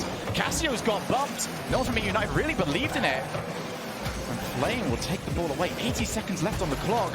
But a long ball, Route 1 offense from Veloce hasn't yielded results. It just feels rushed from Veloce. I don't know if they're nervous or they just maybe feeling pressure from United with some of the speed on the front end. But right now, Veloce do not look organized moving down the field, and they're happy with just throwing it into the corners. They're a team that works so well whilst they're up. But almost on contrast, they barely ever win games when they lose the first goal. I believe on stat line I had, it was almost never actually during league play. That first goal so critical for Veloce. And they ended up dropping it here. They've now got 40 seconds to turn their fortunes around. That's another long clear. United just burning time off the clock. It's so tough to bring great league play performances on the World Championship stage, and right now Veloce struggling to keep up with the United. Chance, Flame to Cassio again, just needed to be faster. Can't give time for the defense to try and intercept. Dropping down one more time, should be followed by United yet again. 13 seconds on the clock. Drops down, Cassio tries to control. Might be the opportunity they need. Went straight forward, but follow-up challenge, not great from Hoxer. Might offer an opportunity. Sets off the backboard. Good touch, though. Puts it into space. And now, Veloce have got all the work to do, and they will not be able to do it. A reverse sweep required. And it just takes one goal from United to take down Veloce in game 2. And a lot of a lot of shots generated by Veloce, but in the end, you think back to early on, a couple of missed chances above the crossbar, to the left of the post, saves by United coming out. Veloce just couldn't convert. But Veloce have proven that in the high-pressure situations, they have been able to bounce back this season. They almost complete a best-of-7 reverse sweep in the regionals. Now, they've got to try and complete the reverse sweep. They want to try and get past E United.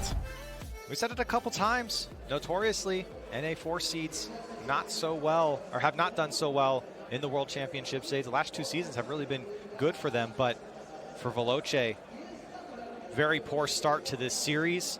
E United, it looks a little dicey at times, kind of flying by the seat of their pants a few times, but I mean, 2-0 lead, it speaks volumes about what's happening in these games. And for Cassio and Freaky, those are the guys that have been at this stage before. Cassio, part of the Cinderella story last season, taking Triple Trouble into day 3. But for Freaky, this has got to look like almost more of the same for him, and he's going to have to try and make sure that that mentality doesn't hit. He's got to take this in a fresh mindset. In E United, you talk about the mindset, the experience on the Veloce side. E United, I mean, these guys are all new to this type of stage. And so far in this series, a 2-0 lead, they got to be feeling comfortable. E United to this point are laughing in the face of everybody that predicted that they would come 8th in North America. A win here would guarantee them at least top 10, a chance to break in to top 6. It's going to be bouncing off the backboard. And it's open for the longest time. Hoxha gets there. But for Veloce, this was their chance, and they eventually take it. Starting off on the right foot for Veloce, breaking down the defense of United, making them spread out. You see that double commit opens up the space for Flame to come through. That pressure for Veloce pays off in the first 30 seconds. And I respect that from Freaky as well. Get well out of the way. Yeah. Taking absolutely no risks. No chances here. But it's a great start for Veloce. Now they're going to try and want to get the second. But they've taken a lead previously in this series, and it didn't work out for them. Freaky just dropping it. It's a slow ball. And the thing is about slow balls, when they do bounce up quite high, is it can be very difficult to play with, and I don't quite know what just happened to E United's defense. The defense just not there. The clear gets blocked, and it comes out to Cassio. Gives a great pass off the corner. And E United nowhere to be found. Either way, Veloce taking the 2-goal lead. It wasn't exactly in spectacular style, but they will not care at this point. United do not want to take their foot off the gas. To the midfield, Cassio this time was the option. Very interested to see him already downfield. Roldiz looking for the solo play. He's quite central. Very difficult to get solo plays going once you're facing directly at the net. Only real option there, try and force a challenge. Well, he was already committed on the left side of the ball. It's tough to cut back and fool your opponent. For United, they got work to do here after the first minute. Drop down, half volley. Flame can get that into the midfield and follow his own touch. Just going to set up, just trying to steal boost. Ricky coming into the picture a little bit late. Roldiz, that's not a comfortable touch. That's a lot of boost used to do nothing for your team. United looking, well, not quite like themselves. Not like the United from game 1 and 2. Now it's a midfield again. Very slow from both teams for that ball. Hoxha gets it just about past Flame. Both players missing again. Now it's Cassio trying to add some consistency to the field. Off the backboard, missed. Maybe Ajax did call for it. United have seen 2 minutes burn. Haven't got anything for it just yet. Not even a chance on net. Spending a lot of time here on the United side, and credit to Veloce. This is the type of game that they want, where they control the pace, they control the midfield, and it forces everything from United to break out. Full boost used there for Roldiz, but it's going to go in for Ajax on the dunk. Ajax comes in for a phenomenal challenge. It's a goal out of nowhere, really. Freaky couldn't quite play in the corner. And yeah, just straight down the middle, a 1v1 player's dream. He'll take it for United and get back into this game just above halftime here. And after I just complimented how well Veloce is playing in game 3, they give up one. It's been a very scrappy game 3 from both teams. Flame to the middle. Freaky's actually got dumped. Cassio will be by himself, but he'll be happy to see that nobody around him. Hoxer with a pre-jump. Not Ambitious, sure about that one. but not quite there. This one, however, might work out. Another good challenge for Rolled is United starts winning more and more of these. Cassio looking for the backboard. Again cleared. Very interesting how backboards have sort of developed over these last few seasons. They were all the rage back in Season 3, but nowadays it seems like if you just power up the backboard and someone's there, you're giving up clear. Yeah, really giving up possession at that point. Not the most optimal touch. A lot of times if you're going to go up there, you want to hit the edge. So it comes back down to you. It's tough for a defender to read, especially when they're on the goal line. Speaking of hard to read, Hoxer getting tricky up in the air. A lot of moves used over E United. Need to try and defend now. Cassio, he just fakes, he just bumps, and Freaky's going to get himself a goal. How does this go in for Veloce? Freaky just throws it downfield. This should be an easy touch for E United. Sure, Cassio's oncoming, but everyone thought he was going to hit the ball. He drives right on by, and E United give up a weak one, a 3-1 lead now for Veloce. Just as they were starting to get back into it as well. They were starting to win more challenges, starting to look more comfortable. It's just taken away from them, a minute and a half on the clock. Veloce just need to hold on to this 2-goal lead to give them hope in this series. Roldes straight back down. That's directly into a Veloce player. Flame goes for net. Get the feeling that Freaky was a better option. He was in the midfield. Veloce, they will not care right now. Just hold on to that 2-goal lead. Roldes. It's middle for Hoxer. One more opportunity. Roldes couldn't quite get the challenge, and even they are trying these passing plays, but need it to be more snappy. Need to be more direct. More snappy, more direct, and can't commit so many numbers upfield as well. All three committed on that passing play when only 2 were involved, leaving their backfield wide open. Opened up. Ajax not going to get much power on that ball, but Veloce all rotating back still. Flame gets a crucial touch just to slightly off-put Roldes. Well, time ticking away. United struggling to create right now. Off the backboard, Roldes straight down. His passing plays to try and transition are getting better and better for United. Might be a good sign for them in future games, because at this rate, they're going to need more games to take this series. Roldes over the top. Game 3 simply not going their way. Straight from the off. Right into the middle. Ajax tries for another block shot. Veloce happy to wait till the last possible moment. It's an awkward bounce, but it's an awkward bounce that's going to burn more time. And for Veloce, they get their first game of the series. We're going to need game 4 at least. And a much better game here from Veloce. Controlling a lot more of that midfield and making it tough for United to break out. That's the type of game that Veloce has played all season long. Force your opponent into tough positions and wait for the mistakes. And they surely came here against United. It was a very scrappy game, though, Corelli. And my question to you now is, what caused this? Can you even hazard a guess? Yeah, no, I think it's similar to what I just said was for Veloce, that control of the midfield and forcing the mistakes and then jumping on them. That's what Veloce is known for. I mean, that's what we said all season long is Veloce waits for those mistakes to come through and they jump on it. There was a bit of a miscue there on that goal, and I think this one's it as it bounces across. Oh no, this was the second goal here as it comes down the block on the clear. That would have easily been cleared by E United, but that block comes down. Cassio puts it off the corner. Flame there. He's been a great shooter for Veloce in clutch moments and a good shot to put it away. I think the way I've described Veloce almost all season is that the more goals they're up, the worse they make you look, because they make you take more risks. And they're usually very good at spotting those risks and getting there before you, forcing you to commit more numbers. They start making you look a little bit more scrappy, and they just pick off goals. They just, slowly chip you away. They're a very safe team in Veloce. They don't take a lot of risks, and when they do, it's when they're really forcing the issue, maybe in the last few seconds when they're down by 1 or maybe overtime. But like you said, when they're in the lead, they feel very comfortable, and they're a very safe team. You don't see a lot of mistakes come out from them. So we're going to be heading over to game 4 in just a moment as Veloce look to try and complete a reverse sweep. They've got to get this one. They've got to get one more after that. But Freaky, trying to show some mechanics, couldn't quite nail the flip reset. United will see that one away. Now going to be putting on net. Just a little bit of a showing there from the offense. Potentially trying to drop that one straight down. Hoxer, immediate shot again. Veloce forced into quite a few saves here, but most of these shots straight down the middle, easy enough to defend. Flame would have wanted a better touch than that. Immediately giving the ball over to Hoxer in the midfield. Just another one. Blasted for the sake of blasting it. You get the feeling United should have done more with this time. And a little bit of a quiet game in Game 3 for Ajax and Hoxer.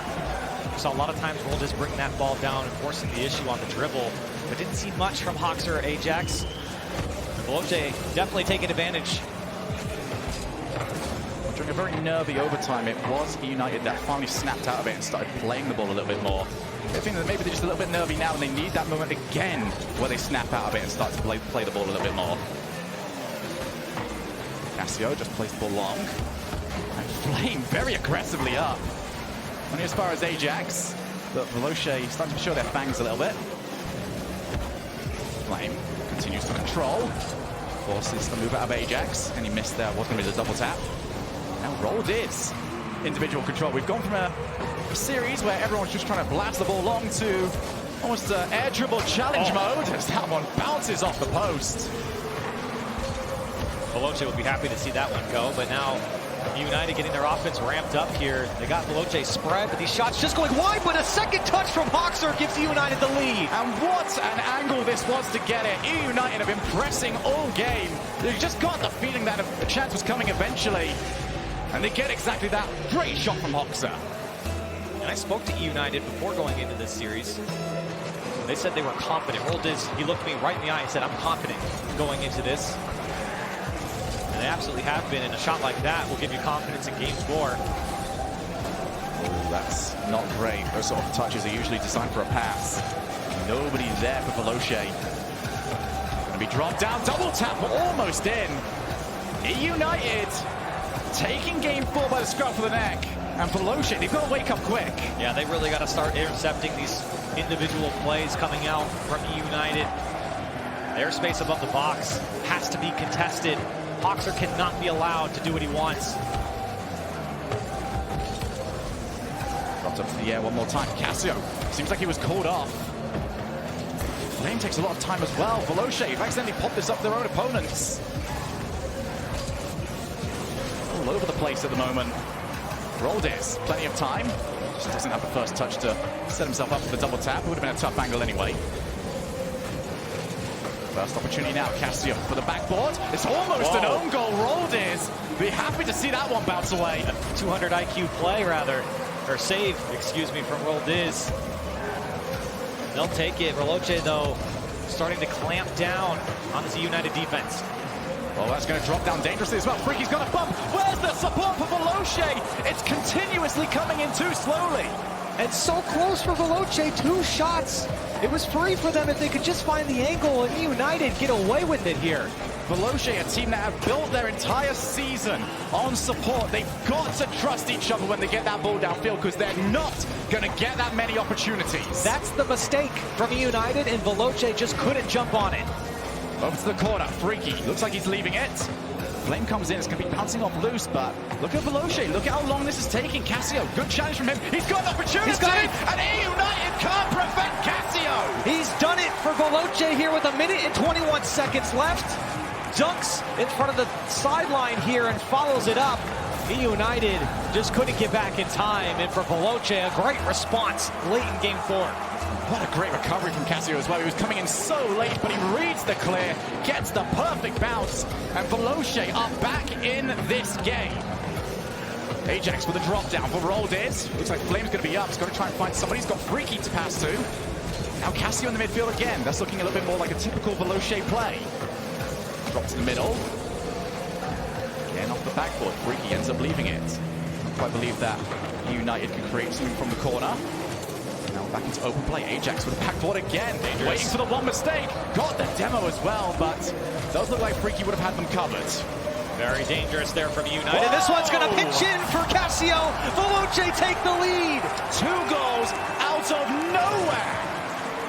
Freaky looks at it. Cassio comes to give him support, and it's a bump from United that gives up the pinch. Rocket League can be such a cruel game.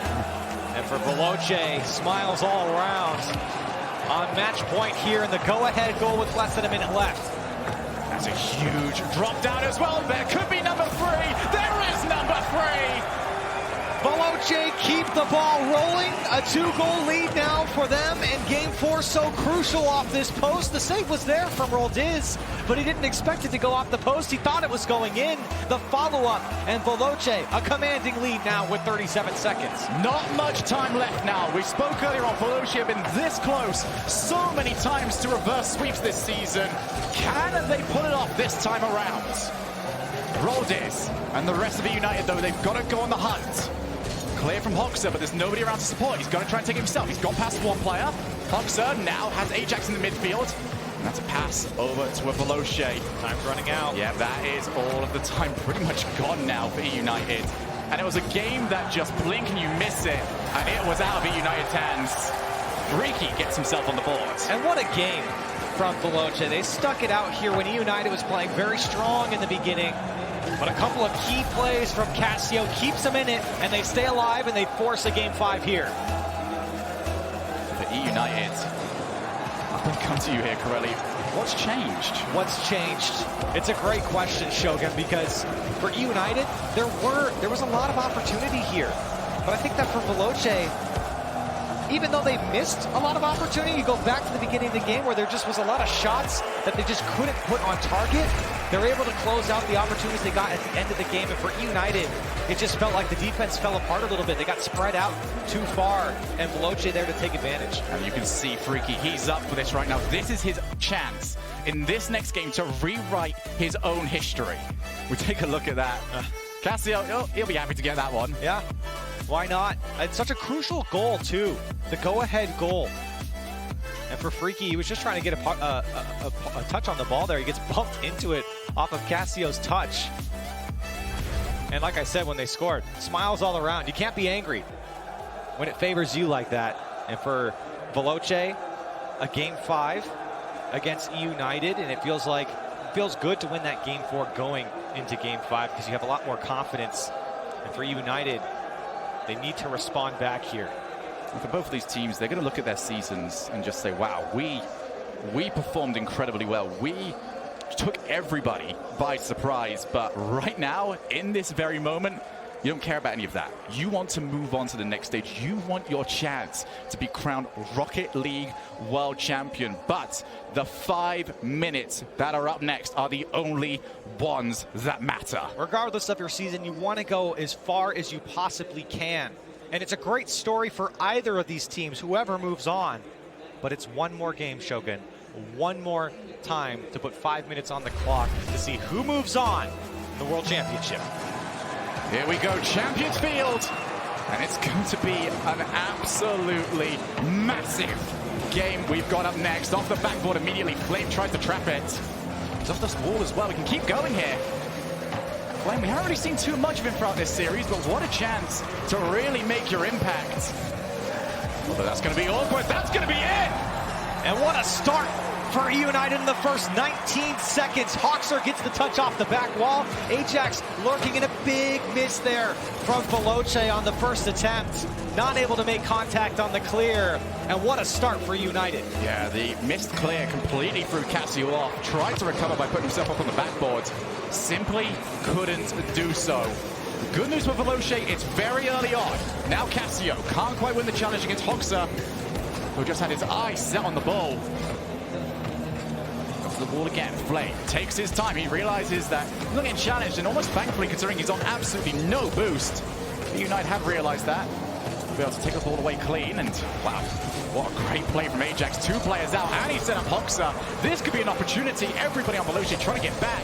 But now we go to the other side of the field. Flame couldn't feather the boost enough. He had 6 boosts as he caught up to the ball there. Just not enough with a follow-up there from Cassio. Can't hit it. Flame, maybe another chance here for Veloce. Freaky's lurking. He puts it away for Veloce. What is this series? 2 teams that you would never expect to be here are putting on a show.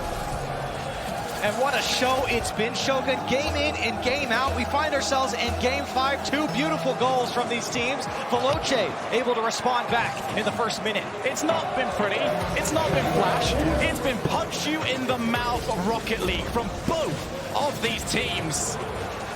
And Veloce have got themselves back, and they got themselves back quickly. It means that they can reset entirely mentally. Now Flame looks for the infield pass. Nobody there! It's in! What a goal for Veloce! Freaky, clinical shot, and look at the setup from Flame. United, they let him have the space, and a backflip in the goal. Veloce take the lead. I want to point out how perfect that pass was. It's so easy in that position to go through as much power as you possibly can. It was a weighted pass. It was a perfect pass. And Veloce, in a matter of moments, have taken the lead. And in a series that's been gritty for both these teams, it's a beautiful play from Veloce to take the lead. Roldis off the backboard. Freaky just tries to control it. It gives Roldis a chance to move forward, and good positioning from Cassio. Lovely transition now from Veloce. 2 players committed, however. Flames up. Want to try and win that ball, but he can't do. Roldis just that little bit quicker. Cassio now gets a little bounce, and it's that small bounce that slows down E United and cuts out their play. Backflip there from Hoxer, leaves the ball floating in midair. Cassio puts a shot on target, saved away by Ajax. And E United got to get control of the air right now, because they are giving up shot after shot, and then none of them are being contested. E United being outpaced by Veloce. Really turning up the heat here from Veloce, and the pace of play has picked up. They are hungry for this Game 5 victory. And Veloce desperate for that second goal. E United desperate to get back over. Going to be passed infield. Flame just wants a block. Not going to be available for him to take a shot this time around. Now rolled over to Hoxer. Clean challenge win, but it gives them a passing option. Cut out now by Freaky. Roll this to the wall. They're going to try something different now. Middle of the ground is simply not working for E United. They're going to try something else, but now again, cut out Veloce. Dropping E United to their own back half. And they've got to try and escape. They've finally done so. Roldis, though, needs a recovery, because you're simply giving the ball back. And every ball in the midfield is contested by Veloce right now. E United struggling to break out. There's a player in their face every single time. A big miss here opens up some space. Flame's going to put it off the sidewall.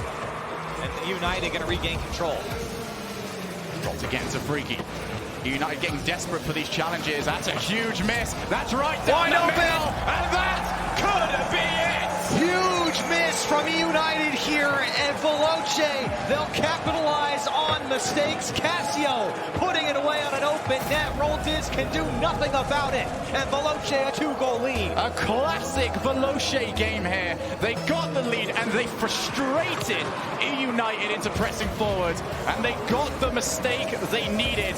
But E United with a drop down, and this game's not over yet. They're going to respond back. E United, just after the kickoff, Hoxer chases him into the corner, and a great touchdown from the ceiling. The pace of that ball on the bounce makes it tough for defenders to get there in time.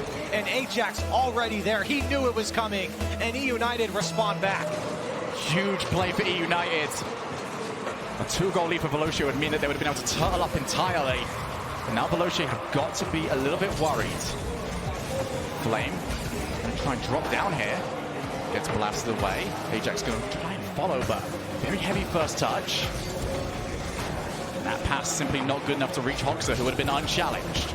They're trying to find these passing plays now. E United abandoning the backboard entirely.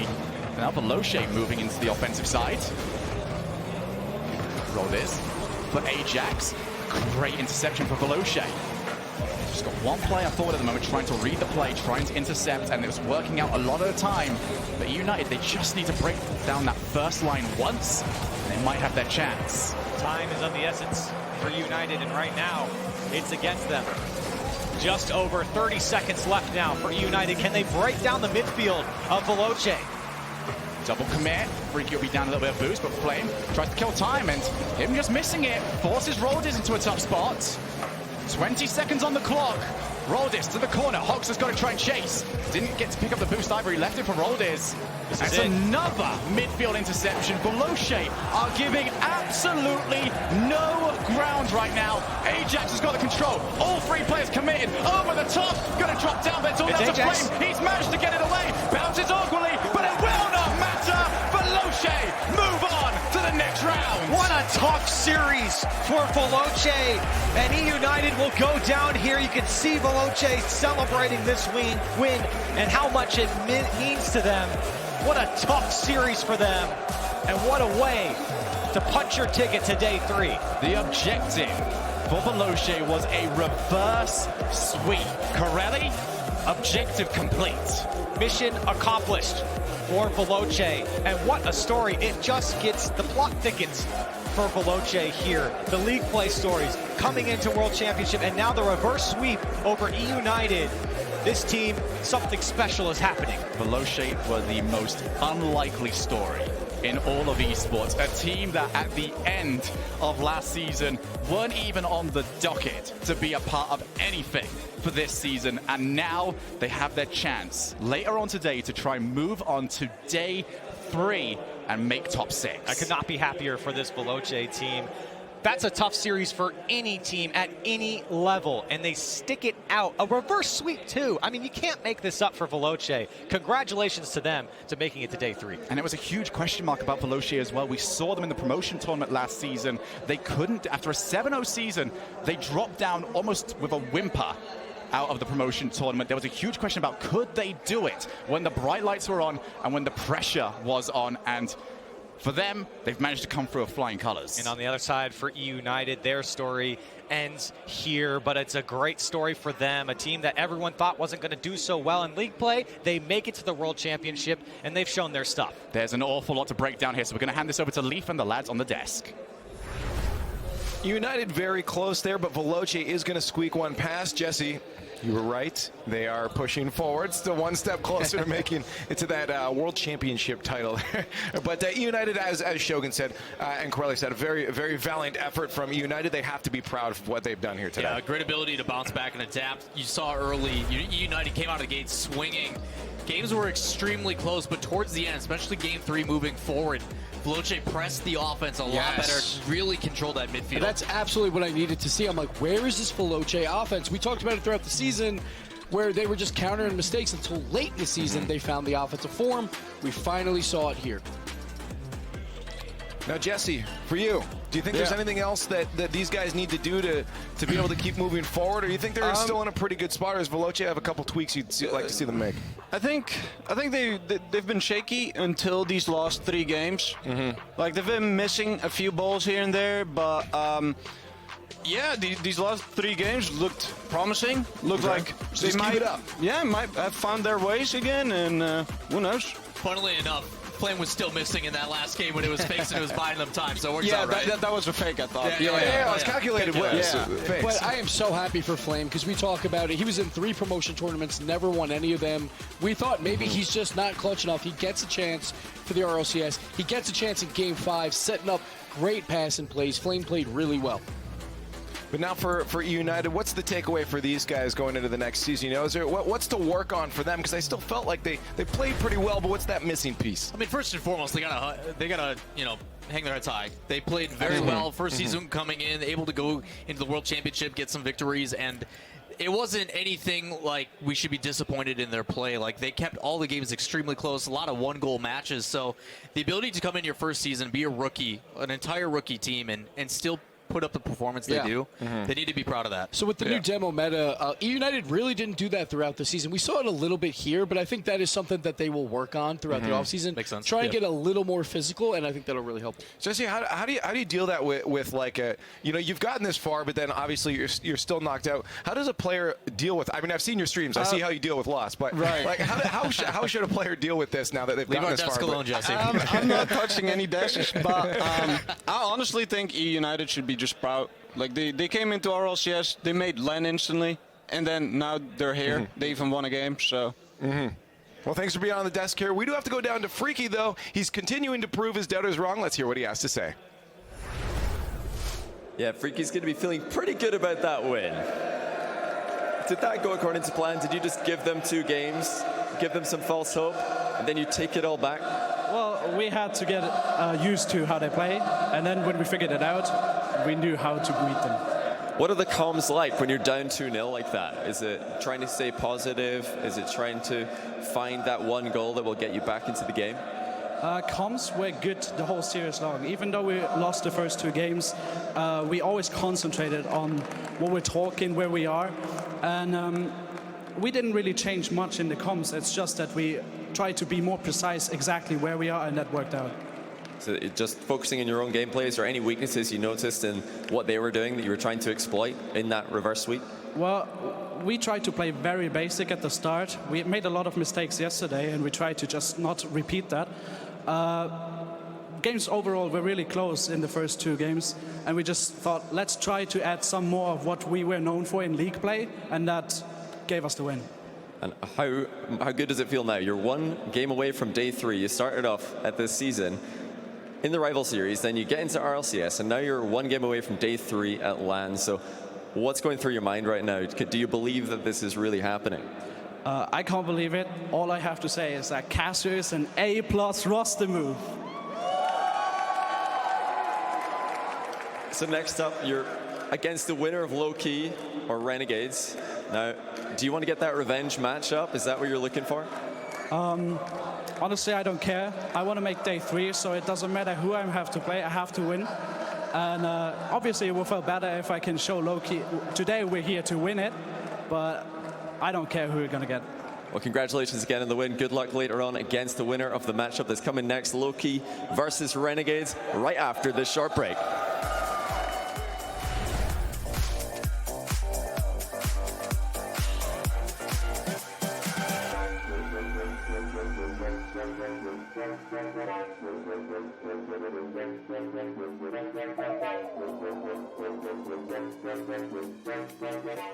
To be brilliant is to defy convention and challenge expectations. It's what we do at Intel, powering you to master your potential. Intel, unleash your brilliance. You know, I'd buy tires online, but then what? We've thought about it. We're TireRack.com. They should let you ship directly to a mechanic. We call them independent recommended installers. Then you just make an appointment. At a time that's convenient for you. This could change tire buying forever. Visit TireRack.com/Pirelli to find a full line of Pirelli tires. Pirelli, power is nothing without control. TireRack.com, the way tire buying should be. At CDW, we get you want happy, productive employees. That's why we've made our office pet-friendly. Maybe a little too pet-friendly. Well, you know, CDW can design a mobility solution with light, powerful devices from Lenovo to make your people more productive in or out of the office. Anyone have any questions before we go? It's great. I really need to get out of here. Snake people are freaking me out. Hey, Cheryl, do you have a sec? For workplace productivity, you need Lenovo and IT orchestration by CDW. People who get it.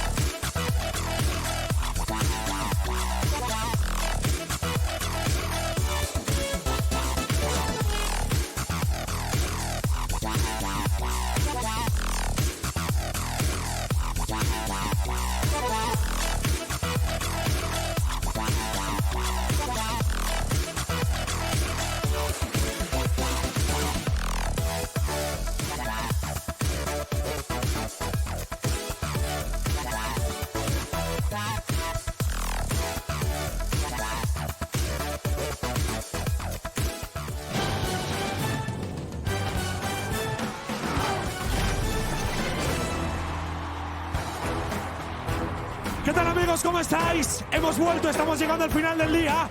El segundo día del Mundial del Rocket League. Y tenemos ya los dos equipos preparados. Quiero que deis un fuerte aplauso y un fuerte ruido para Low-K Esports. And Low-Key Esports, they made history yesterday, their first series win. But there's more history to be made. South America versus OCE for the very first time. Hey, man, 2 one-goal games against Energy as well, bringing 1 to OT. They've been competitive all day long. The team huddle beforehand. Y enfrente, amigos, van a tener, también quiero que les deis un fuerte aplauso al equipo de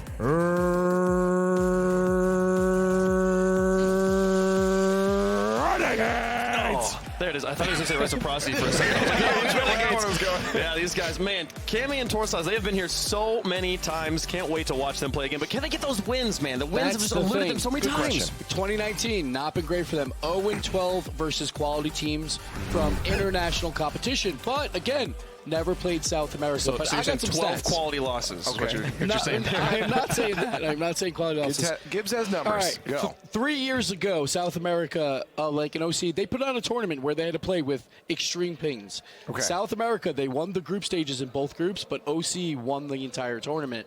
That's the only time that these guys really have had a chance to match up. But again, 3 years ago, plus they're all playing with like 150 ping because they want to play versus one another. Finally, we get the matchup that both of these regions have been waiting for. It's the Renegades, the best team from OC versus Low-Key. Sure, they're the number 2 seed, but everyone considers them the best from South America. This is for bragging rights for sure here. Yeah, been wanting to see this matchup for so long, and we finally get it.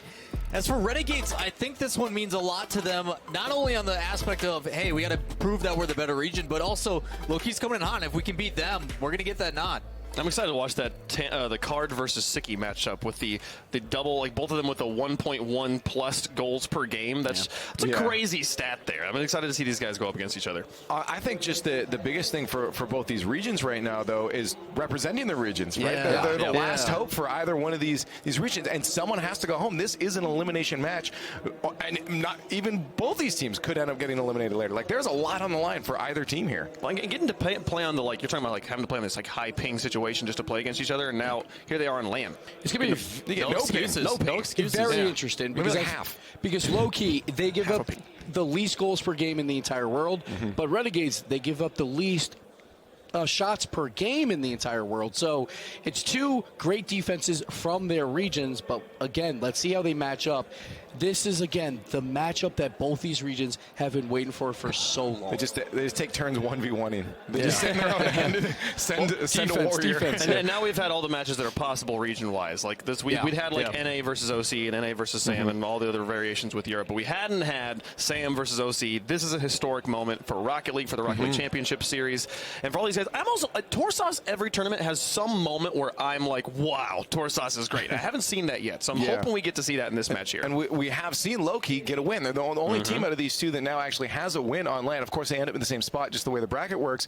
But you know, they at least have that taste of victory. They know what it's like. I mean, they're the ones that knocked close. on Veloce, right? Like first match and first series, they're the ones that take them to him. So got a lot of confidence. If they can get the victory here, you got to feel like if they can move forward, they're going to be able to take another victory. They've already done it once. Exactly. When you look on paper, once again, Veloce takes out E United. Well, E United beat Renegades, but Low-Key beat Veloce. So on paper, it looks like Low-Key should have this. But again, it's a brand new day. And all the experiences on the Renegade side. They've been here so many times before.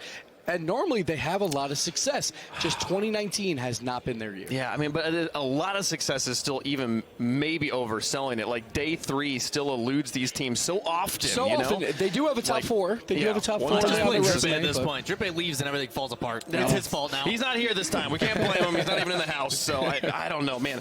When I'm sitting there like, what would I predict? Who would I think is going to win this? This is so hard. It's a difficult one. So hard. But do it. Loki. Okay, sure. That was really tough. It didn't seem like it was that hard.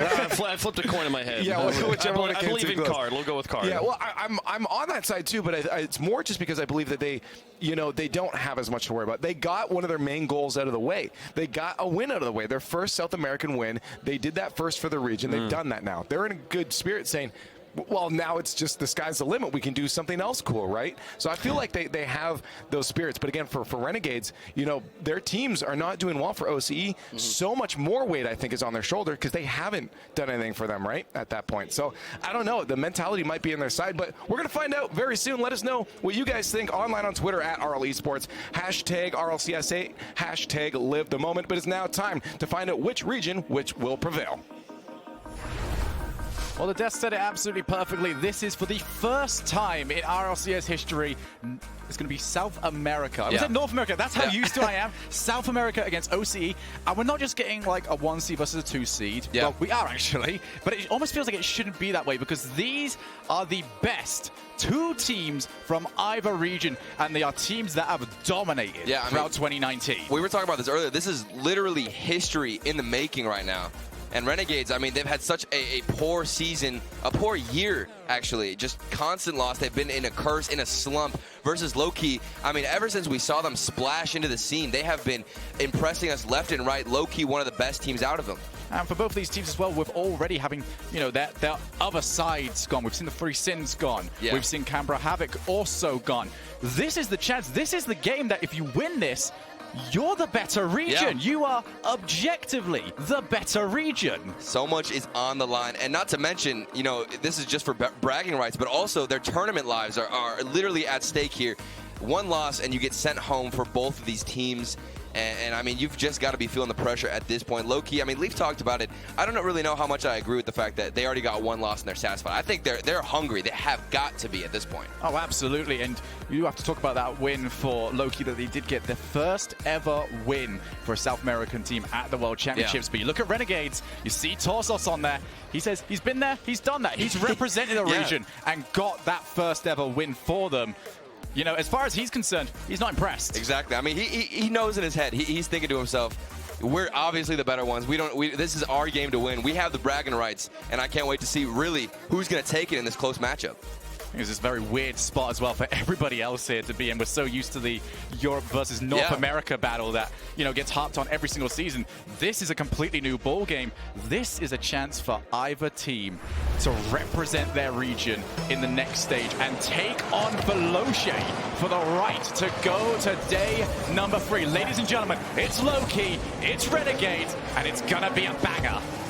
We're going to start ourselves off over in the blue side of the field. An actual opportunity for Torsos, but he goes up so late. Came in a bit too early here now.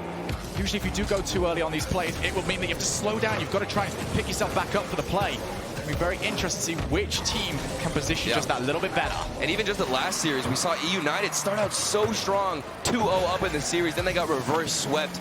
At this point, you really just have to build on the momentum that you gather early on, and you can't let that slip. You can't let mistakes, more specifically, get into your head. It almost feels like that's what happened to E United throughout that series.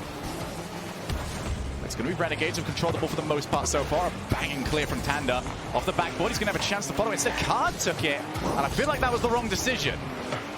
Now Siki to the corner. Infield pass available. Infield pass taken, but it's not any real danger for the net. I love the passing so far, though, from Low-Key. I mean, utilizing that midfield space up on the offensive end. I feel like they're really receptive on just trying to get the ball infield and not too worried about solo plays.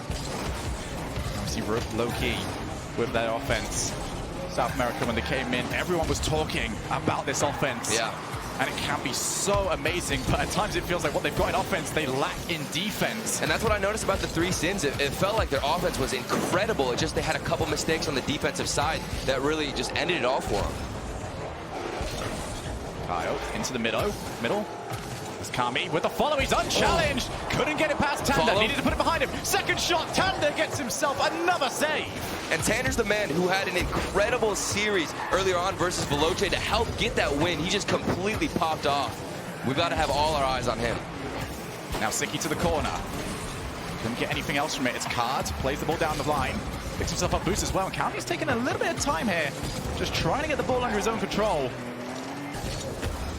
Now infield pass to Card. It's another good interception. Both teams really doing well at spotting the plays. And look at the patience there from Siki. I love this dribbling play so far from Renegades. I felt like they were a little bit too eager in their earlier series against E United that they did end up losing. I felt like they just jumped at every opportunity, now taking it a little bit slower.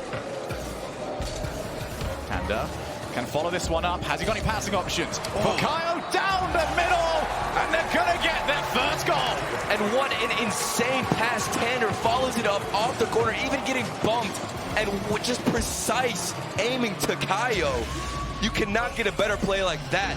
And we talked about it, the offense from these South American teams is incredible. But that showed something different to me. I've watched so much South American play this season where it seems like pace is the only way to open up teams. That was slowing down the play and slicing Renegades apart. Pure finesse.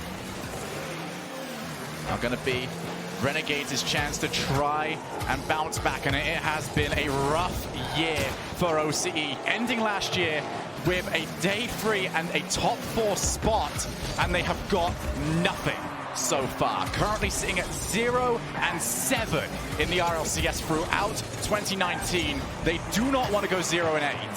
I mean, I thought it would just be a mental break until they picked up Siki. I thought maybe that fresh roster would change things, but they still took the very first loss in their series earlier this tournament.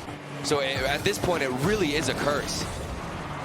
Trying to play over to Siki. It's off the backboard. Can't make contact, but he's almost got the save. Torsos sees the ball in. I thought maybe Card would get a piece of this as he's falling off the backboard. An initial first touch did not go his way, but he's falling down on the ball, and Renegades, they exploit all that space because nobody's there on the backboard for Loki. So they get it back. Minute and a half left on the clock. This all-important game number 1. Now Siki wants to keep that momentum going. It's a good challenge, but an even better defensive rotation. Sees the ball to the other side of the field. Torsos. Follow. He's actually got a demo from it as well. He'll be pretty happy with that. It gives this team a chance to try and get themselves into a decent position, but what they did with it is put 2 players into the same spot. Feels like they've got more out of this than they probably should have done. The backboard defense from Loki, a little bit all over the place. I feel like they're not really trying to focus on those rotations in the backfield, and they're playing a little bit too flat-footed. It's Card. Just trying to get out of the midfield. Renegades getting their position just a little bit deeper right now if they're off-ball players. It means booming clears are going to be much more difficult to get to go anywhere. Instead, Loki will have to try and solo play, and as soon as they realize that, though, you know, feeling they can be so dangerous. Loki have some mechanical monsters on their roster. Out to Kami for the double tap. Card has to get there, and he sees it away, but that was a dangerous moment. Oh, double commit as well. Tanders might not have spotted it. Just gets his car back around, but it's now pressure in a second touch for Torsos. It means that it slows down the play. A couple of nervy moments for Loki, but they've got away unscathed. All the pressure so far really has been Renegades. I feel like Loki has very pop-off moments here and there, but so far they haven't really been able to starve out Renegades. But still, it's all tied up. Siki will be by himself. It's an awkward bounce. Does get there, and he's going to try and follow it. Infield pass, and a tame shot to finish us off and head us into overtime. Kami, just straight to the corner. He's going to be the one to follow. Gets boozed. He's still got the ball as well. Leaves it for Torsos, and that's open for a shot. Couldn't quite get the players in position in time, but Renegades testing the net early. And then we see Kyle on the backboard, and still nobody there. There was nobody on the backboard, and still a shot open for Renegades. Everybody is on the ground right now for Loki. It's so difficult to defend, while you see Renegades just banging it off the backboard. But Renegades needs to be so careful about their third man positioning. If they get too far forward, it will just take one big clear for Loki to set them through on net, and they've managed to transition themselves out of defense. What have Loki got on the offensive side? Well, they've got a bump from Kami, and it seems like not much else. Good play. Over to Tanda, then back out again. Hard. Loki getting better at getting out of their defense. Off the crossbar, follow! Gonna be blocked one more time, but Kaio for the top corner, and Siki dives in, keeps it out of his net. Tanda's gonna take his time. It's a lovely tip over the top. Kaio's able to control this, forces a challenge, 1-for-1 trade. Just a bit of a slow down now in this play. Siki coming as far as Tanda. Coming up off the wall. Renegades controlling this overtime so far. Control doesn't mean anything. They need the goal. Yeah. And we just saw how explosive Low-Key can be with that one chance this overtime that they've had. So close. Great setup. Here's another one for Renegades, though. Off the backboard, still defended by Low-Key. They're hanging on. Yeah, they need to try and find a better way of setting up for each other, though. So far, Renegades been the offensive team. Not quite how I expected this one to go down. Yeah. And Low-Key, they're getting better at getting this ball out of defense, but there's still times where it can be very, very tough for them. This is an example of it. Okayo gets the ball into the final third, and now they've got possession of the ball. It's a huge hit, though, from Tanda. Was it wasted? Going to try and slowly find a way for this. Off the backboard, Okayo, another block. 2 minutes of overtime played. Who's going to get it? Open. Card for the net! All bow to the king! And it gets reversed onto the Renegades. All that pressure just fails, and Card sinks it in onto an open net. Nobody's there. Renegades, they were just so disorganized, and that's what I was talking about, the explosive play from Low-Key. They managed to just hold on last second on defense and then explode out of their own half. And who better to get it than Card? Yeah. He has come into this tournament at 1.6 goals per game over in South America. He was by far the most talked about player. Many people calling him King Card coming into this. A legend. He is showing that he is royalty on the field. And he's facing against Siki right now. This is such a historic match. I mean, we were talking about it earlier, Shogun. We could not wait to cast this because we've got Siki and Card, both basically the representatives right now of their regions, coming in and just clashing right now on this field. So Low-Key able to get the win. They played a lot of that game on the defensive side of the field. And for you, Turtle, well, the Renegades need to switch on the offense because we're seeing them over there quite a bit, but they're struggling to create. It's all about that last piece. I mean, I can see such great pressure. The possession is definitely there. Like, we were watching this entire time, and it felt like Renegades really were just running around in the offensive half and had all the possession, but there was never that extra effort. We didn't really see any demos at all. We barely saw a lot of boost starvation. It felt like they kind of limited their aggression by just kind of trying to keep it over there, but instead, they need to push forward, go for those demos, open up even better opportunities if you can't get a great shot in. So Turtle over here saying that we just want to see a few more players in front of the ball. Continue that rotation. Absolutely, and I have to bring myself to agree with you here, Turtle. Let's see if Renegades can make the changes necessary, because when Low-Key get themselves on defense, they are so hard to break down. You're going to have to punch your way through that wall. And like you said, Shogun, we didn't expect Low-Key to be the defensive team out of this matchup. We thought it was going to be the complete opposite. Ball popped up. It's going to be Card. Overtime winner in our previous game. He'll want to try and take that further forward. And Torsos, well, he's not putting his team in a great spot right now, handing away possession in the opposing side of the field. Kyle for the drop. And you can see Card was lurking. Another shot on target. It's just to test the defender. But a half volley given up to Siki means that Renegades can escape. Now Torsos to the corner. It's going to be very awkward looking. It's bounced off the post. Card has to just get the ball away, only to the midfield, but that was a interesting jump there. And you saw all the work that Torsos did to open up that space, and nobody from Renegades was pushing up with him. Siki. Downfield, there was a player downfield from former Torsos, but he went too far forward. The further you press downfield, the easier it is. The longer the ball has to come for you.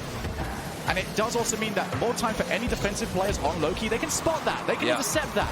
And as an offensive player, you haven't really got much play smooth, whilst the defensive player can just run straight forward and take it. Kaio with Card up at support.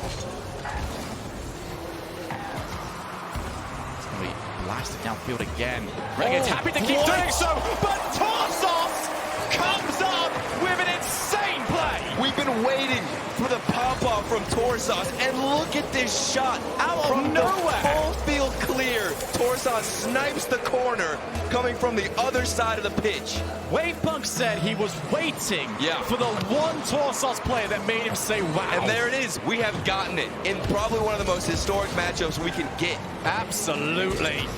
Renegades suddenly explode into the series. And it was doing exactly what you said. Leave someone downfield. Give yourself an extra option. Be confident in your aggression and your positioning. Renegades, they have the skill. They've done the work. We've seen it in their league play. We know they have what it takes.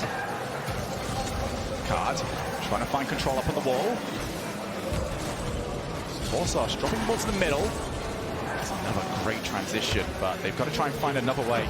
Maybe getting that third touch. The first two touches are very good. Just getting rid of the immediate danger. Now they need to find a way of getting that third touch that finds their way into the Renegades' half. They're finding a way to alleviate that pressure, like you said, and it's just kind of almost the same concept, having real confidence to push forward, but they don't have any boost because they're getting starved off this Renegades possession.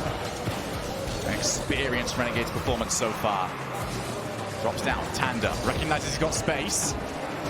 At least as much as Kami would allow him, but Torsos, you know, there's the other side of Torsos. We talk about how he can sometimes come up with absolutely insane plays, but other times, a little shaky. He's a veteran at this point. He's a veteran. He did so much on that stage. And you can see that still the nerves can get to you. Such a high-pressure situation. There's no experience quite like it. It's a huge demo as well. Siki, though, still in a good spot. Now Kami for the drop down. What a goal that would have been. Low-key, still defending well, but defense is not what they need. It's Kami for Torsos. Have they got a third player? Siki is slowly creeping in. Two players committed. Will that leave a shot? Kami just puts the ball up high. I think that was the right decision. Get people back in position. You don't need a shot on target. You just got to get that ball up high, make it hard to transition again. Don't get too desperate, and that's what I noticed, really, Renegades jumping at everything in their previous matchup against E United. It's so much more calm and collected here against Loki, who are just stuck on defense. Huge challenge from Kami. Tanda with a pass! Oh my goodness! What? Tander just hovering in the ceiling. Are you serious? That is outstanding. And more importantly, Loki have got themselves back in this game. Despite the scoreline being 1-0, it looked like Renegades were coasting. And then here's another one. That was almost stolen from Renegades. They need to wake themselves up quickly.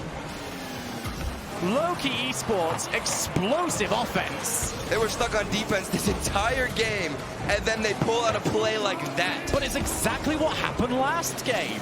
Renegades control the majority of it, but it's those 10 seconds, those, you know, even less than that, Loki need to put together an unstoppable play. And I think it's really because the offense from Renegades has not been that threatening.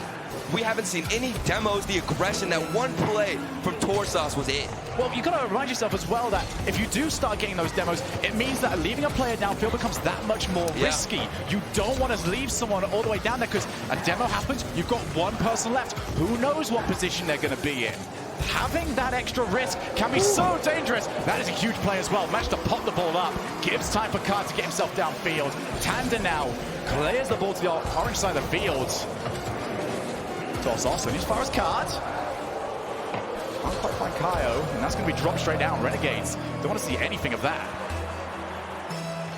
And this is an overtime that you get the feeling Renegades really need to try and take. They lost the last one. Awkward positioning from Torsos. That's going to sneak its way through, though, and Siki gets it done in less than 10 seconds. Right off the kickoff, Torsos from the ceiling. What a pass down to Siki.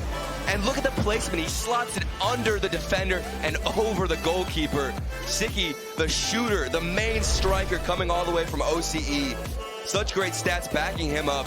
And he makes Renegades, you know, back in contention, really, because otherwise we would have been looking at a reverse sweep. And there's two parts of that goal, actually, I want to go through with you here, Toll. The first one is just going to the ceiling. Now, the main thing I've actually started to notice about this is the ceiling, dangerous anyway, but usually you can challenge those. You just send someone immediately, you get the play going early.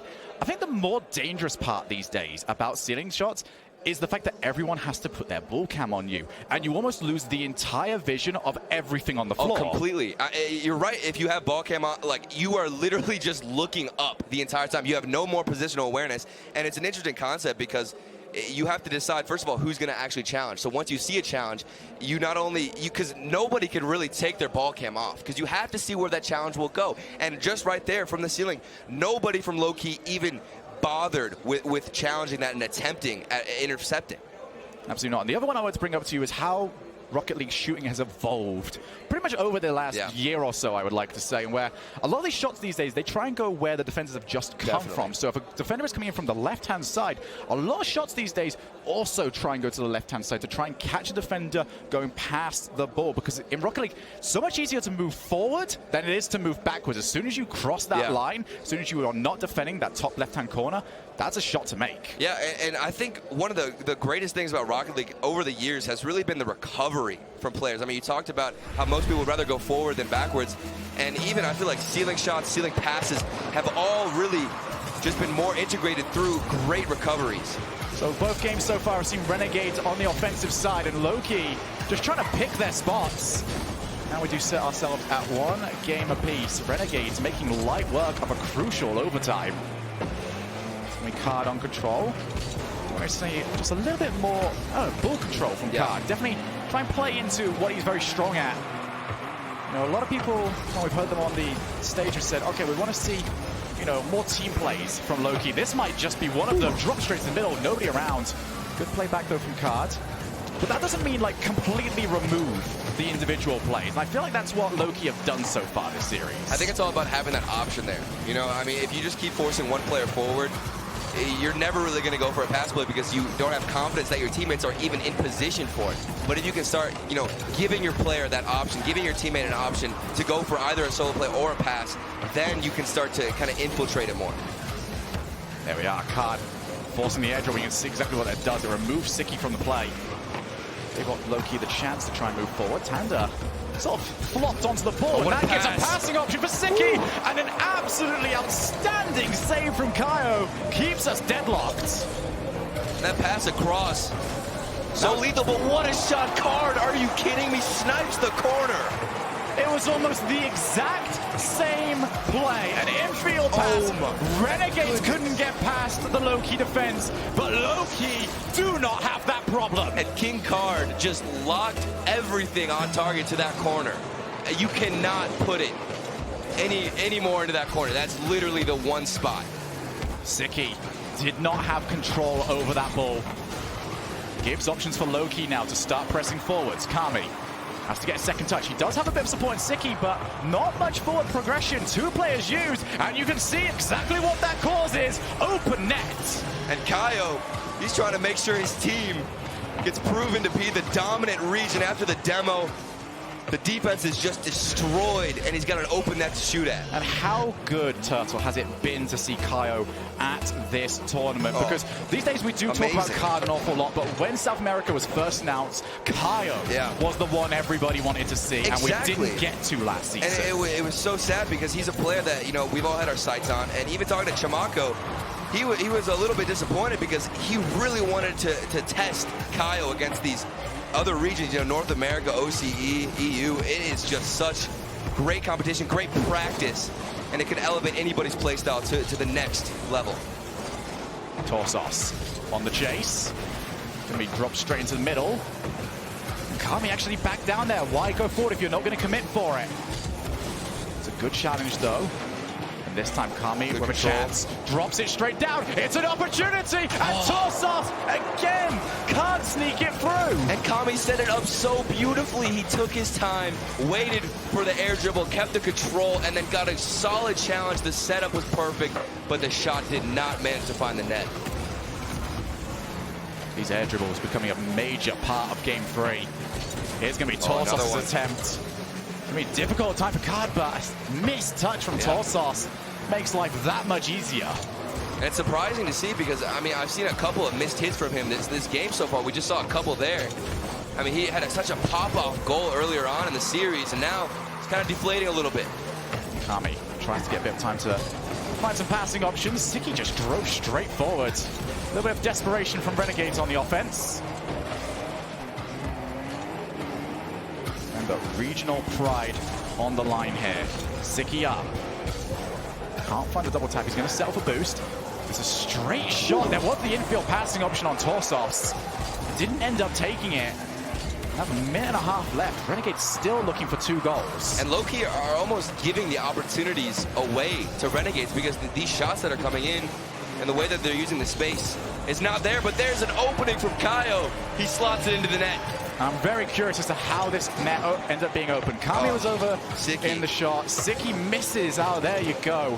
You see a lot of teams try and use a player over in the corner to get a half volley, but you've got to hit the shot. You have to make contact there because that bounce was just too brutal to handle.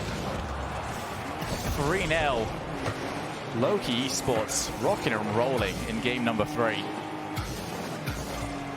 For Renegades, the offense just not there right now. They've got to get something going. Oh, what a double. It's going to be dropped straight into the middle, but another challenge and another challenge win for Loki. Siki, that full bounce. And Loki Esports, you know, this has been an impressive defensive display because a lot of times we're only hoping that they at least get in front of the shot. They're not only just getting in front of the shots, they are blasting the ball back down the other side of the field. And even whenever they can't manage to find a challenge, I found that the goal line saves from Loki this game have been really solid. Earlier on in this initial game, there was one incredible save across the corner. I think it was Kaio who got it. Just clutch plays overall, and you can tell that Loki in this game really are here to prove something. But that might be number 4. Siki has to push the ball away. But Loki Esports dominating in game number 3, and with 14 seconds left, there is nothing Renegades can do but fight for a consolation goal. Will be Torsovs trying to do so, but just disjointed in the way they try and set things up. Loki ready for everything, not making mistakes, and now they are going to be 1 game away from grabbing their 2nd win at this World Championships and claiming regional dominance over OCE. And Renegades, man, you know that they are hesitant at this point. It has just been such a long year for them. And now Loki, you know, coming from South America, they haven't gotten nearly as many opportunities, but they're definitely making it count more right now versus Renegades, a team who has just been struggling to get some offensive movement. Absolutely have been. Renegades just getting caught consistently, and unfortunately for them, this game, you know, they were just as much at fault for the goals going in as Loki were, although that was what started off the downfall. And I love Kaio's movement here with the ball. I mean, he didn't even want to go up too far with it offensively. He knew initially, I'm going to cut this turn in right away, find the pass in the midfield. It was so early to get a pass in, but that's exactly why it worked, because nobody from Renegades expected it, and nobody was there to intercept. Absolutely not. I mean, we didn't even really see much of Tanda throughout that game. He wasn't really needed at point. It was such an impressive performance from Kaio and Card that he just sat back, made sure he was doing his role, and wasn't anything else needed. But for Renegades, you know, we've been talking about for the entire series, we've got to see that offense, we've got to see the infield passing plays, but more importantly, Turtle, the shooting. Because they had a couple of very good opportunities to start off this game.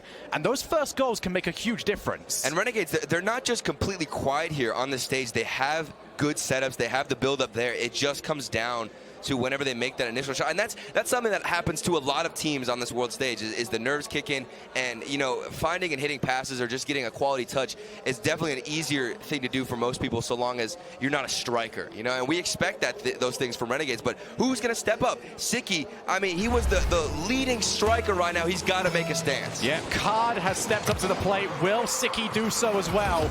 Or can somebody else on Renegades climb into the history books as the team, that player that led his team to victory here? But right now, Loki have just been so relaxed in these last few games. It's going to be dropped back off. Kami and the rest of Renegades will want to try and find a bit of speed on this offense. Then we pop back out. Tanda plays the ball long. Renegades holding into the midfield. Might be able to try and pass that back to Torsovs, but he's still trying to land. No recovery available. Tanda going slow. Well, he's on 0 boost. You can hardly blame him. And again, we're thrown in the 1v1 scenarios. The opportunities like that Renegades, they have been in the offensive half almost this entire start so far, and still nothing threatening. Yeah, but that was a much better opportunity, I'd have to say. Definitely a better creation, trying to use the infield pass. Just got unlucky that it was red. Card taking his time. And Torsos ambitious with the pre-jump. Tanda for the setup. Kyle doesn't want to go for it. Oh, good challenge. Ziki now able to keep moving forward. Only one left, trying to be sneaky. Just slid the ball to the other side of the field, but Loki Esports were equal. Almost a big miss there in the corner from Renegades. They have a little chance to Loki. We've seen what they can do with just the smallest windows, the smallest opportunities. As Renegades, you just have got to be shaking anytime you're on defense.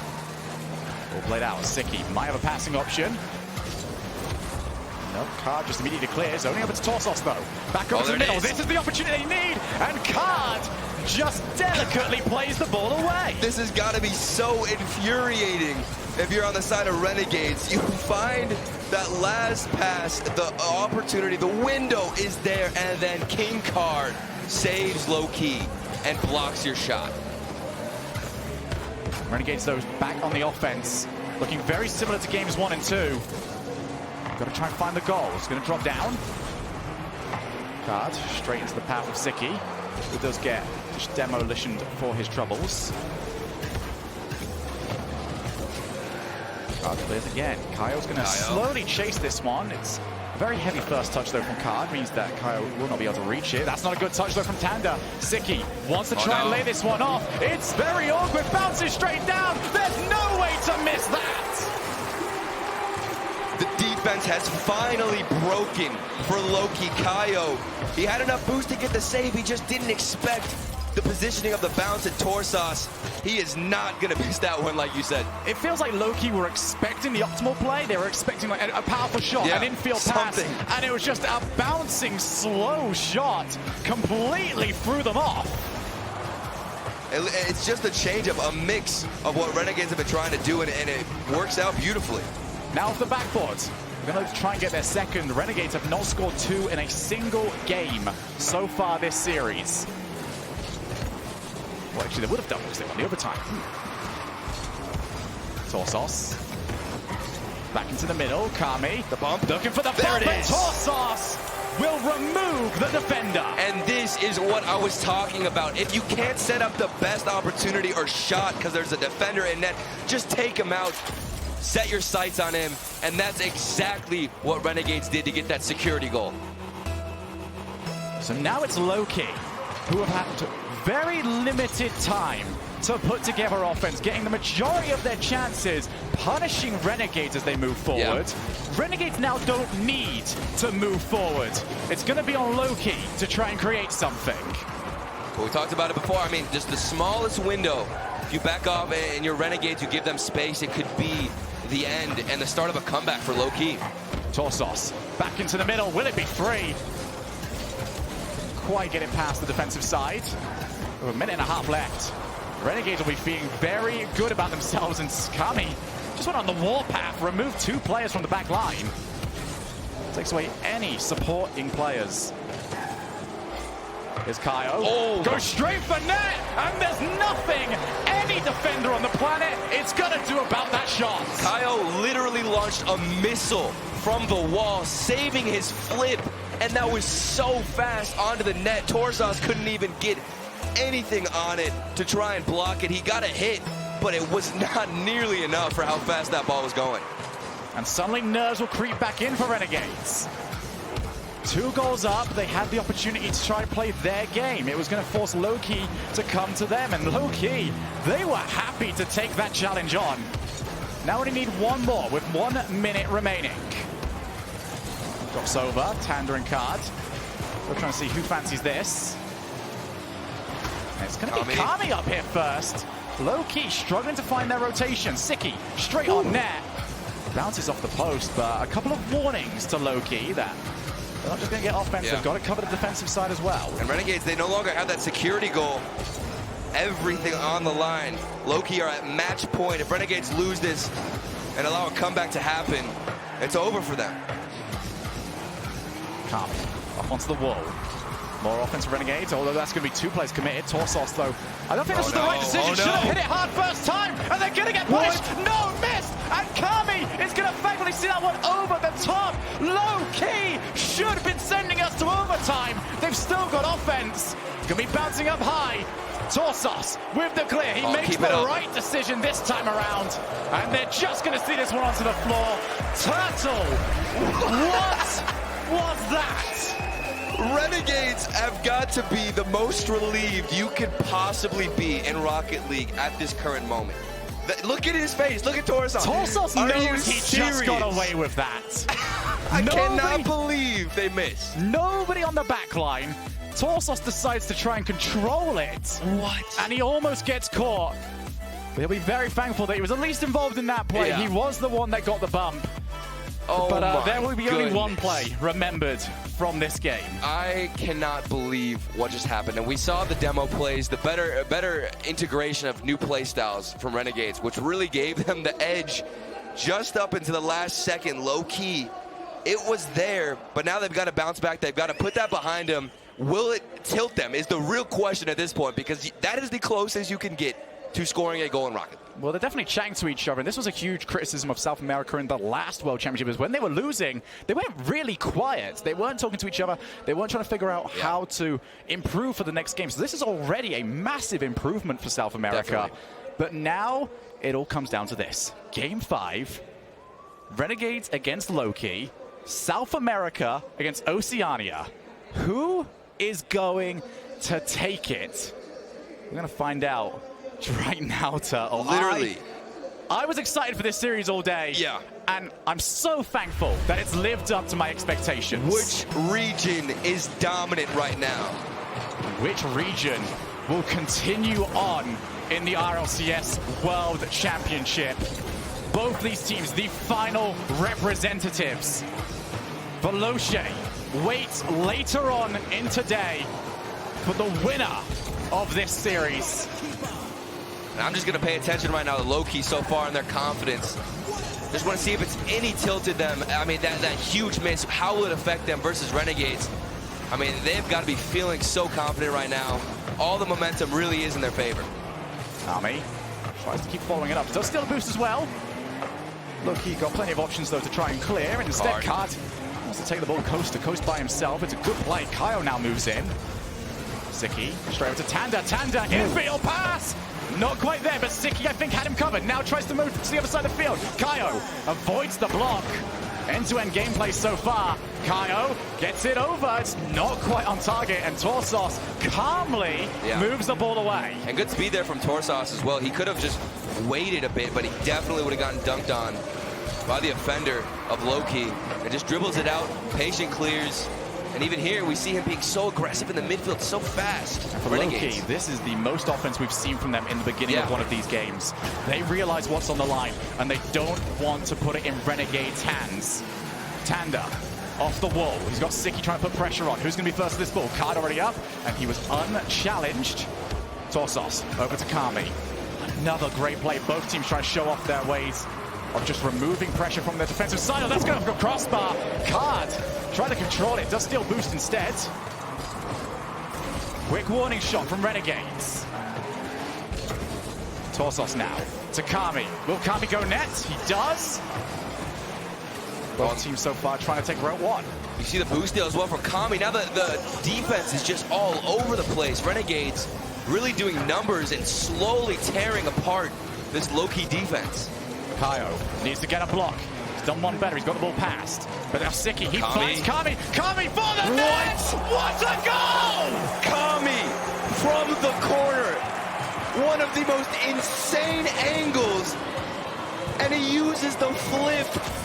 There cannot be any better timing to hit that shot right now in the battle of the regions. Renegades are 1-0 up. Over half the game to go. Loki looking for a response. That one goal could be the one difference maker in this series. Tanda on the ball. He's got options downfield. He chooses himself. Sikidov, another great challenge off the backboard. Can they find that second? They're just looking to try and keep pressure on, especially because they've got a ball player in the net. Instead, Card has to try and scramble back. Wasn't expecting to need a save. He's done well to keep it out. Now Torsos unchallenged. Renegades mauling low-key in game 5. And they're just starving them. Look at the boost pads. Kyle even rushing to get the corner. And now they finally make it out, but look at the interception, a big miss there for Renegades, but still, it doesn't even matter because they're so aggressively defended. Barely any space. Card doesn't have a great dribble, but now's a good chance. Played over to the side. He had a player diving straight into him. Had to try and create some space. Ball up high. Loki have struggled to outpace Renegades in the air this series. Minute and 40 on the clock. Over to Card, but Renegades always holding players back. Yeah.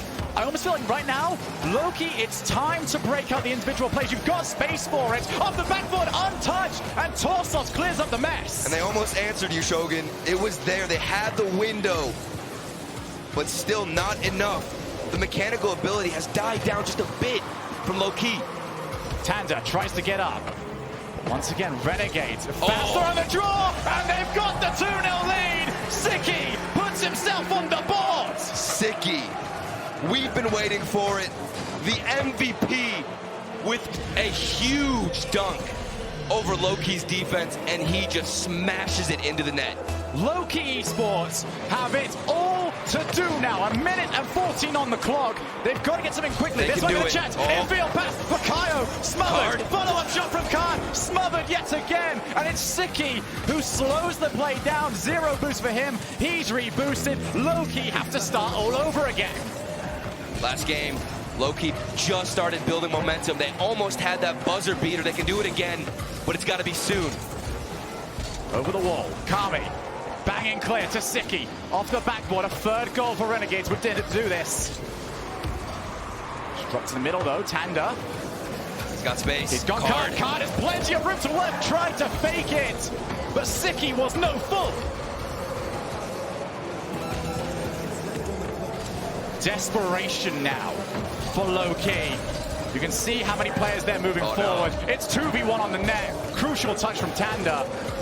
They've got to get huge clears. Now is the chance. Time is running out for Loki Esports. And you get a feeling that one clear for Renegades, if they can get this ball to the blue side of the field, it could be over. Sicky leaves it. Every second ticking down. They've got to get a goal with time left on the clock. Tanda into the midfield. Maybe. It's Card. Maybe. It's on target, but it's simply not enough. 0 seconds on the clock. Renegades will take the win. OCE will survive. The experience pays dividends for Renegades, barely clutching out this series in such a close game 5. This was such a pleasure to watch. Low-key, they fought so hard, had some crazy plays, but overall, Renegades, once they started feeling it on the pitch and connecting those passes and going for extra rotations, the demos, the aggression, that's when they started to click. Turtle, we look at OCE, we look at South America. These regions are for real. These regions are 100%. dangerous. Yeah. And Renegades are going to take that danger and move on to the next round where they will be playing against Veloce for a spot in top 6. That's going to be later on today, and that is going to be one heck of a series. I cannot wait because now the curse has been lifted. 1-7 now. That's the important bit. They've got all the that one. matters. Just now they can forget literally about everything else. Torsos, his boys, they have gotten the victory that they've been waiting all year for. And now, I mean, how will they carry the momentum? Is this just going to spiral and explode into maybe one of the best runs we've ever seen from OCE? It is so possible right now. It absolutely is, and you've got to be looking at the teams at home. Ground Zero didn't make it. The Chiefs didn't make it. They've got to be looking at this and going, thanks for doing us proud, lads. We needed that. Definitely. They've managed to get themselves into the next round. And we were talking for so long about how we were expecting it to be Sicky, but for me, it was Kami. Kami was unstoppable. That one shot off the corner in that game 5 was insane. I cannot believe he managed to hit that. That was the one shot that we knew. Once that happened, Renegades were just taking it. Absolutely. So, Renegades will be moving on to our next round. To break it all down, we're going to hand it over to Leaf.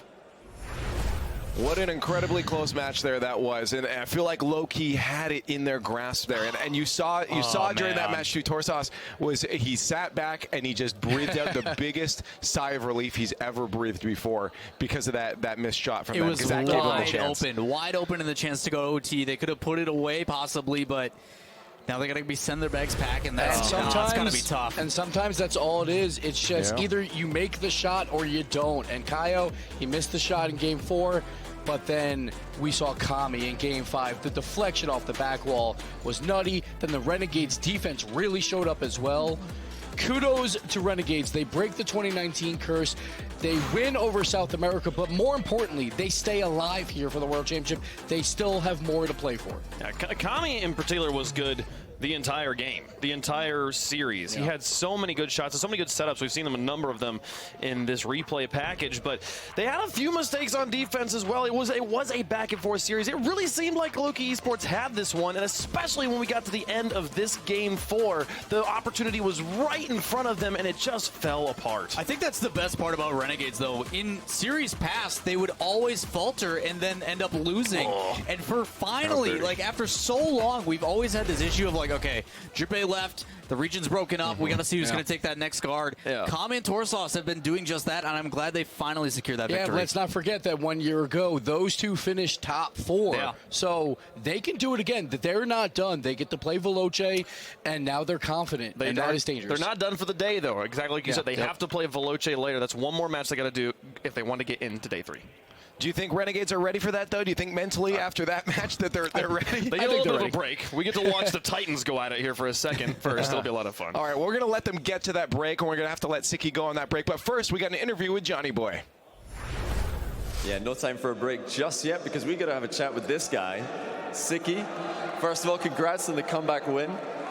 Now, was that the plan? Were you just giving them some false hope? I mean, I asked the same question to Freaky earlier. It seems like everybody's making comebacks today. Appears that was the case, but obviously not the plan. It was just good proving the OCE versus Sam. We're better, yeah. Yeah, of course, the first OCE versus Sam matchup at RLCS. How good does it feel to get that win? What are your thoughts on that regional matchup? Oh, I'm hyped afterwards. This is just a lot of momentum going into our next match now. So, yeah, it's good. What were you trying to change up? Because you're down 2-1, things did not look good. What changes did you make to try and get that turnaround and eventually get the win? It was mainly just a lot of overcommitting, a lot of whiffs as well, which we obviously worked on. But it was mainly just the overcommitting and being too aggressive. So we just became more patient, waited for them to make more moves, and we would counter-attack, etc. like that. So, yeah. And for your guys coming over here, you get to practice against EU teams, NA teams. How much does that do for you as a team when you can now go back to OCE and dominate even harder? Is it a big deal coming to these events and getting all that practice in? Obviously, it definitely helps. Boot camping is absolutely insane compared to OC. But when you go back, I don't know what happens, but you kind of lose it. Until you come back, it like just gets saved in other regions. But yeah, going back to OC, it just melts away. And next up, you've got Veloce for day 3. Now, that's the team that low-key beat, but of course, Veloce were able to beat the team that beat you. So everybody's beating each other. How's that matchup going to go? What's your predictions for your matchup later on? 3-2 us again. 3-2? Yeah. Another game 5? Well, I don't think many people would complain about that. Best of luck to you later on. Thanks for taking the time to talk to us. But for now, we're going to go to break, and right afterwards, we're coming back with NRG against Vitality.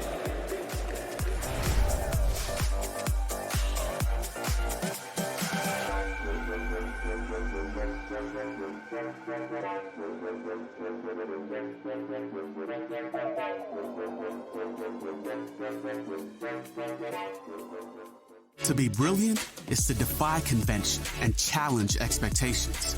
It's what we do at Intel, powering you to master your potential. Intel, unleash your brilliance. I think I'm going to try buying tires online. TireRack.com can help you with that. I guess I could buy the same ones I have. No need to guess. Our tire decision guide gives you all the right options. Someone should invent a tire decision guide or something. Can he not hear us? Visit TireRack.com/Pirelli to find the full line of Pirelli tires. Pirelli, power is nothing without control. TireRack.com, the way tire buying should be. At CDW, we get you want happy, productive employees. That's why we've made our office pet friendly. Maybe a little too pet friendly. Well, you know, CDW can design a mobility solution with light, powerful devices from Lenovo to make your people more productive in or out of the office. Anyone have any questions before we go? That's great. I really need to get out of here. Snake people are freaking me out. Hey, Cheryl, do you have a sec? For workplace productivity, you need Lenovo and IT orchestration by CDW. People who get it.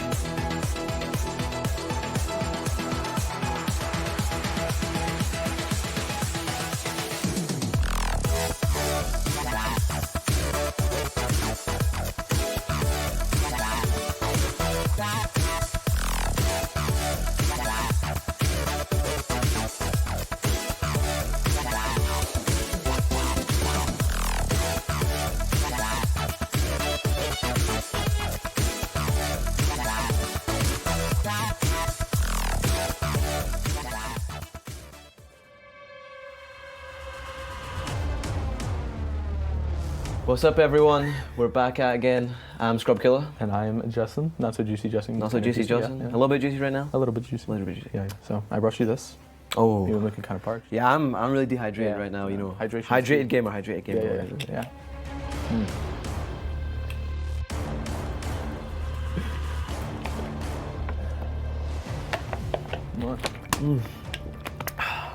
Ready to clap you guys now. So remind me again, how did Worlds go last season? Kind of trash. Not gonna lie. Oh, really? Yeah. You can tell me in detail though, you know, the results, just what happened against us. You know, I think I was just too tired, you know. Yeah? This is kind of boring. I'm just gonna watch a World Championship over again. Okay.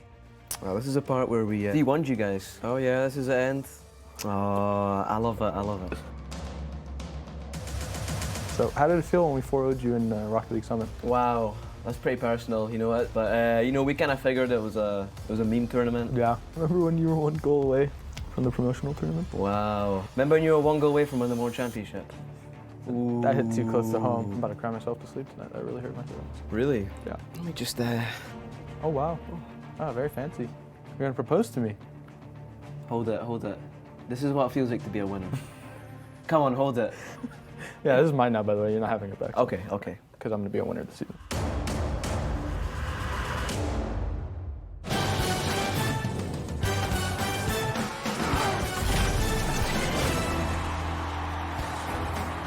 Amigos y amigas, ¿qué tal? ¿Cómo estáis? Bienvenidos a uno de los últimos partidos del día, uno de los mejores partidos que se pueden ver en el mundo.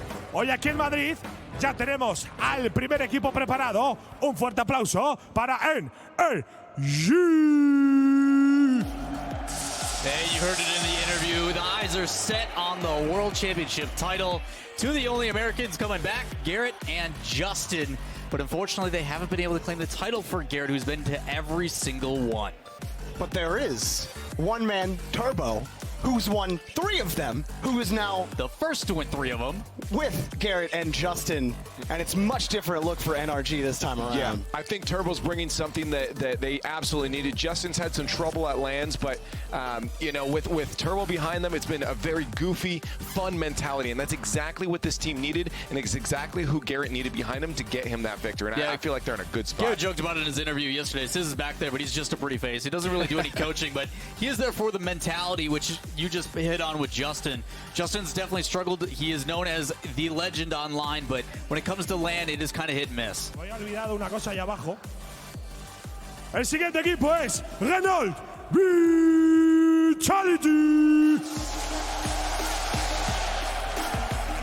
The reigning world champions, Renault Vitality. These guys were unbeatable last World Championship. They ran through the Big 3 gauntlet in Season 7, taking down NRG along the way. They're looking to do it again. And this is one of the biggest international rivalries we have in Rocket League. Vitality versus NRG, DreamHack Leipzig. They met in the semifinals. Vitality takes them down. DreamHack Dallas, NRG gets the revenge in Day 2. But the most important one, Season 7, quarterfinals. Vitality wins that. Valencia, NRG answers back, and they take Rocket League Summit. So NRG, they've won 3, Vitality's won 2. But of course, Vitality has the rings. They won the most important one. Now NRG wants to do that here. I feel like this is a very big matchup for 2 particular players here. K-Dop has been considered the best player in the world because of all these world championships, but I think Turbo now is like, I'm going to go to another region and show you that it's actually me that won those. I am that it factor. I am the guy that's winning these championships, and to win this match would be a huge proving point in that. Yeah, there's been 2 kind of major stories about winning world championships. The first one is the fact that the old guard of Dignitas, all 3 players are still in contention for winning the World Championship.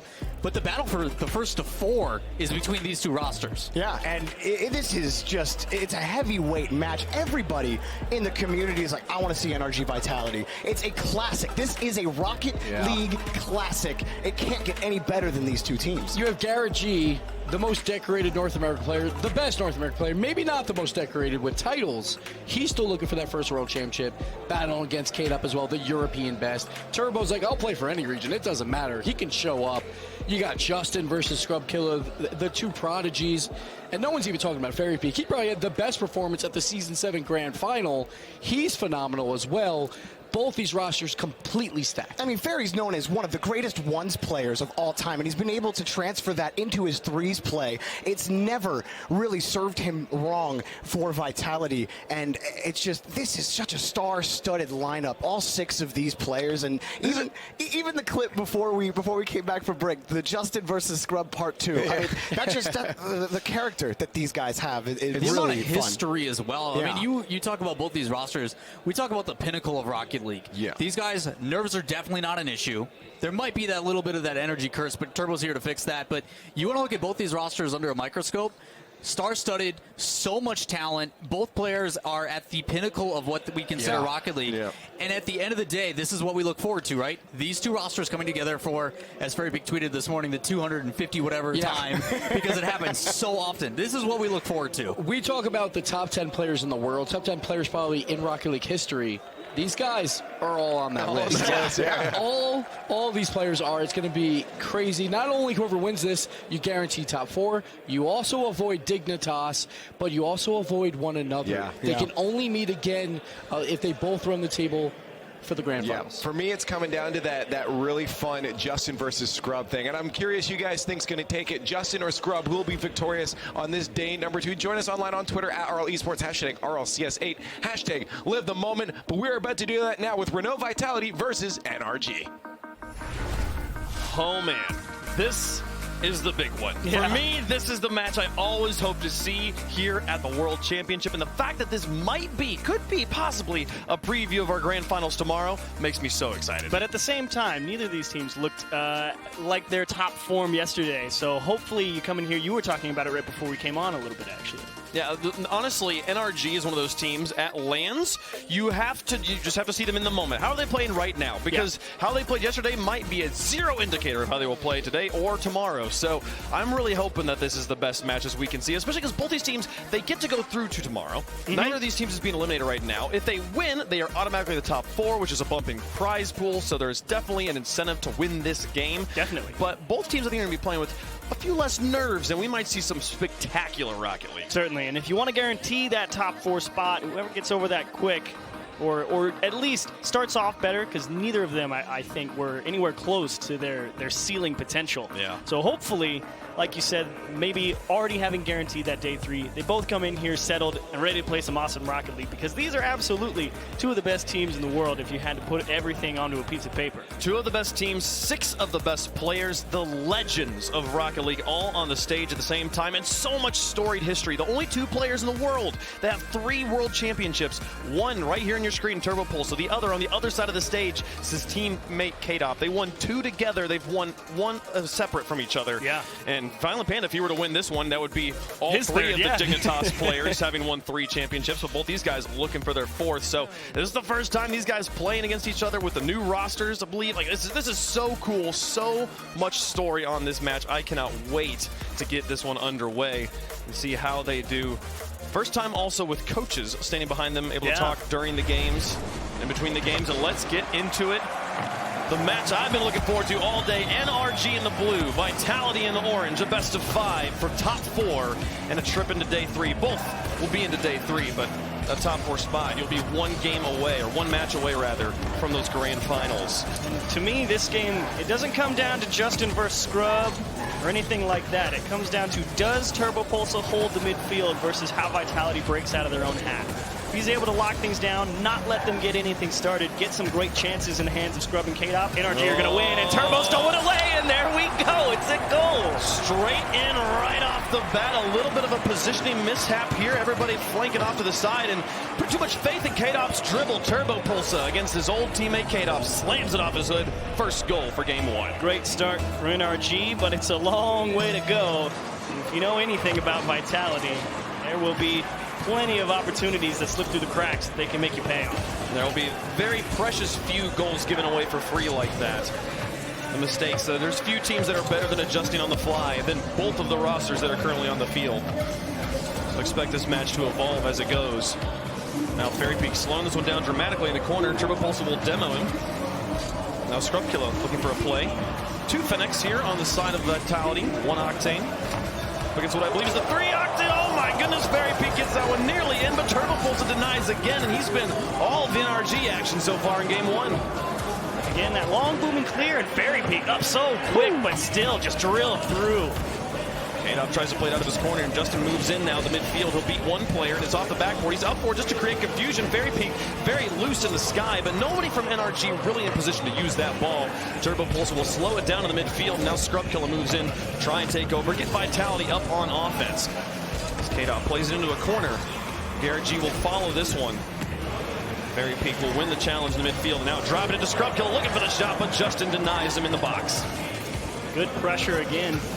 Vitality struggling to figure out how to crack NRG, and transition shot denied. Fairy Peak coming across the backboard. Excellent infield pass and a great follow-up shot, but the defense holds, and now Justin pushing it into the corner once more. There's 3 minutes left to go here in game number 1, and Vitality have had a few sparks of offense, but they keep running into Turbo. That is the key. Can he stop that transition?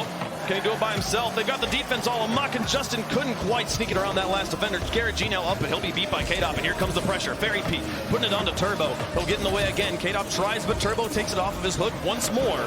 Turbo has been exactly where he needs to be over and over again. Oh, Garrett. As Garrett is caught a little bit flat-footed. He just didn't challenge, hits his brakes maybe at the wrong moment, and it's a tie game. Yeah, he definitely got stuck here. Justin preparing to play that ball. Scrub let it come down off the wall, which means Justin didn't have a clean approach on it, and Garrett G, you're dead right, just wasn't able to really understand how that play was unfolding, and definitely got stuck sitting on the goal line in an awkward position, and Fairy Peak went right behind him. It went from a free ball for Garrett to a free shot for Vitality in a matter of moments.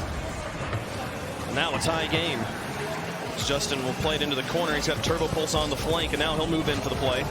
Garrett Justin up on that. Now Garrett G moved into the corner. Back to Justin once more. Lost it above the goal. K-Dop moves out for boost and tries to Scrub Killer on the back wall. Now Garrett G to the box. Fairy Peak with a long clear. Response from Justin. Puts it back in the orange. Garrett G will beat Scrub Killer. Turbo Pulse is up very early, and the small deflection will get it away from him. Now Fairy Peak on the dribble. Justin takes it away from him, but the pressure will continue. K-Dop puts a little bit of like positional pressure, some zoning onto the ball, but no one else was really there. Things stalled out for just a moment. 1:47 on the clock, and it's a tie game. So both players going high. An excellent read from Garrett G to get that ball pushed out of the NRG half, and this one definitely looking like both teams feeling a lot more themselves. It's been tough for both teams to really get quality chances, but overall Vitality starting to get the better of NRG and try and box them in. Garrett G moving up. He's got K-Dop beat here. Can he keep it up? No, K-Dop adjusts in the air and finds Scrub Killer. The shot is wide. We're still tied up as we approach the final minute of this first game. K-Dop alone in his corner. Response from Garrett G. Turbo looked for Scrub coming out of the net, but doesn't find him. Now just onto the backboard once more. Garrett G this time looking for Fairy Peak. Not going to find him, but Turbo pulls a shot just wide. And Fairy Peak emerges with ball control, looking for the dribble play. He's out of boost, but the counterattack will fly down. Garrett G's got a response. He finds Justin high on the wall. So we are into the final minute. It was a fantastic push from NRG. Turbo buying a few moments for them to get ready. As once again, Vitality go for that long clear. Scrub Killer looking for a couple demos, and a huge challenge from Turbo. Make it 2 to give them the free possession here.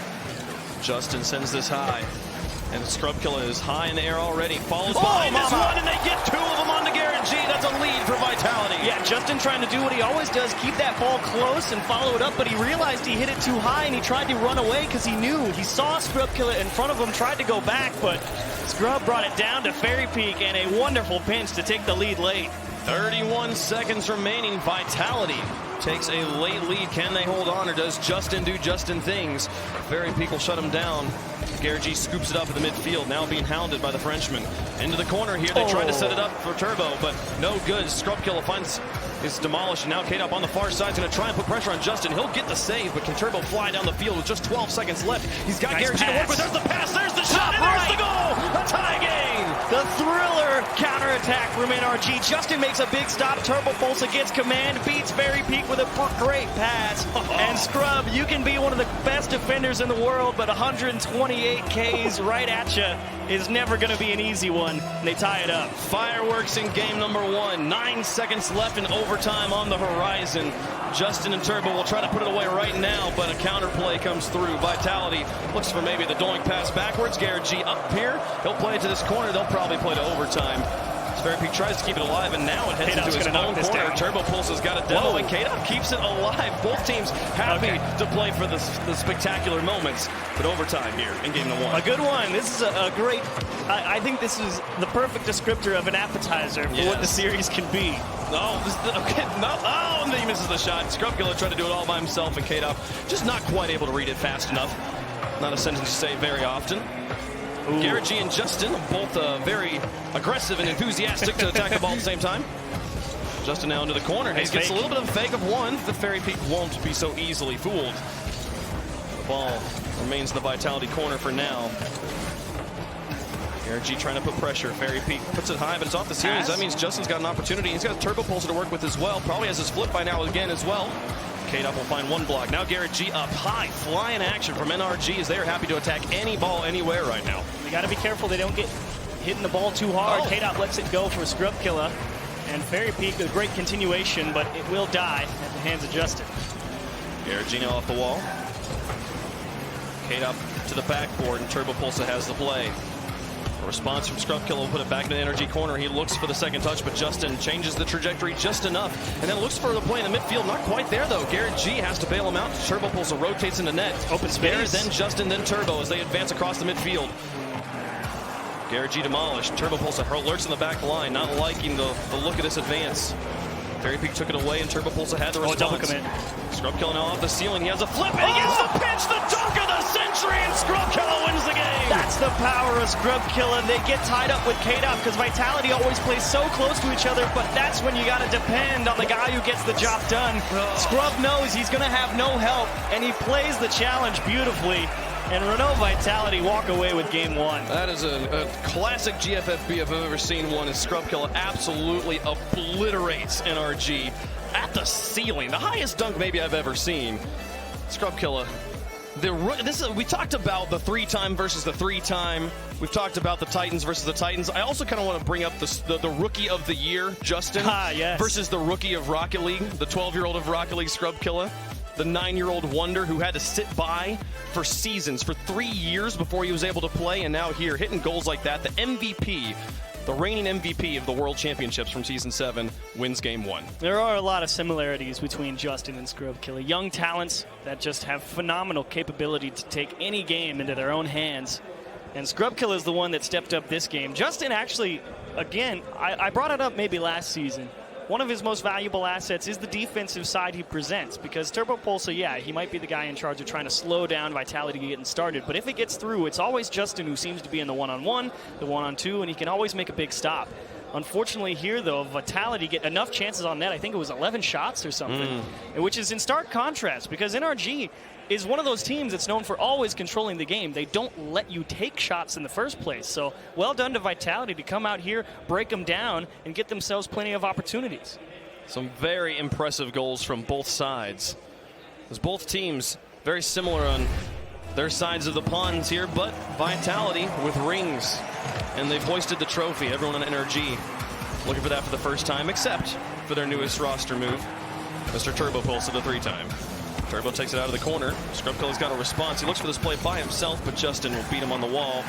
He'll be able to break up Fairy Peak's control on the follow-up. Now K-Dop looking for his teammate. Blocked by Turbo. I'm curious to see if Justin tries to pass the ball off a little bit more. There were a couple scenarios in that game 1 where he had some space to operate, and I just want to see him, because he's got that potential. Everyone will respect whatever he does. but a lot of the times he does take it on himself to try and make something happen. I'm not sure if that's going to work every time versus Vitality, so we'll see if he takes a little bit more advantage of his teammates here. When you go up against, like, one of the things the Vitality has in their wheelhouse is all being three of the best ones players in the world. As the waterfall comes through, Garrett G will put it in, and NRG's got a lead. Excellent understanding from Garrett G on where this touch is going. He gets ready, and he's thinking about maybe he can drive up the backboard and pass it out, but then he realized Justin has another touch, and he's going to bring it down, makes the adjustment on his approach, and times it wonderfully. That has been kind of the tournament meta. We've seen a few teams start to use that upper transition, the vertices, inner vertices. And there's another follow-up shot. My goodness, following the kickoff, K-Dop ties the game. Nice answer here from Vitality. Justin just dominated on that challenge. And K-Dop, the gold standard when it comes to striking, able to beat the last man, and they will tie it up. 4:05 on the clock. An exciting first minute of game 2. As Vitality was able to steal game 1 in overtime. NRG's got to look to bounce back. It's Turbo Pulsa. Made one touch, but wasn't able to follow it, and that gave Vitality time to play. And now Justin through the air, Garrett G, nearly finds the shot. Scrub Killer will find the save on the goal line.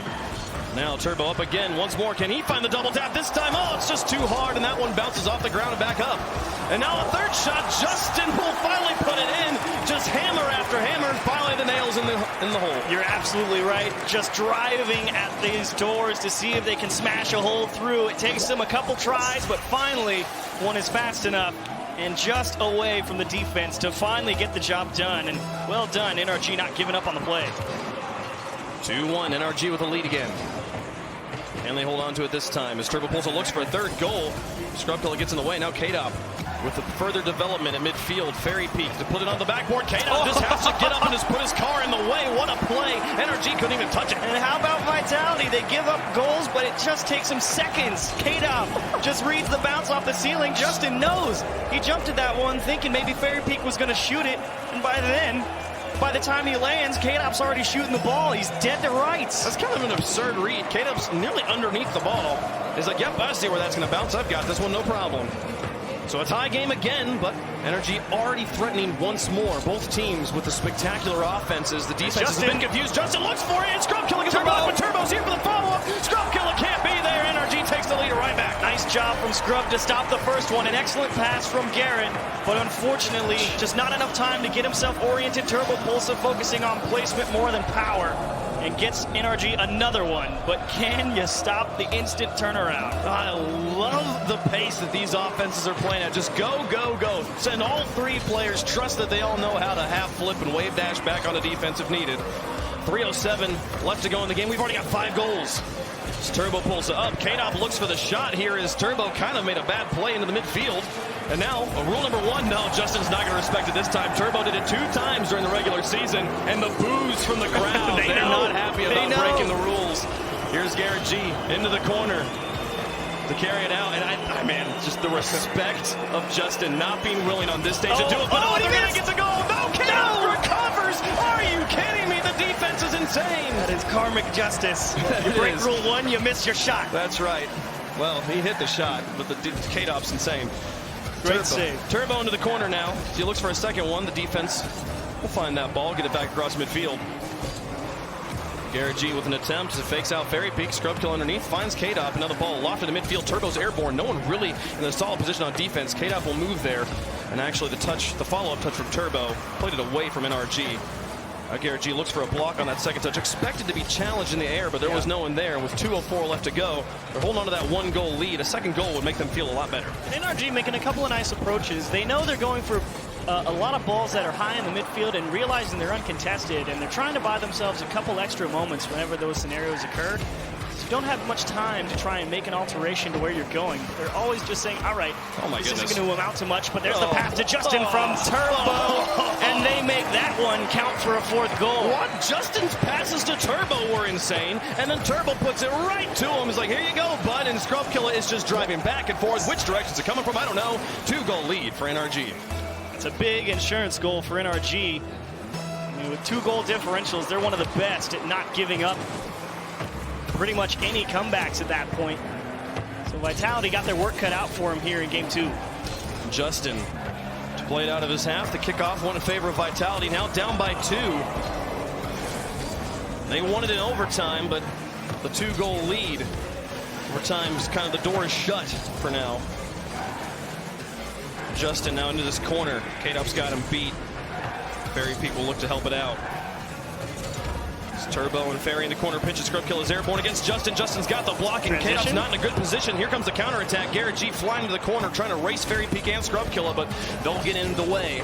Block any sort of read he can put up. With 1 minute remaining, Turbo Pulsa uncontested in this corner. Justin's up for it, blocked by Fairy Peak. But what does Garrett G do?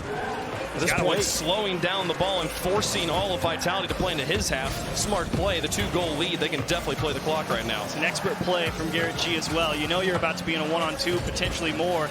It's a dangerous scenario, but you don't get antsy. You just read where they touch, make that first touch. And he knew he could let it come to him and buy time for Justin and Turbo to get back. And now they've wasted a good 20 seconds off the clock. Scrubkilla's touch in the midfield might be intercepted. Justin's got it onto the backboard, but he won't be able to get a second touch as K-Dop gets in the way. Now Fairy Peak back across midfield. Garrett G with the response. This one looks good, but Scrubkilla will find it out of the box with 18 seconds left. Unless this goal right here, this push goes in for Vitality, it's looking like NRG will tie up the series, in fact. They lose control of that one. Garrett G over the top of one. Fairy Peak into the corner here, and Turbo Pulse will find the clear. That one will do it. Garrett G a second touch to put it high. And that'll be a 1-1, 4-2 in favor of NRG as they win game 2. They find a way to equalize, and definitely an excellent follow-up to what was an enjoyable game 1 experience. Now it's NRG who turn the tables. They put up, what, 15 to Vitality's 7. This was insane. Some amazing goals from both sides. Garrett G beating K-Dop there on the edge, but Scrubkilla gets the block, finds a second block, nearly no, but Turbo Pulse has got it. And I think the fans still may be a little upset about the breaking of rule number 1. For any of the many thousands of viewers watching at home, the first unofficial rule of Rocket League is if you meet yourself head-to-head with somebody, you must maintain that lock until either one of you is demoed or until somebody scores a goal. And we saw that rule respected during the regular season. It's more of a community joke than anything else. But indeed, here, Justin definitely 100% community not willing to joke. hold on to it. The funny thing about it is that everyone who has broken it has lost that game. So NRG the first ones to break it and win the game. So. That's right. Surmounting the curse. That is the power of this North American dynasty. Yes, that's how that works. We don't need the rules. So Vitality going into game 3. I mean, you played a great game 1. It was back and forth all the way. You started off good here in game 2. Unfortunately, though, it was just they didn't have the pressure on NRG's net, the same level that they had in game 1. So you're looking at, all right, what are NRG doing differently? And the difference is the passes come out a lot more, not necessarily from Justin or anyone in particular, but Turbo was making a couple of great setup touches. I love this series so far. This has been spectacular and so much fun. And when the rosters of this caliber meet, oftentimes it does feel like normal Rocket League just isn't good enough, and you have to really get back to that improviser's game. Who can pull out the spectacular plays? And both sides have had their moments. It's been a brilliant show to watch as Garrett G finds a very long infield pass. Finds the shot, but easily blocked by the defense. Turbo on the far wall. Fairy Peak will go up against him. Spawn out back into the corner. Turbo look for a second touch, but Scrubkilla will find it first. Justin underneath him. K-Dop with the defensive clear, and Garrett G now back in the midfield. Turbo Pulsa smart enough to realize he was never going to beat Fairy Peak to that ball. Falls back and goes for the clear himself. And you're absolutely right. Turbo did realize as soon as he saw Fairy Peak jump, he knew it wasn't worth his time. Unfortunately, Fairy Peak just didn't have the ability to make that adjustment. And that's what you were seeing NRG do as well. They realized, oh, I'm uncontested. I need to put this in a better place. Unfortunately, Fairy Peak not able to do so, and now we're just stuck in the midfield fighting for possession, and it ends up in Justin's hands. Well, Fairy Peak gets up and blocks the first shot. Garrett G comes around, looks for a pass, but he actually overshoots his teammate. Now Turbo Pulsa has to think defensively here. Fairy Peak's challenging him. He'll get the ball, and now he can move back up, but K-Dop wins a challenge as well. Now the ball is dangerous in NRG territory. Scrub with an excellent read after jumping very early. Now K-Dop tries to move in. Justin will follow him over the top of Fairy Peak. Now Fairy Peak gets a wheel on it. Oh, can he tip it? And Turbo Pulsa out to Justin. I can't believe they connected on that. The shot's not quite on target, and Scrubkilla will find the defense, but NRG still firing on all cylinders. Operating at a thread's margin of success, though. A couple of these plays, they've come from a great distance away and just been able to sneak it past Vitality in a couple of key instances to hold on to the ball. And if those start going Vitality's way, NRG might be in trouble for a quick counterattack. Now the speed at which NRG is playing right now, they're having trouble keeping the ball close to the chest, and it's giving some space for Vitality to get in the passing lanes. A lot of their shots are coming from that midfield area, and there's nothing that this veteran roster can't handle. So 2:54 left to go. It's by far the latest we've gotten into the game without a goal being scored. Slipped through Garrett G right there in the Vitality corner. They quickly had a 2-on-1 back the other way, and thankfully able to delay it. But it's a close call a couple times for NRG, but they're holding strong.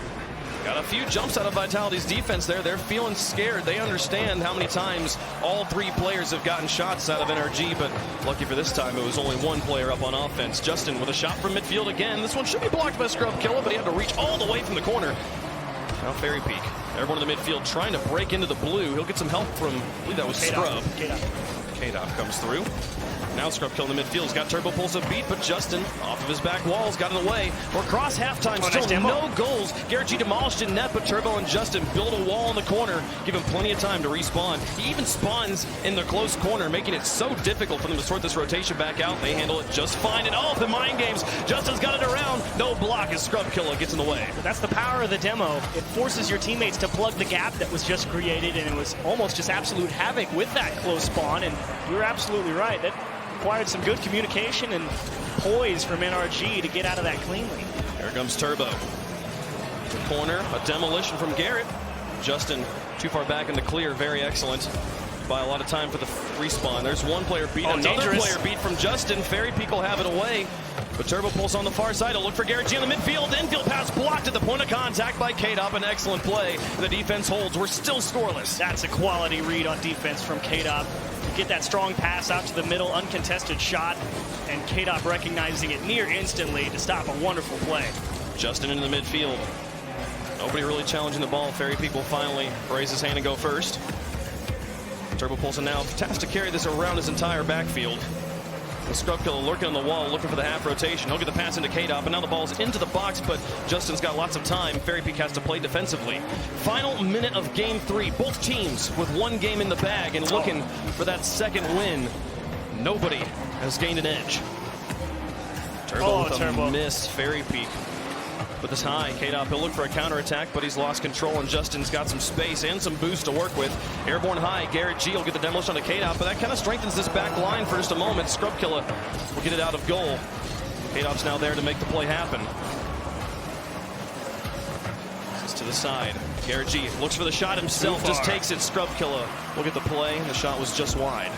Turbo just right down the middle. I think just letting Justin and Garrett G get ready here in the midfield. Unfortunately, Turbo doesn't have boost, which means Vitality might get the last shot of this if they can break through the midfield. They'll try, but Garrett G on the wall, sends it in the midfield. K-Dop, it'll reach the far wall. Turbo pulses up. Garrett G's lurking for an opportunity. Justin will hope to pass it off of his hood, but no good. Overtime here in game 3 after extremely firework-heavy games 1 and 2. The antithesis. We've got a golden goal situation. Oh, look at Garrett. He's just asking Scrub, are you going to panic? Try and do something and make a bad touch and just let it roll. A strong pass play, but Turbo, can he find the hole? Fairy Peak will take a shot. Turbo Pulse gets demolished. Garrett G and Justin can just fly at the field knowing Turbo's coming in behind them. Garrett G now. K-Dop in the midfield. Turbo Pulse challenges it off of him. Justin slows down to try to avoid the demo. Turbo trying to get a piece of Fairy Peak on the back wall there, because if he did, it was going to be an uncontested shot. Justin out of boost. He's going to be out of this play for a little bit. Turbo and Garrett G. Actually a double demolition from Justin and K-Dop. So kind of reset things for a moment. It's the first minute of overtime. It's about to come and go. Oh, aggressive from Justin. Turbo pulls off the wall. Scrub Killer lofted high. Garrett G with a response. He'll look for Justin on the far side. Extremely elevated pass plays. Justin puts it across the box. Garrett G reaches for it and puts it underneath the defense. The two-man play from their own box wins the game. They slip it through. Fairy Peak finally not in position to deal with the bounce off the backboard. He's made a couple of good reads in this game to get them out of tough jams, but finally just doesn't have the positioning to handle the bounce. It slips through, and NRG will win game 3 and take a 2-1 lead. 2-1 lead, and again, best of 5 still here on day 2, so they are 1 away from a top 4 finish in Season 8.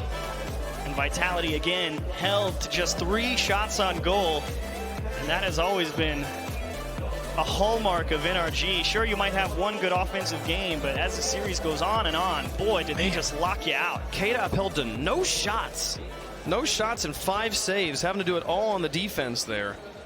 And Vitality definitely was stuffed quite a bit. They had a few decent opportunities, but it felt like many of their best drives down the field, the ultimate shot went just a bit wide. It was never really that threatening. The follow-up could possibly be in the clear, ultimately neutralize that, but that opening attack wasn't threatening enough for NRG to really feel pressured. And the few moments where they really had what could possibly be a catastrophic situation with that Garrett G demolition, NRG's communication crystal clear. They sorted it out just fine. Yeah, those were the real big hiccups that NRG had to handle whenever they were put under pressure, but it was always the ball in the corner, never really a ball uncontested off the backboard or a strong infield pass. It's just Vitality generally not being able to create enough space to get those opportunities going. If they want to win this out, they're going to need to get that offense clicking in some other manner, and usually that comes in the form of Scrubkilla making some incredible solo efforts, but it has been tough. Justin and Turbo and even Garrett G all have made some incredible plays on the defensive half. So Vitality, do you have the teamwork to get things going in the midfield with some strong passing clears or individual efforts? And most of the times it's yes. Well, with game 4 here, NRG 1 game away from a top 4 finish and being 1 game away, or 1 match away rather, from the grand finals. Turbo pulls and looks for a shot. Not quite able to find it. And with NRG, their whole struggle has always been that day 3. We did the math recently. They've won 1 series on day 3 at the World Championship ever. It's generally never been a good showing for NRG, but the big difference this year, they've got a guy who's done it many times. He's won more games on day 3, I believe, than anybody in existence, maybe, other than possibly KDOP. Garrett G looks for the dunk on Scrubkilla. It won't happen this time. Scrub still with the best dunk of the tournament. Absolutely. He's going to need another one to get them started. Yeah, oh my goodness, Very Big nearly hits the backflip shot, but it's just wide. And again, you can forgive that shot for being just wide, but man, you need those. You need something to go in at this point for Vitality. We talked about it many times in RLCS. Quick transition, and that's what Vitality need to get going. The strong, quick passing plays up the midfield and put NRG in tough spots on defense. It almost works there again. Justin Company looking for the counter clear. Turbo over the top of 1. Garrett G now in the corner with a little bit of space, but getting crowded quickly by Fairy Peak. Justin, they'll look for Turbo, but Turbo just rotates in. Now Justin winning the challenge against KDOP. It's all up to Fairy Peak here on the backboard, but he's got a lot of space, and he'll find Scrubkilla. They'll 2-man rotate this one back into the blue. It's Turbo Pulse, so we'll look to duplicate that success with Justin, but this one's intercepted by KDOP, so ball constantly being pinged back into NRG territory. Turbo through 1, Fairy Peak over the top of that. Now here comes Justin again, but not really able to get the solid contact he wanted. Pressure was there, and now KDOP looking for Fairy Peak. Not a good continuation from Fairy Peak. NRG makes a rare mistake on offense. Unfortunately, Fairy Peak not able to get the ball into a scoreable position, just straight off the ceiling, and NRG have had time to get set here. Turbo Pulsa out of boost and missed that stop, so his teammate's a little bit stuck here, but the ball will kind of end up in his area, so he'll make a play on it. I believe he got the corner as well. Justin now moving up, looking for the solo shot, but Fairy Peak's got it away, and Scrubkilla's got a response. Fairy Peak and Scrub have been tag teaming the clears on defense, and Vitality's been able to keep NRG very quiet. Yeah. Both teams with very few scoring opportunities so far. Only less than 5 shots aside, and we're across halftime. Feels like you kind of walked back into that game 1 initially until people started finding the net a couple times here and there, where everyone's kind of settled in and both teams have had a chance to get a good look at the other, and KDOP with an excellent stuff and make it 2. Maybe Vitality have a little bit of time to get ready here and get this good pass into the middle. Justin finally found a response, but that shot near there. It's Fairy Peak will put it to the far corner. The defense gets in the way. The shot's just not fast enough and not enough on target. Again, the crossbar getting involved with Vitality's accuracy. It was, in fact, perfect, but the shot was too high. And that was that quality goal-scoring chance they needed that, unfortunately, the shooting let them down. Now KDOP looking to do it once more, pushing across midfield. He'll easily get it past Turbo, but Garrett G this time has a response. He'll play this cross midfield and look to carry it himself. Beats Fairy Peak, or Scrubkilla rather, in the air. And Fairy Peak misses in net. Now Turbo will try to get this goal all by himself up against Scrubkilla. Scrubkilla makes the block. K-Dub now out of his corner. Garrett G's got a response. Justin very quiet in this game 4. Turbopolsa and Garrett G been doing a lot of the transitional contact. Justin with another miss in the net. Will be Scrubkilla across the field. Turbopolsa's up just to kind of bring the crossbar down a little bit. Again, it's just that delay game from Turbopolsa. So valuable. So let Garrett G and Justin get ready. And that one actually misses Justin's nose, and Turbo can't turn it in. That one pings off the bar. And Garrett G with a follow-up. Scrubkilla's got a response. A counterattack starting to come through. Justin's up on the backboard and makes the play. Out to Turbopolsa. The counterattack starting to develop here for NRG, but Fairy Peak with a lot of time. Garrett G over the top of him. Can he find his teammates? No. K-Dop's got him shut down, but now out of boost. Justin will play to the corner once more. Scrubkilla kind of struggles with the bounce for a moment, but manages to hold on to it and get the flick. 23 seconds left. Vitality's trying to come alive, but not really finding the successes again. Both teams' defense has just been stalwart. Absolutely. The midfield line, tough for Vitality to break through later on in this game 4 than it was at the start. Pass to K-Dop, but well off the mark. And looking at another 0-0 overtime. Unless they can put it away right here. NRG with a bit of an opportunity, but no. Shut down in overtime 2 games in a row. 3 of our 4 games have gone to overtime between these neck-and-neck squads. Both absolute legends, not just in their regions, but in the world. It's Fairy Peak. Across the field, K-Dop will just try to take a shot from his corner. Justin slows it down, baits in one, gets it over the top of Scrub. No, Scrub manages to get a wheel onto it back to midfield, but Turbopolsa has the read this time. Now Garrett G moves up. Fairy Peak trying to move up on it. Justin's got the shot on the back. No one's home. Can he find this one? No. K-Dop from behind the ball makes the save. Unfortunate for Justin. Finally had a clean look at a backboard shot, but just didn't have enough in the tank and had to wait for it to come down, and K-Dop took it away. Garrett G with the pop at midfield. Turbopolsa will be the only one challenging. K-Dop's got the counter, but Justin's got him red. Garrett G lurks deep in energy territory. K-Dop will look for the crazy redirect. Turbopolsa's up and makes the play. The first minute of overtime as Garrett moves into Vitality territory. Justin now into the corner as well. Garrett definitely making Vitality think for a moment, but again, look at NRG. They all just ran away. They're like, nope, you can have the ball. And K-Dop not able to sneak it past 2 defenders in the goal. NRG 1 goal away from day 3's and the top 4 finish. Tough ball here for Garrett. Peak wanted to try, but Garrett G managed to get out of his own goal and make the save. Now Scrubkilla with the attempt, no good. As Justin plays across midfield, just trying to clear it, give his team some breathing room to pick up boosts. A miss means K-Dop emerges with control. He's going to kind of beat Turbo here a bit as well. Turbo managed to get back again and stall it out, so Justin has time to rotate. Garrett G has all the time in the world to try and read this situation. Oh, here we go, double commit. All right, K-Dop versus Justin for the win. K-Dop fakes him out and sends us to game 5. Vitality. Turbo bought time on the side, but Garrett G not able to do it. Turbo trying to offer help, and K-Dop definitely inside Justin's head. Got him to bite, and he just let it go right under. And K-Dop will deliver a big goal, and we're going to 5. Oh, my goodness.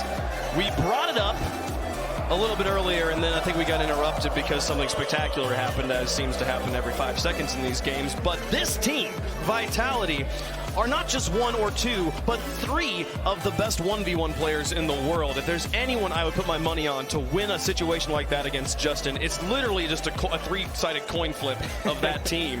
And K-Dop shows it off with the brilliant fake. And that's 2 overtimes now that they have won to send us into game 5. Indeed. NRG able to win game 3, but Vitality winning game 1 and game 4 in overtime. And so, I mean, what else would you expect? What else would you want? If there was a series I got to pick today to go to game 5, it's absolutely this one.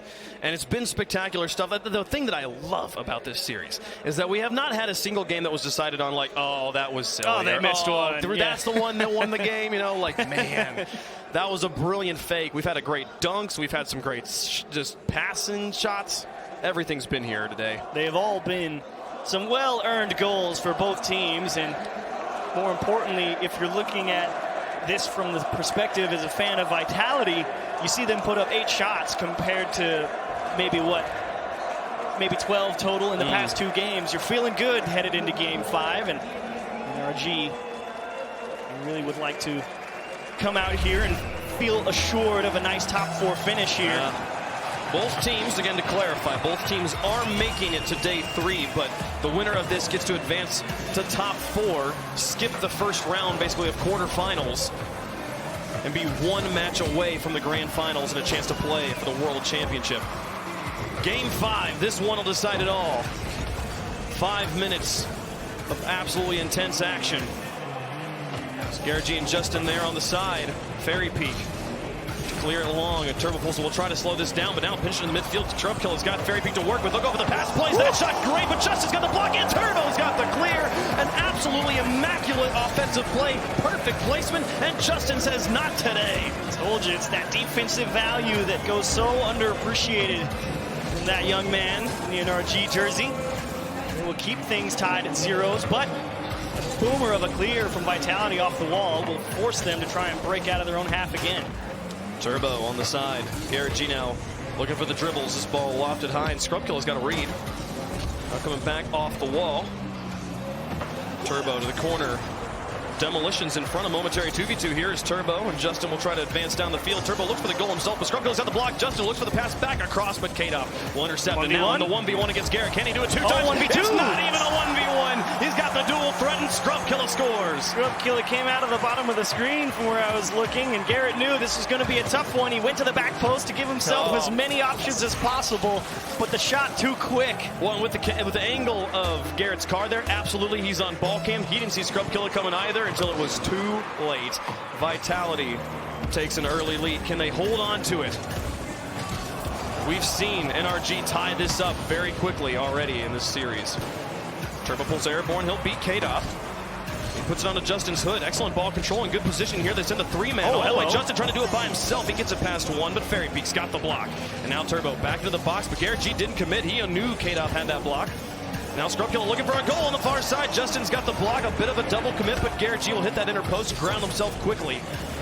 And now Airborne looking for a counterattack over the top of 1. Can he find the second touch? Turbo fakes out the defense. Oh my goodness, Kane up on the line's got the save, and they stay perfect for now.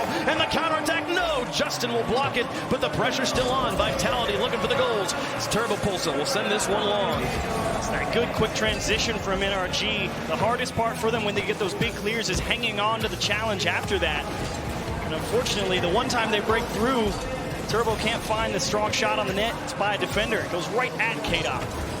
Justin past 1.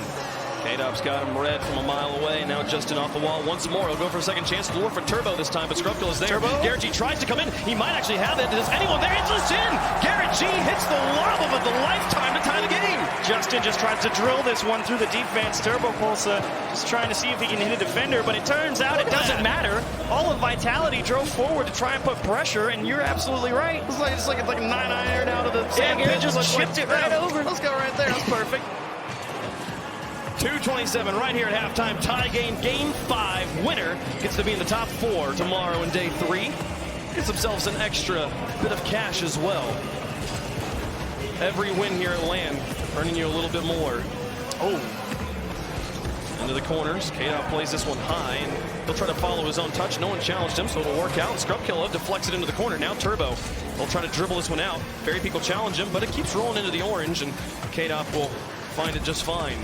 It's dangerous that NRG wasn't able to sniff out the passing lane, but a bad clear, and Fairy Peak able to recover. Garrett G down the middle, and NRG will take the 1-goal lead. Echoes of Fireburner ring in the air as Justin does all the work, and Garrett just comes in to slam it home a second time. All the defenders caught on it. They respected Justin just a little bit too much, and they had no response for Garrett. And how about a great job from Garrett G as well. Fairy Peak was right in his face. It's so easy to want to shoot that away from the 2 defenders in the net.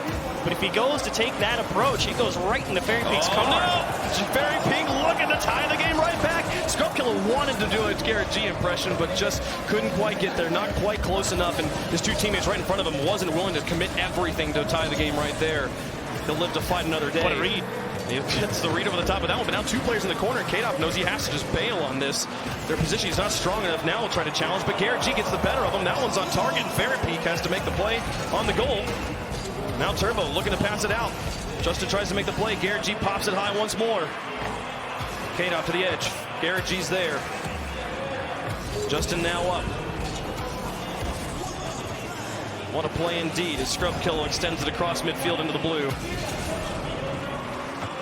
K-Dop near the ceiling making the touches, but Fairy Peak, no contact. 1 minute remaining. NRGs holds on to the lead, but a slim one. Vitality in a moment could tie this game. That's the thing. Only down one. Vitality, no, they still don't have to really take too many risks for a bit of time. They just keep playing their approach. It's very possible they can sneak one through NRG with 40 seconds. You got 3, maybe even 4 or 5 looks at the net potentially. They could definitely do it, and they're getting quite a few here over and over again. Justin makes the stop on the goal line as the shot was just not strong enough to get through the defense slightly higher. That was probably in. 30 seconds left, and NRG's looking for some insurance here as they go the other side. K-Dop now straight onto the hood of Scrub Killer. With the trouble onto Justin, the bulldozer plays are starting to work, but no, they get it off to the side in time. Now they're going to press. And here comes Turbo. He's got to find his way back into this rotation as Garrett G sits in net and says go. 10 seconds left as the ball's lofted high. Vitality thinks about it, but Garrett G's out of the net now and firing. Scrub Killer with the long play down the field. Turbo pulls it, reaches and blocks. K-Dop is going to be up to Fairy Peak. Can he keep it in the air? It's towards the goal, just into the corner. Turbo pulls his gun up once more. Garrett G's got it away. Nobody stays in the net for NRG. They're just trying to get out and kill the ball. Garrett G over the top of 2. Scrub Killer can get it to the wall here. But that'll be it. No, oh my goodness. It's still alive. They get one more. Fairy Peak's got it for it. This is going to be a long one for Vitality if they get it out of this corner. But they're following each other. There it goes. They tried their best, but NRG go to day 3 in top 4, rather. Oh my goodness, what a performance. And they sniffed it out there at the end, NRG. Vitality definitely started to get a little frazzled as it slowly started working its way back onto their own half. A nice job to try and keep it up as long as you can, but they eventually all floated into that corner. They just didn't have the follow-up as they tried to spread out again to give each other space. And Vitality will unfortunately not take the first seed out of Group A. They don't take the first seed. They will not get the semifinal berth tomorrow. But I was talking to Garrett G before the match and asked him, which would you prefer, actually? Would you prefer to play in the quarterfinals and get a warm-up match to go into the semifinals, or would you prefer to go into those semifinals and not have to risk losing the quarterfinals? Because if you lose the quarterfinals, you are out tomorrow. Yes. And he genuinely looked at me and said, I don't know. I don't know which I would prefer. Because like if we could get like a 4-0 stop, that'd be wonderful. But if we could get to the semifinals, obviously that's better, and also there's more money there. So it's a hard decision. Obviously, he was going to play his heart out in this series either way. But it's kind of up in the air on which team actually emerges with the advantage tomorrow. It's an interesting question to ask, especially a team like NRG, where they consistently come into land, and it's like, yes, they're one of the best teams out of North America. They almost always seemingly get that bye in the first round of day 1. Yeah. And there have been more than a few times where they've lost to the team that won that round 1. The Chiefs, the most notable one, that knocked them down to the lower brackets. So I can understand why Garrett's sitting here thinking, I don't know. But today, they come out with the win, and Vitality will have to fight through it tomorrow. And what a win it was, too. That was an absolute pleasure to watch every single game. I mean, it's not often we have games that go 0-0 into overtime where I'm like, wow, that was fun, you know? Like, usually there's a little bit of like, okay, come on, someone hit the ball. And, like, these guys every goal was so spectacular. Every moment was wonderful. Yeah, that was my favorite series of the day so far, and hopefully we get some more. Maybe a rematch tomorrow. I don't know, but I know we had a great time. Yes. Can't wait to hear what the desk thought. What we thought, I don't know if we thought anything. We just experienced. I think we all just kind of turned our brains off and enjoyed that as fans for that one. If we get that, even if it's not those two teams, if we get that quality of play in the grand finals this season, I'm ready. I am so ready. This whole series was insane because scoring chances were at a premium. They were so hard to get that normally, like, it took like 3 in a row because we got miracle saves from both teams.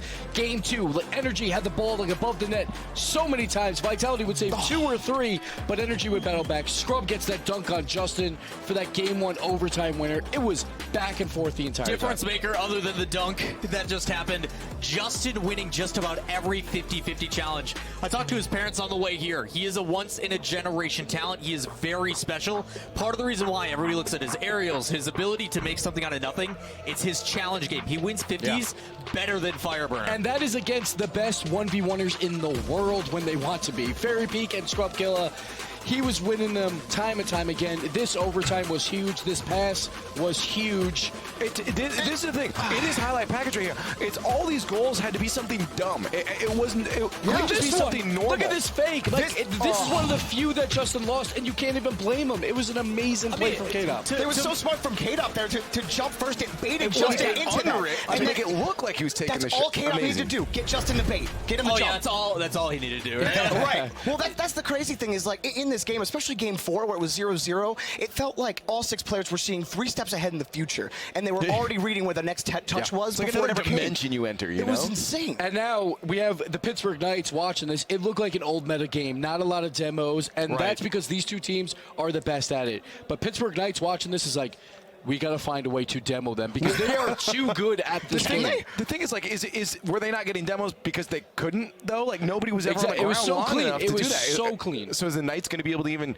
see try to Hey, attempt man, their play the last time the Knights played against a team of that caliber, against NRG, it was not pretty. Yeah, but they did take down Vitality back at DreamHack. Yeah, that was just insane. Honestly, I got to get my mind around it. So we're going to go down to an interview with Turbo Pulsa, the man himself, on the stage. Yeah, that's right. I'm here with Turbo. And I've been waiting for that noise. They've been building up for a couple minutes. So what's it like, Turbo? Your first LAN representing the United States of America, representing North America. Feels K-Kona, to be honest.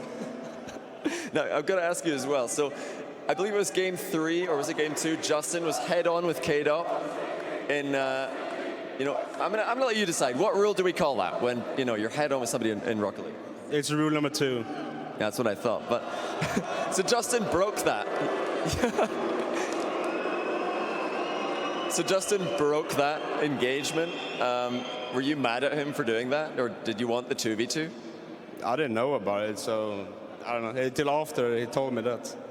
Oh, well, that's unfortunate. I had your back in the 2v2. Now, when you're on the roster with NRG, you've not lost to Vitality yet. You beat them at BTS. You beat them here. But I feel like I just saw a grand final. That was an incredible series. What's it like playing against them in this intense environment? It feels like a grand final. It's so intense to play against K-Dop and Ferrypig and Scrub. It's absolutely insane every time we play against them. It's always a good match. I mean, I hope we see them in the finals because it's going to be a good match. So you want to play them again? If we make the final. So that would be a pretty good matchup, the rematch. Yeah, go for the 3-0. But what other teams are you looking at this weekend? Obviously, you say if you make the final. I believe your next matchup could be against either of the teams that are getting set up on stage right now or Space Station. Anybody there that you'd rather face? No idea, actually. If we want to win everything, we have to beat everyone, so I don't really mind beating everyone. Yeah, well, I'm personally hoping we get to see that rematch, but hey, no bias from me. We'll be right back with the last match of the day right after this break. Thanks, Turbo.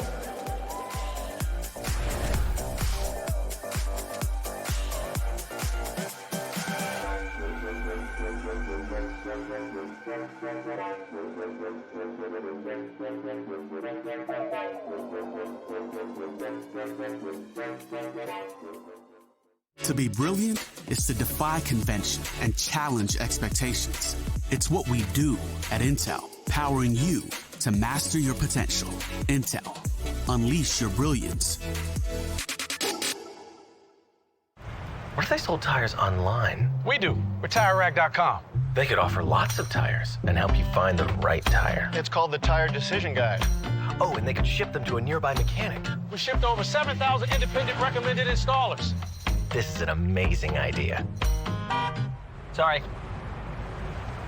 Visit TireRack.com/Pirelli to find the full line of Pirelli tires. Pirelli, power is nothing without control. TireRack.com, the way tire buying should be. At CDW, we get you want happy, productive employees. That's why we've made our office pet-friendly.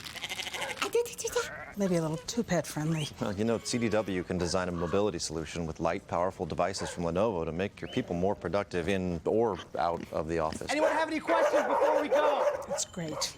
I really need to get out of here. Snake people are freaking me out. Hey, Cheryl, do you have a sec? For workplace productivity, you need Lenovo and IT orchestration by CDW. People who get it. 誰もが旅をする。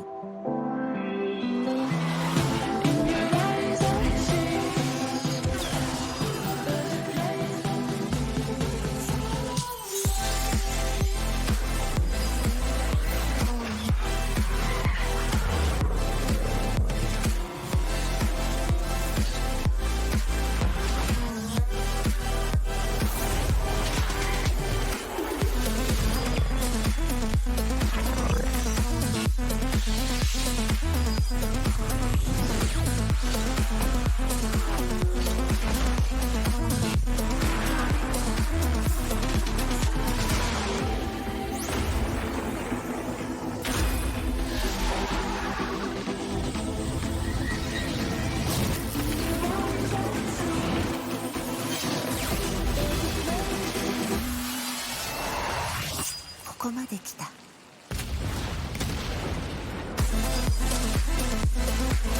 なたはどこまで行く？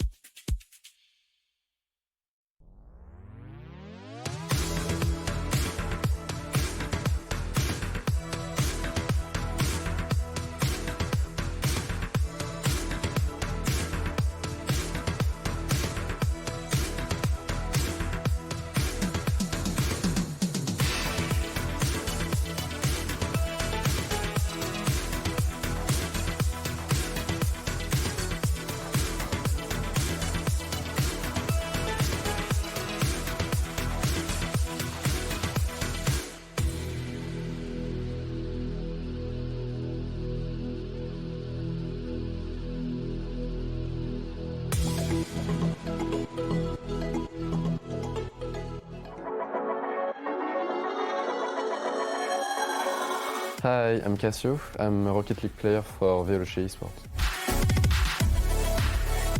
Cassio, to me, he's a player that everyone keeps on being like, nah, they're not going to do well this season. Surely he can't. And then he keeps on ending up at Worlds. I always try to be the most useful possible in the team. I always try to make the difference by not trying to be too flashy or anything. We've had a bootcamp in London in Mayfair. So we've been able to practice a lot together. The bootcamp was helpful for us.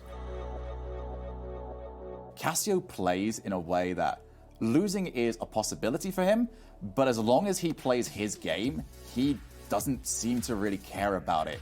Being underestimated and being put as an underdog is always giving you some kind of energy. The reciprocity game was the first real series where we were really strong together. It felt great to prove people wrong. As a team, we've only tried at the beginning to qualify for next season to keep retaining our spot. I mean, Cassio's been a strange one because I've had to follow him for a while now. And if there's one word that you use to describe Cassio, it's goals. Personally, I hope we will be top 6, and I'm hoping a bit for a semi-final.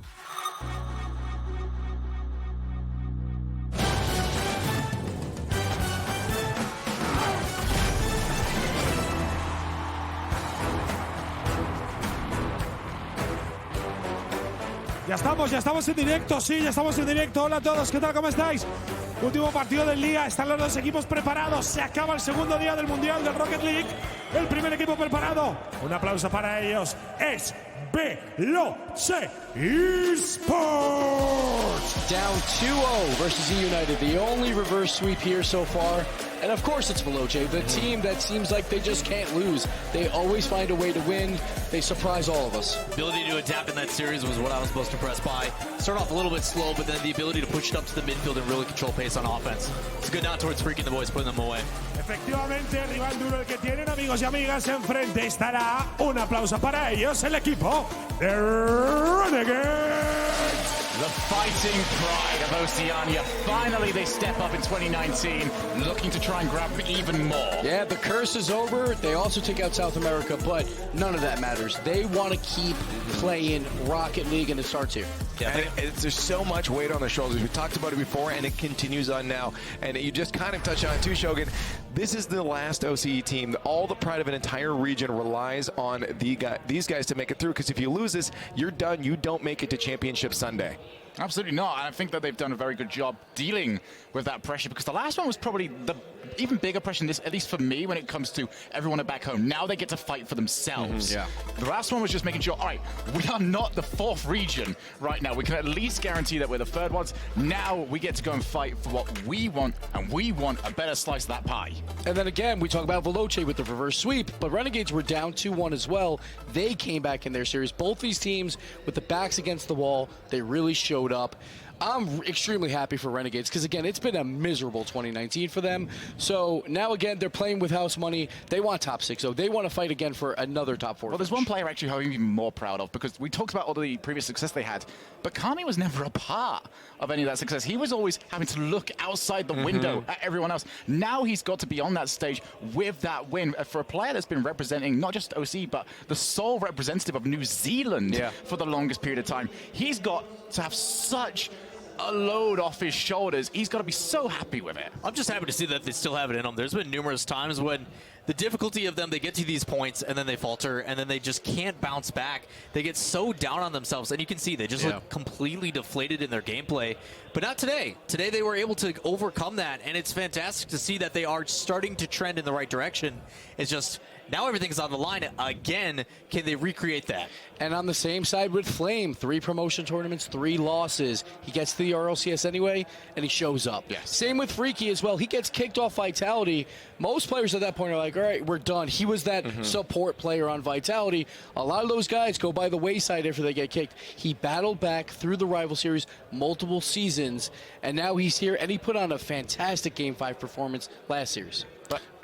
Let's take a look. I just want to take a look real quick at the bracket presented by Axe. Just take a look at tomorrow, the knockout bracket. This is Championship Sunday, what they're playing for. We're all filled out at this point, except for, of course, one more team. And Veloce and Renegades are fighting for that final spot to play against Space Station Gaming. Yeah, whoever wins plays Space Station, and then, of course, whoever wins that will play Energy. Energy and Dignitas, they won their groups. They're the only two teams that have not lost, so they get the bye to the semifinals.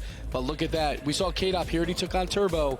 Now he's got to take on the Knights, and if he beats them, he gets to play on his former teammate once again, Violent Panda. What is that lower bracket, by the way? Dangerous. I would not want to be down there. That is. Oh man, no. It's like obviously anywhere. All these teams are really incredible, but I feel like just from what we've seen on this weekend, that lower bracket is stacked. But don't forget about Day One Space Station. They look like the best team here, and who knows? Maybe Veloce or Renegades really shows up here, and they get a lot of momentum. Anyone can win on a day 3. You just have to get there. Absolutely. We saw last season how days 1 and 2, yes, they were very good at getting you to a certain spot, but form on day 3 is the only one that really matters. But just on this Veloce match, Renegades match, I don't know which way this is going to go. Like, we've been seeing both teams just improving so much over this.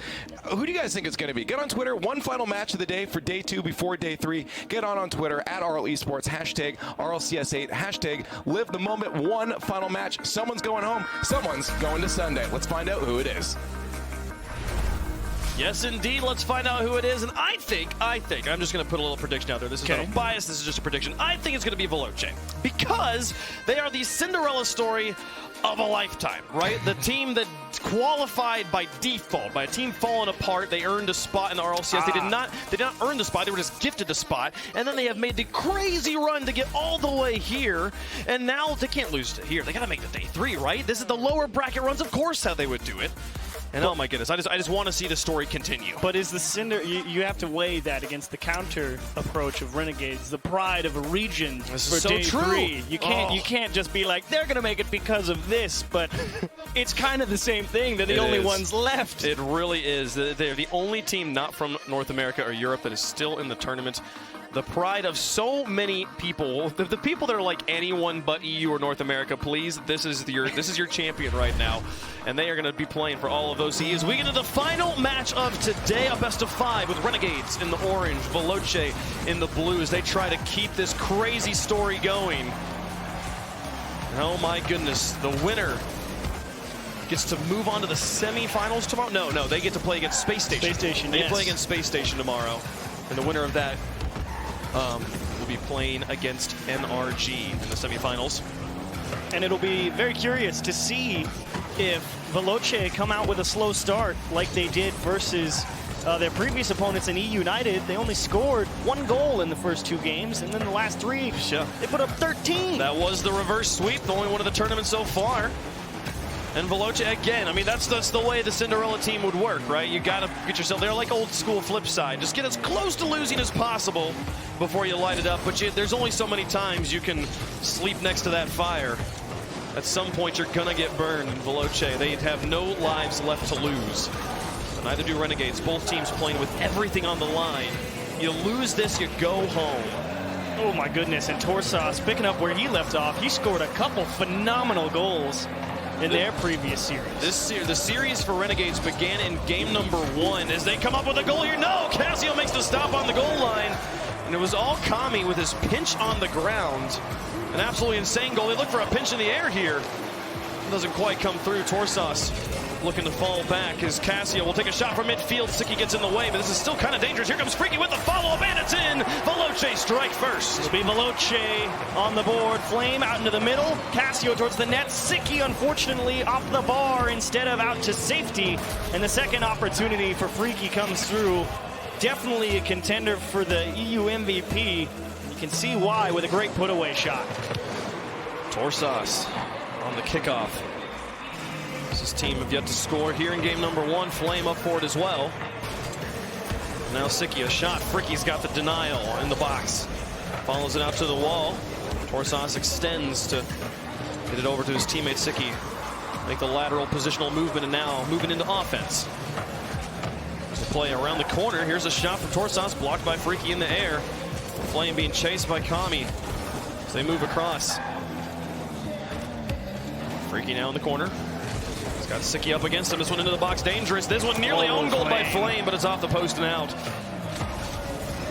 Kami off the ceiling. There it down is. to Torsas. That should be it. That's a tie game. Renegades put one in. It's just a matter of can Veloce keep up the defense. This corner play. Kami, nice job letting it roll. Slipped it by Freaky. And Torsas, he took a calculated risk. He decides to stay put. He says, if that misses, I'm going to be here. I have faith in a guy being behind me in the midfield. So if they get that clear, we'll be all right, and it pays off. 2:41 on the clock, approaching halftime, and it's a tie game. Freaky in the midfield will miss, and Cassio also will miss. Now Torsas looking to set up his teammates.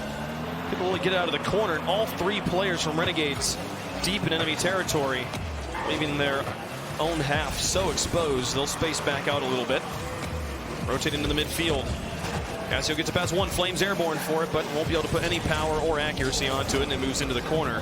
Freaky now blocking the first clear, tries to get it past the second one, and it bounces into the box, but Sicky will add some pace to the ball. He'll move caddy corner to the far side. Now Flame beating two. Kami out of his box, handles it nicely. And Kami also with space, down to Sicky, still uncontested by Veloce. Freaky willing to just let them come at them in the net.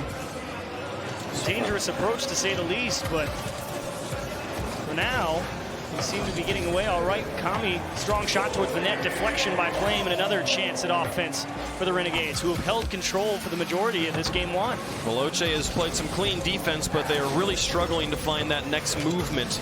The ball rolling out into the midfield with no challenge multiple times now. So they finally get an opportunity as Renegades maybe out of boost, had to move back into their own half. Ball back and forth. Torsas loft.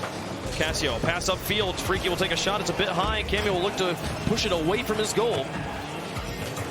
Now Cassio onto the backboard. A miss from Kami. Sicky with a long shot down. So there's a play onto the backboard again. This one dropping dangerous. Flame will get it away as the final minute. Spring here on game number one after great trap. Exciting first minute and a half or so. Things have slowed down between the two teams. Oh yeah, absolutely. Oh, that's a big miss. Here comes Torsas to play it away. Flame and Freaky both breathing down his neck. Sicky gets bumped in the corner. This could be bad. It's into the box, but a block from a goalie will stave it off and send it to the side. A follow-up shot from Flame will be easily defended as it's not on target. Oh, that's high. And the final touch play. Again, back around. Here comes Cassio to look for the play. Get over to Freaky, blocked once more. Flame airborne, looking for the final shot. He hits it all, but it's off the crossbar and out. What a play! As he nearly found the shot that could have won them the game, and now the counter-attack. Torsas, he sinks it in. 22 seconds left, and they've got the lead. Oh, it slips through them in the midfield. Veloce have a chance on target. They can't get it through the defense, and Torsas with a massive stuff. And Renegades will get a game that they surely feel is rightfully theirs. Flame nearly had that. So close. And echoes of the low-key Renegades match. Oh, yeah.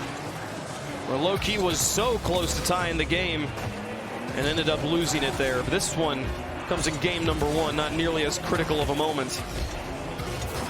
It's Kami with the attempt.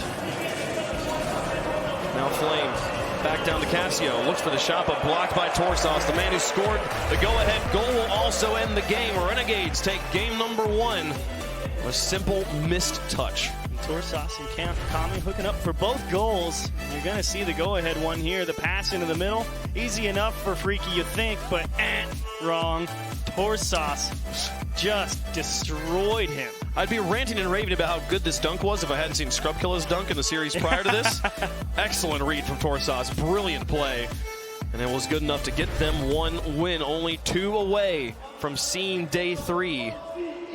I believe that will be the second time OCE had made it that far in our World Championships. Some OCE chants coming in through the crowd as well. They want to see them go on to day three. You know Yummy Cheese Man's down there somewhere stirring up a ruckus. Right now, though, Veloce, they've been in this situation so many times, so many games where it seems like, well, in their previous years. Yeah, exactly. It seemed like they were done. It seemed like they were out. And yet they come on back. Freaky, a player who made his RLCS LAN debut back in Season 4, teaming with the legendary Pashy back then. He was the rookie. He was the upstart, the support player, like Gibbs said. And yet he has stuck around this many years, and now the team captain and the driving force of Veloce. He said, I don't need anyone else with me. I'm going to do it myself. And he may be the driving force and say he doesn't need any help, but to be honest, Cassio and Flame have proved an excellent complement for them in this RLCS season. Cassio, an excellent midfield presence. Flame, the ability to chase after a ball and get it into a scoreable position. Flame had a bit of a slow start in their previous series. Took him really until Game 3 before he started making plays happen. And so Veloce, I'm sure, hoping to get his engine started. It's Game 2. We started here on Neo Tokyo. Renegades will advance with some offensive pressure. He'll look to keep that going, adjust onto the wall, tries to hover this one down, and then maybe give it to a teammate, looks for the pinch, but defense from Veloce will attack. An excellent little prolongation to extend it over into the orange. Flame around one edge. Kami back into the middle. Cassio over one.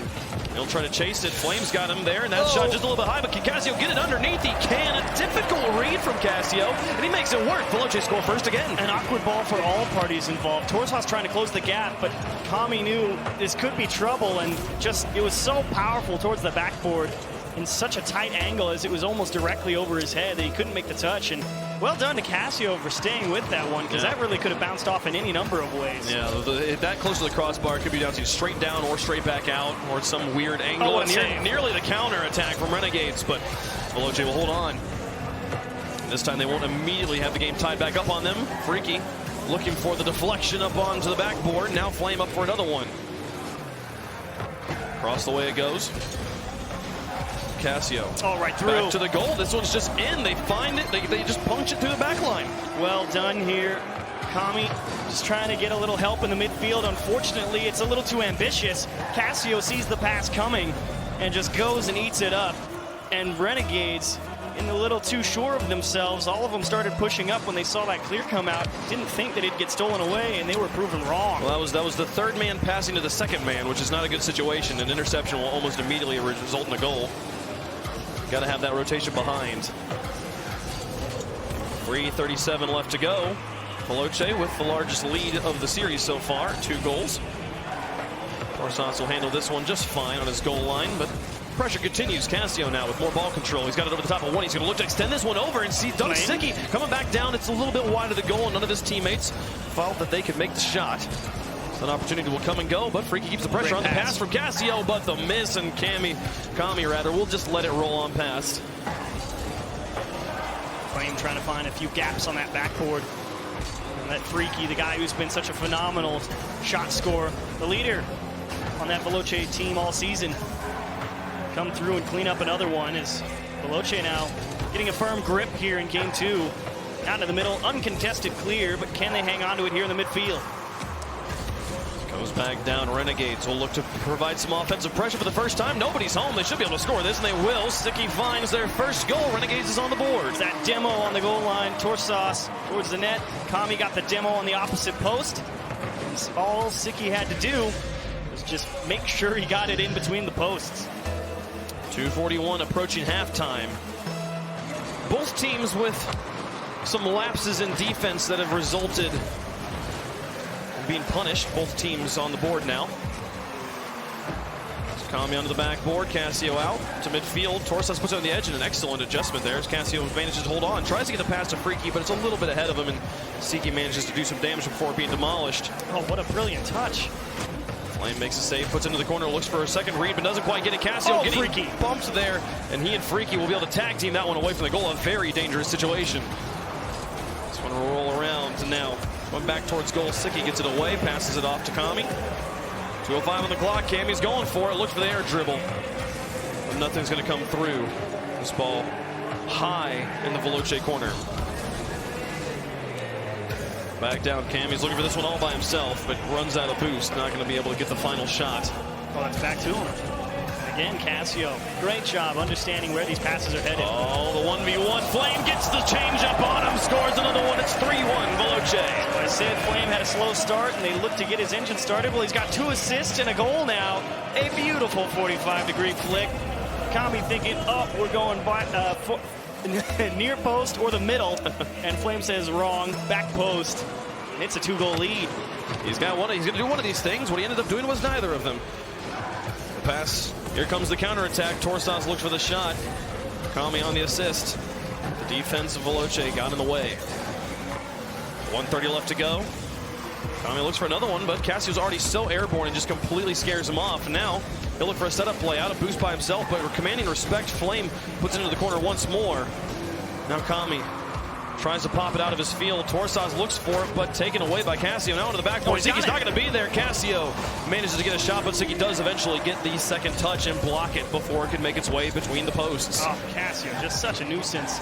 And that demo from Flame in the midfield. A lot of pressure on Torsas to make a good touch. He sets up Kami, and again, Cassio steals it away. He's just everywhere that Renegades hopes he is, and Freaky looks for the dribble, gets Ziki's baited in, and Cassio just got to get a soft touch, but couldn't quite make it happen.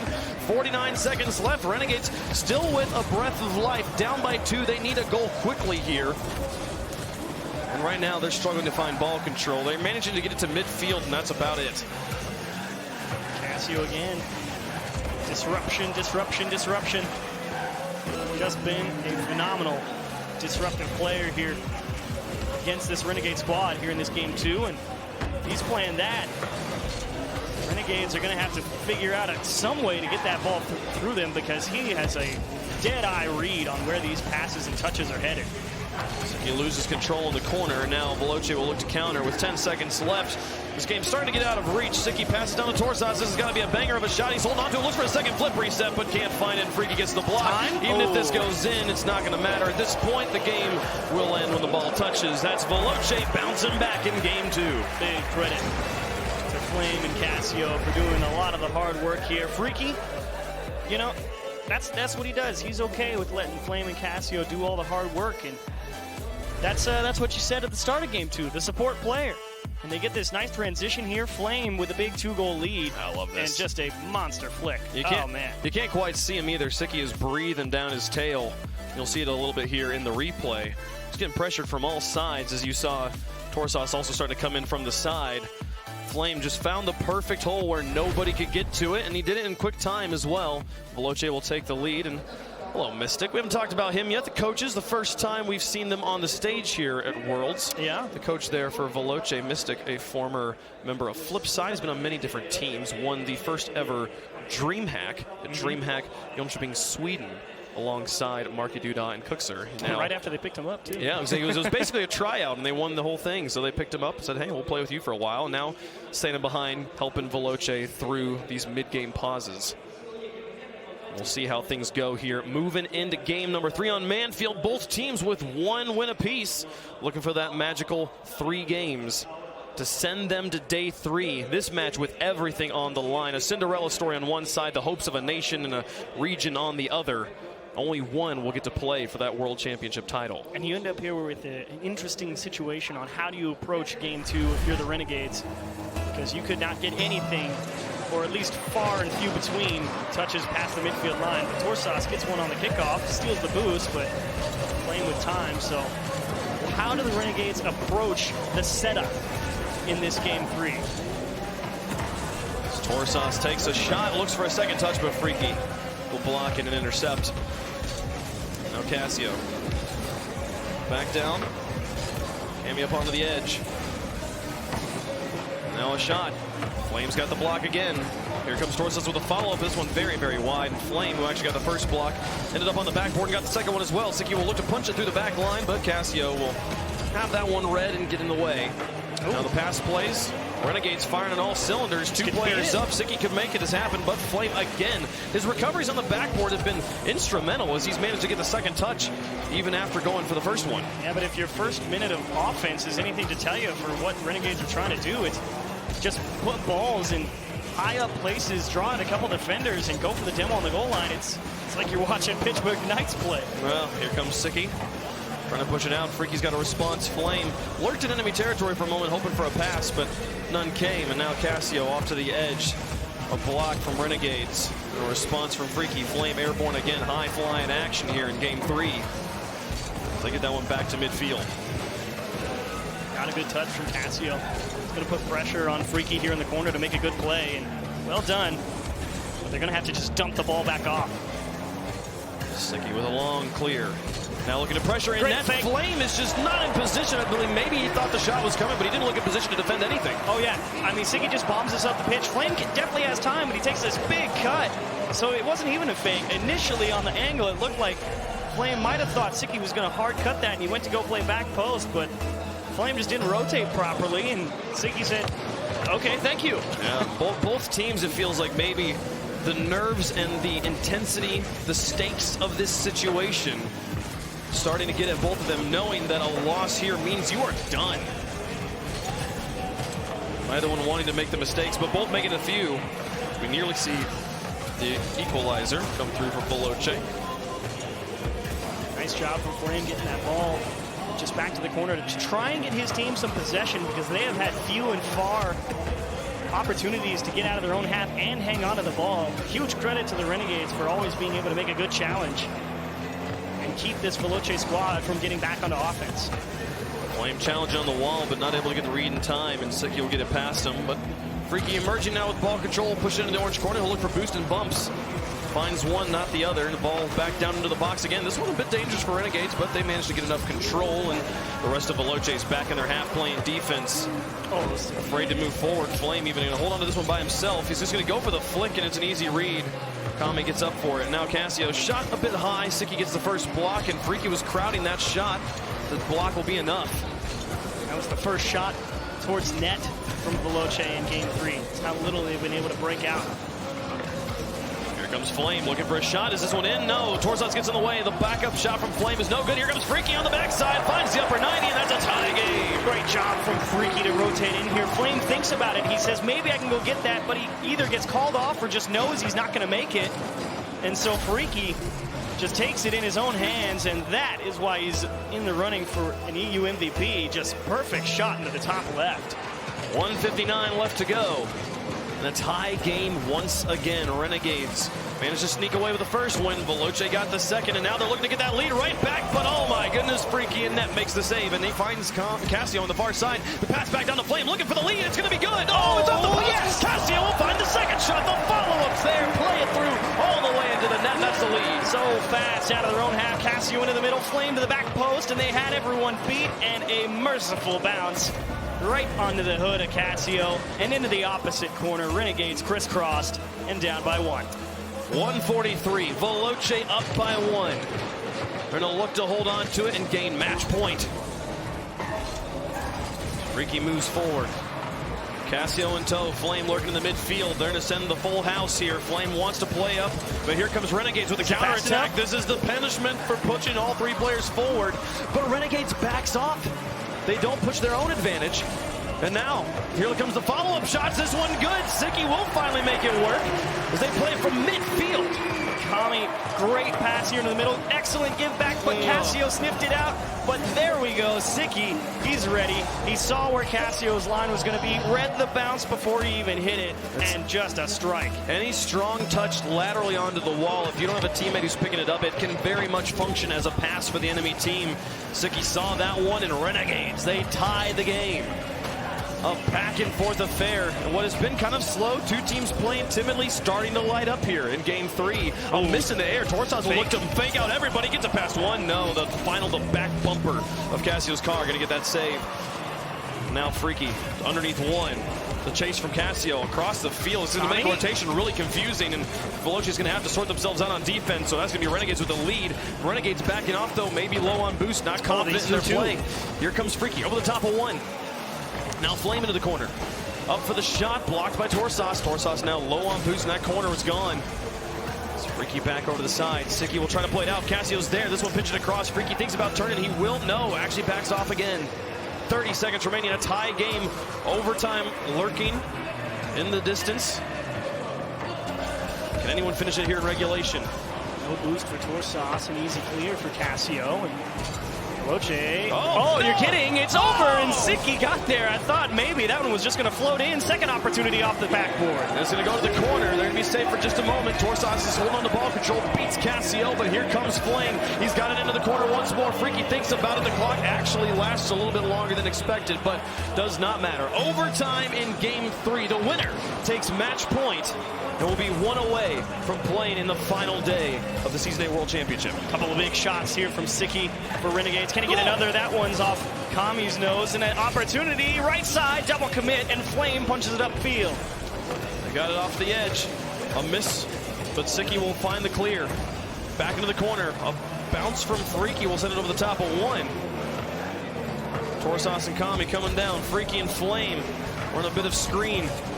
Now Cassio into the corner once more. Can he find Flame on the far side? He's coming back for it, but Siki gets in the way. Freaky down the corner once more. That one goal going to be critical. Freaky sends the shot on. Siki's got the block, but where's the rest of Veloce? As Cassio comes in, gets beat by one. Flame with a bad miss. Here comes Siki down the field. It's going to be him versus Freaky. Can he get the ball on him? No. Freaky, the savior of the season multiple times in Europe. He'll stand stalwart on the defense. It was a dangerous miss from Flame. You're absolutely right. It was not a good approach, but they get out of it. They try and just hold on to the ball here in the midfield line for a second. Flame to Freaky, the connection there, and all of Renegades kind of a muck tightly rotating in their own box. This one dangerous. The defense just all over the place. They managed to get just enough in the way and pinball it out of their box, and all the rest of Veloce space out. It is overtime. Going to be playing so cautious with 1:20 in. You're looking for that finisher. Cassio off, Flame up to win the game, and it's wide. Just couldn't get around that ball quick enough. It bounced at just the right angle to come straight back at him, and Renegades another second chance here on another open net opportunity. Torsas cleverly baited in Freaky and gained his team a little bit of offensive control, but they weren't really able to use it, as I believe it was Flame with a classy clear. Now Freaky back across. Flame's got to retreat here. He's actually going to move in on this. Puts it on the backboard once more. Kami's in a difficult situation, and Cassio finishes it. Veloce, they'll take the win, and they're one away from day 3. Veloce struggled to get the offense going early. It comes to life, and finally Kami finds himself in a less than enviable position on defense. A ball off that vertices, which has been so effective for so many teams, and not in the net to come and get a good read. He has to approach it coming towards the goal. And it's all that Flame setup to put it there, too. He was rotating back and then decides to fly up the wall at the first moment where his car could possibly make an offensive touch. And it works out. My goodness, Veloce punish. And Renegades are now really with their backs against the wall. They have no more lives. They cannot lose another game. Siki, 789 score. 2 goals, 4 saves, and 7 shots. And talk about trying to get the job done. Torsas and Kami working their best, but unfortunately they couldn't keep the defense going. But you're 100% right about Flame. Caution to the winds in that overtime. Definitely some overly aggressive approaches on the ball. There was one, it just bounced off the backboard. There was a pretty good chance it was going to get cleared, but he didn't care. He was like, if they miss, I'm going to score. I mean, I think it's to some degree, you know, playing aggressive in overtime can feel like a gamble, but it is one of those that the odds are in your favor. It is the highest reward, no matter how high the stakes are, the highest reward possible in winning the game in that situation. So I very much respect and appreciate Flame going for it. Gives Veloce a win, and now 1 game away from their story continuing another day. So Renegades, what do you got in the tank? Even in your last series, I don't believe they ever scored more than 2 goals in a game. And here it's kind of the same thing, struggling to break down the defense more than a couple times. It has been a very defensive series. It's Veloce trying to finish this off here in Game 4. Renegades praying for Game 5.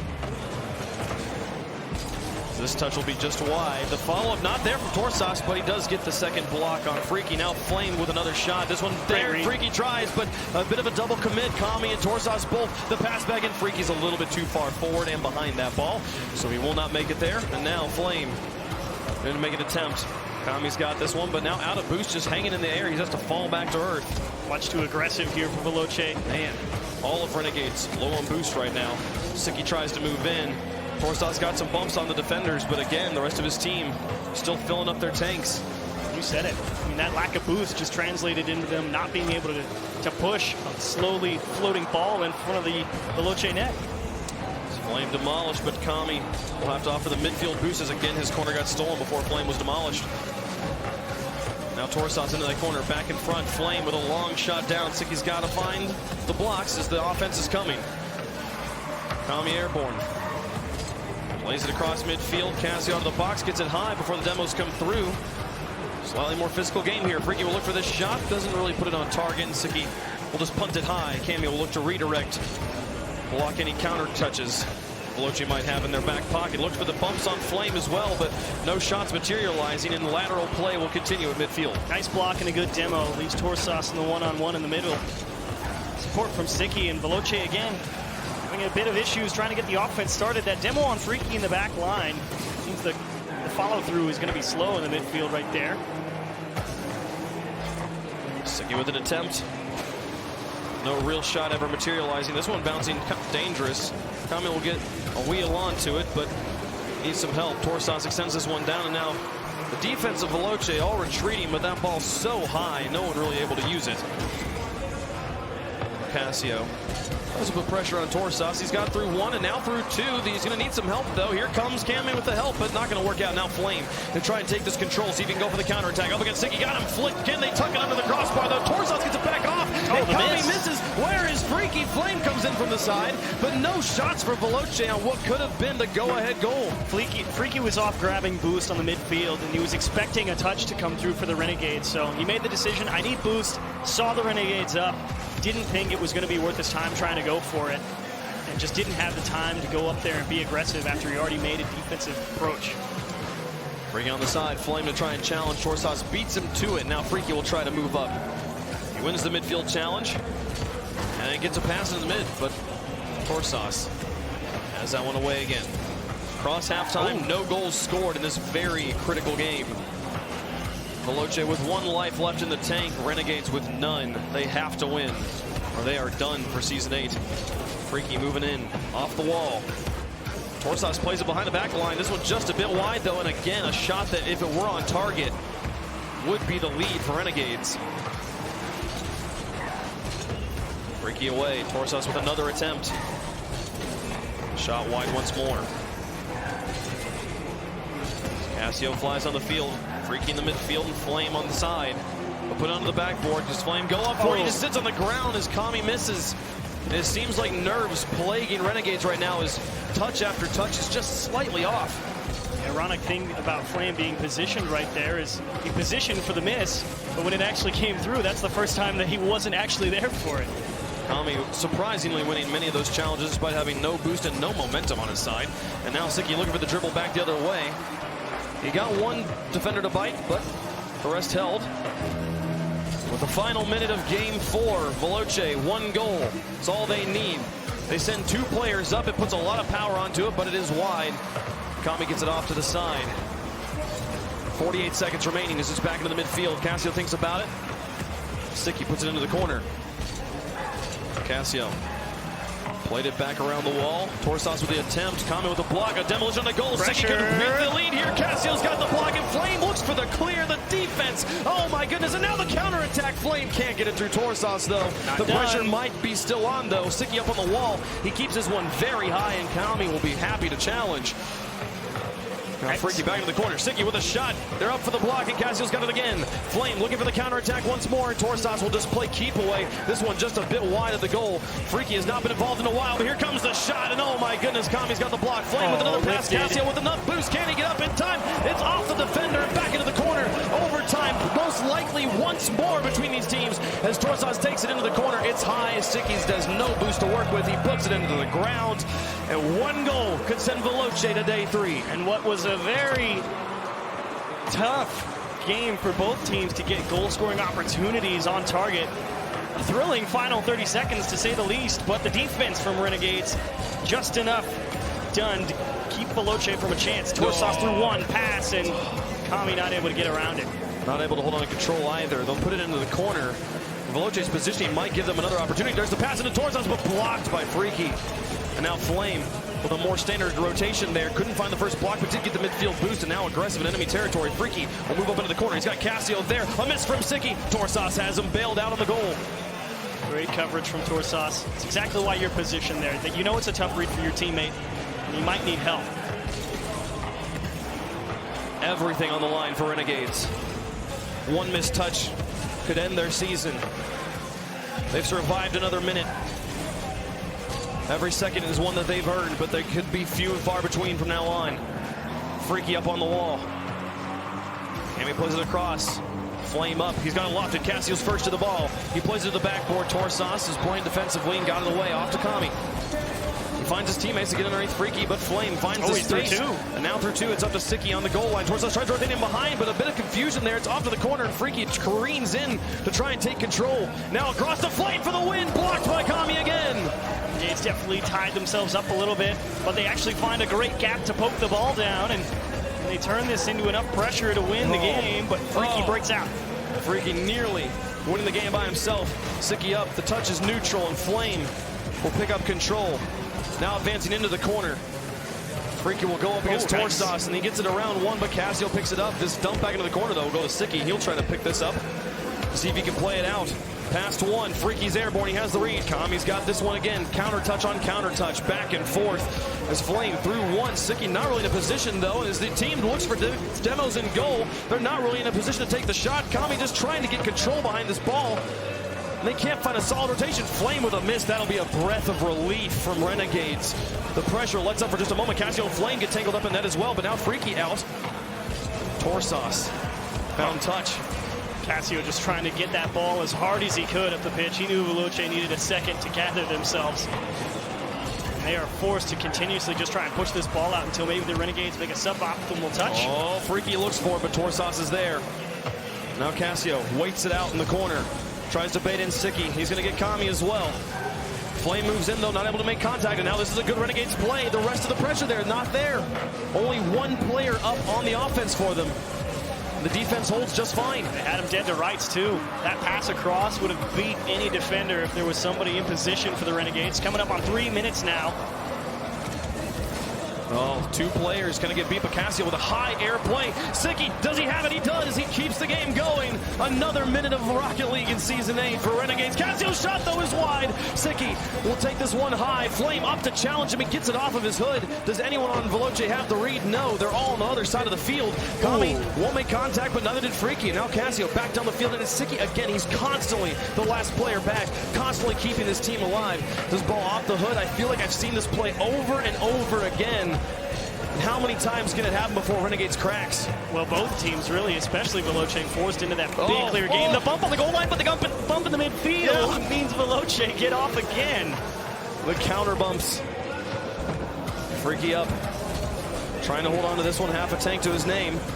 He's through one player and through two as Kami's rotating back. It's up to Torsas in net. Kami plays it long, but Flame's got this one red. Torsas needs to make the touch, and he does. He's up to Sicky, and Freaky will try to flake off Sicky, but it doesn't work. Now Cassio has to make the save. So we are into 4 minutes of overtime. Oh, is that finally the one that gets him out? There's down to Flame, but the block comes through. Freaky's airborne. They continue to go for it in the air at midfield. You got to think one of these times there's going to be a failed input from Renegades, and it might be the end of the game, but they continue to try. At the same time, though, it's Veloce who are having to play defense. Renegades have held the offensive cards for the most part in the last few minutes, but finally the goal's open, and Sicky's there again. He's constantly in position. The shots are starting to feel less threatening. I feel like Renegades are gaining confidence as this overtime goes. Kami onto the wall.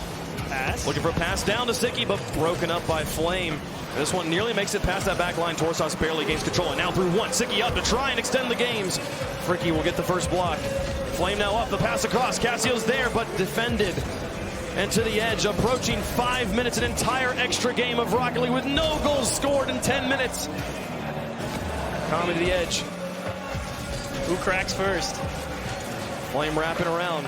Or who goes for it first? It feels like still we're only seeing really two players on offense from either side. If Veloce really commit, they have that extra life. Sicky, there's through one. He's been the stalwart defender. The strong back line. Kami's trying to find Torsas on the far side here, but he's gaining just enough, but no, there goes Freaky through. Now Flame with an attempt back into the midfield. Nice Kami delay. with a pop. It's a beautiful touch to stop that ball from rolling slowly over to the Veloce half to let them get the ball cleanly in their control. Kami puts this up. was stretching into an extremely long overtime. And again, it's Sicky. Oh, he gets in the way. Torsas again just playing keep away. They get it back to Sicky. This is a game that will genuinely be won by the team that makes the first mistake. Absolutely at this point. We approach the 6th minute of overtime. I believe the record at LAN is back at Season 2. It was the record overtime for a very long time of 7 minutes and 17 seconds between Mockett and Flipside in the grand finals. Sicky back down, Flame over the edge. Kami trying to press forward, Freaky with the attempt, and now Cassio. Torsas maybe too far forward, but Sicky just playing so defensive. But the game has finally moved away from Veloce's offensive third, and now they're battling in the middle of the pitch for possession. You got to wonder if that slight reduction in available space for Renegades, as Veloce gets a better foothold, can convert it. Everybody playing so defensive. I mean, no, there's been no passes into the midfield. Everyone plays to the corners over and over again here. It's Flame. This one might be the opportunity to break some, though, but Cassio finds the pinch. This one is over Kami. It is an opportunity. 6:57 on the clock. Freaky presses the goalies. Torsas gets the first save, but Cassio's got the block back in. Is there anyone there? No. Oh, Flame. And it's all the way down. Flame makes the save to send us into 7 minutes. This one most likely going to break the record. Big stretch back to the Flame. side. And oh my goodness, they'll play it safe once more. And here we go. Veloce. Do you have it in him to finally shake off this Renegades offense that has just been an absolute nuisance here in overtime? But at the same time, do the Renegades have the firepower to knock the wall down? Through one. Kami holds on. Freaky in. Kami now through two. Cassio's there. The shot is wide. And Sicky again will get in the way. Torsas down the field. Sicky actually demolished, but he will respawn in time. A bit of a double commit. Kami makes the play. Now Sicky's trying to stretch, but Flame demolished. Any chance of pressuring that double commit gone, as 8 minutes is about to take over. It's a huge challenge from Sicky on his own backboard. Here's a tough read, and that is cut down. Cassio again. Oh man, talk about a guardian angel. Flame rotates around. Freaky back out. Now Flame to follow this one. Looks for the dribble play. Gets it past one. Sicky's up. Plays it off to the side. Is Cassio advancing? He's on the wall. There he is. And now coming back down will be Kami. Now Freaky with a punt over one. The best positioning we've seen from them all game. Oh my goodness. It's right in front. He shoots upper 90. It's off the crossbar and down. They keep playing in Utopia. Sicky needs the clear. He's got Kami. Cassio went so aggressive, but Torsas is so far away, but he's got Cassio on the wall, and Torsio's there first. Freaky with the punt. It won't work. Now Flame through two. Torsas, it's off to the corner. He won't have to play just yet. And now with the saves. Let's go to 9 minutes. Why not? I'm down for 3 games. They're in the middle. Flame sent high. Oh my goodness. Torsas up for it. Back down. Sicky puts it away. Cassio could win the game, but Kami has him blocked. And now back in front of the box. Torsas. Sicky, no! You're kidding! Absolute tragedy for Renegades. Torsas taking his time. He knew he had all the time in the world to get up to it. And his teammate panics and just smashes it into their own goal. Tragedy is the perfect word to describe that. You have got to be kidding me. That's how that ended? Oh my goodness. I don't know what to think right now. Veloce, congratulations. They're through to day 3. And Renegades, absolute heartbreaker. One they will not be thinking about. They will not forget for a long time. Hopefully they'll stop thinking about it in 4 years or something. My goodness. That one stings for sure for one team, but that is absolutely the LAN record for Worlds for RLCS. But what a way for it to end. But all smiles for Veloce. Like you said, given an RLCS spot through rules, and how about turning it into a day 3 appearance? My goodness. What a run. That's one of those, we'll take those, I guess. That is a feels bad man and a half. The longest game at Worlds ends in an own goal. 2 players up for it, basically pinching it in as well. Yeah. And you guys can't see this at home, but Torsas has not left the lobby. He's still sitting there. thinking about Needs it. a moment. That is, your heart goes out to the man. They are so Absolutely. close to making it to day 3 there, but it's not going to work out. Veloce, though, they can celebrate. They held them off for 9 minutes. And you're going to need the sleep. We said it was the mistake that would lose the game, and that's the mistake right there. That is absolutely one of them. So Took Veloce, 14 take it. minutes to get one, but unfortunately for Veloce, the continuation, but it is still, unfortunately, you're walking into Space Station Gaming, who, sure, they lost today, but they still are a very scary team to contend with. Absolutely. No, they're one of the best teams in the world. Absolutely 100%. Renegades, an excellent team that represented their region very well. And honestly, the spectacular, crazy story of Veloce continues in a twist and turn I would have never expected. This is not how I expected them to get to day 3, but they'll take it, and they're happy about it, and they'll absolutely be celebrating. I can't wait to hear from one of them in a moment. And it all turns into NAEU Day 3 as well. It does. So we'll see how that absolutely plays. does. Veloce will play Space Station Gaming tomorrow. But to wrap us up for the day, let's head back to the desk. Veloce securing their spot on Championship Sunday. The one positive, I guess, that Renegades can walk away with there is that they did set a record for the Rocket League World Championships for longest overtime. There's no words. You always want teams to make it on their own merits, and you never want that big mistake. And Sicky, I think he thought Torsos didn't have boost maybe and just dunks on him. But before that, this series was back and forth. I did feel like this was all Veloce late. A lot of offense from them. Renegades had to play amazing defense once again like last series, but it was a little too much to handle. Yeah, Renegades just came into the series. I've got his pen in my hands right now, and I'm feeling like achieving it at this moment in time. This is just... you play 9 minutes of overtime with so much on the line. Any other way to finish you play it a whole other than season that. too. And unfortunately, That's how it ends. it's a goal like that will overshadow everything that we're seeing on our screens right now, because it's the one thing that truly mattered. It's frustrating to see. I mean, Sicky was brought in to score goals, but not like that. It's just you work so hard, and you commend them, right? They finally bounce back after the mistakes, but it's communication. Torsos has to call that and say, I've got it. I'm in position. I can go for it. That's on Sicky. That's on Sicky. Oh, yeah, Does he think he doesn't have boost? But And he he's doesn't going matter? for it he's going for it out of panic, and if Torsos says, I course. have it, you have to trust the captain to go for it. But that is also why when you play Rocket League, and it was 14 minutes of Rocket League, it is very hard to play 14 minutes in a row of Rocket League. Oh, yeah, straight, because you just have to be so ready for it, and just one mistake. Well, we do have one final interview to get to, and it's Casio with Johnny Boy. Thank you very much. That's right. I've got Casio, our final team to qualify for day 3 of the competition, and with a LAN record overtime as well. Was that part of the plan? You wanted to throw a little world record in there while you're winning? It's always more it's close, more there's like pressure, and the best is to watch. We didn't mean to really go in 8 minutes overtime, but the other team played really well. They weren't making any mistake the past 8 minutes, and we've been able to get it after the 8 minutes. So is that your guys' play style, to look for those mistakes and then punish them? Because like you said, Renegades, they weren't making many, but you guys were patient. You're waiting constantly for mistakes to happen. It's a part of our gameplay. We often try to capitalize on the most mistake possible on our opponents. Sometimes it's not possible when the team against us are in a better level, so we need like to play a different way. But against Renegades and E-United, we felt like we could done that and play like in a scrim or something as usual. Now tomorrow you're going to be against Space Station Gaming. Do you think there's going to be mistakes for you guys to punish, or are you, like you just said, going to need to try something different?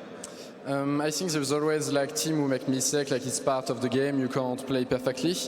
I still think that we will have to try different things if it don't work out immediately. Maybe bumping more, or some infield pass a bit risky or something. Well, again, congratulations, Casio. That's amazing to see you making it all the way to day 3 of RLCS in Season 8. Now we're going to go back to the desk to close out the day. Leaf, over to you. Again, congratulations to Veloce for making day 3. This is just great for the team, as well, especially for Cassio, Freaky as well. All these boys had something to prove. Once again, for Cassio, he takes 2 rival series teams, first season of RLCS, makes it to Worlds, and also another day 3 for him. But we're going to keep the spotlight on the players right now, but this time it's going to be Player of the Day presented by Intel, and I feel like this has got to be an obvious one. Justin, he's got so many of these under his belt at this point. Yeah, most competitive series of the day. Hard to argue with that one, and Justin came up clutch between the 50-50s, the aerials, whatever he wants to do, he was able to do just that. He was the playmaker. 6 assists involved in 8 of the 9 goals for Energy, and by far the best series today. It looked like the top 2 teams in the world. Yeah, he absolutely came into that series with absolutely no fear, taking on some of the best individual players and happy to take them on one-on-one. He came up in so many of those situations on top. And Justin, though, again, he just always does it at LAN. We saw it in Season 5. We just see him always just come up into these big moments and make big plays. And again, versus Vitality, he had a few defensive mistakes. It wasn't really mistakes. It was just outplays by Scrub Killer, the one where he dunks on him, with K-Dop. But at the end of the day, that goes 5 games between those 2 Titans. And Justin, again, he shows up. But now we finished 2 days. We finished those group stages, so let's go take a look back at everything that happened. We had a lot of good Rocket League. We're going to take a look at the bracket presented by Axe. Group A is first. Just reminisce over this for a moment. This was considered the group of death, but I feel like both have proven they were both difficult to get through. We had the top 2 teams from the smaller regions, as well as Energy and Vitality, and Energy and Vitality really played well, both in the upper bracket. But then at the end of the day, that lower bracket was a mess. All those teams were trading wins throughout the weekend. Veloce, though, a great day 2 performance.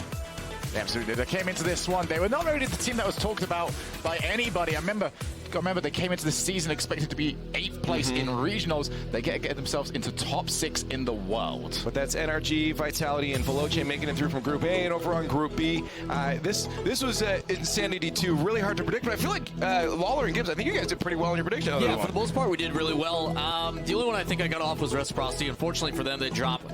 But Pittsburgh Knights, really big surprise from them. A lot of young guys coming in. Wasn't sure how they're going to perform on the stage, and you look at that, to end the 3-0 on both of their matches. That's a huge performance. So this group we thought would be top heavy, be very competitive between the top 4, and it was. Reciprocity, the #1 team from Europe, always finishes top 3 when you're a #1 team from Europe, but they're going home early. And Shogun, any surprises on this bracket either? I think what I was most surprised about is how dominant Dignitas looked in this bracket. They came in throughout the season that we saw that they were slowly getting better, but we didn't know if they were going to continue getting better during the few weeks they've had off. They look terrifying at this moment in time. And of course, it all comes down to tomorrow, the knockout stage, single elimination, best of 7s. These are your 6 teams that have made it that far. Now, Leaf, I don't want to brag, but my predictions on YouTube earlier this week had this exact bracket. That's all I'm saying. I knew it all along, but in the exact positions. Wow. So we're going to talk about what's actually important. Gibbs was finally right. We're going to talk about what's actually important. Is one, he's still going to be guessing tomorrow. That's true. That's if I have a voice. That bottom side of that bracket. It's rough. Wow. That is so scary. Knights looked really strong, and they're coming in against a Vitality that look like, again, the top 2 in the world. I think the thing that's most interesting to me right now is that all 3 of the greatest team of all time, the old Dignitas, are still in this tournament with different rosters. Well, the players need energy. We need energy. You guys do too. So I'm going to get some final thoughts before we sign off. We've finished our group stage. We have our knockout bracket ready. It's been crazy so far, and I expect more. Don't you, Leller? I'm going to agree with Johnny Boy. I'm not biased, but I need to see that rematch. Yeah, I need to see that rematch. I think we in the deserve grand that finals. as fans of Rocket League. Best of 7s tomorrow. That's all I'm going to say. I'm going to save my voice. Fair enough. Give me some of those Dignitas intermatches. That's all I've wanted for so long. And I'm just excited to see more Rocket League, so we're going to sign off, guys. We'd better see you here tomorrow. Championship Sunday is on its way very soon, 2:30. Don't miss it. It's going to be great.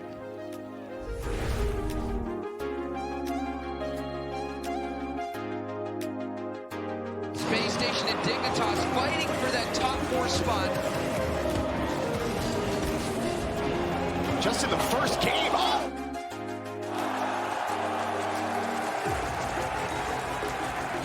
To find more headway. Another check from mid. Back to Gyro! Very dangerous there from United. This one's going to pitch in for Cassio. Veloce take the lead.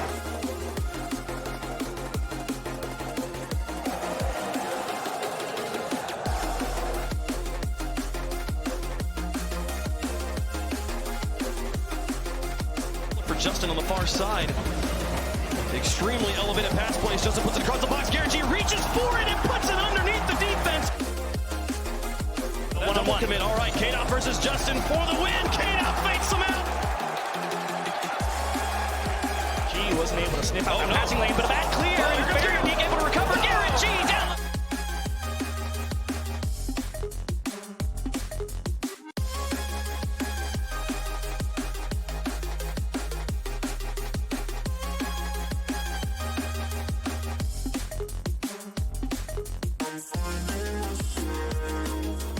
Blocked.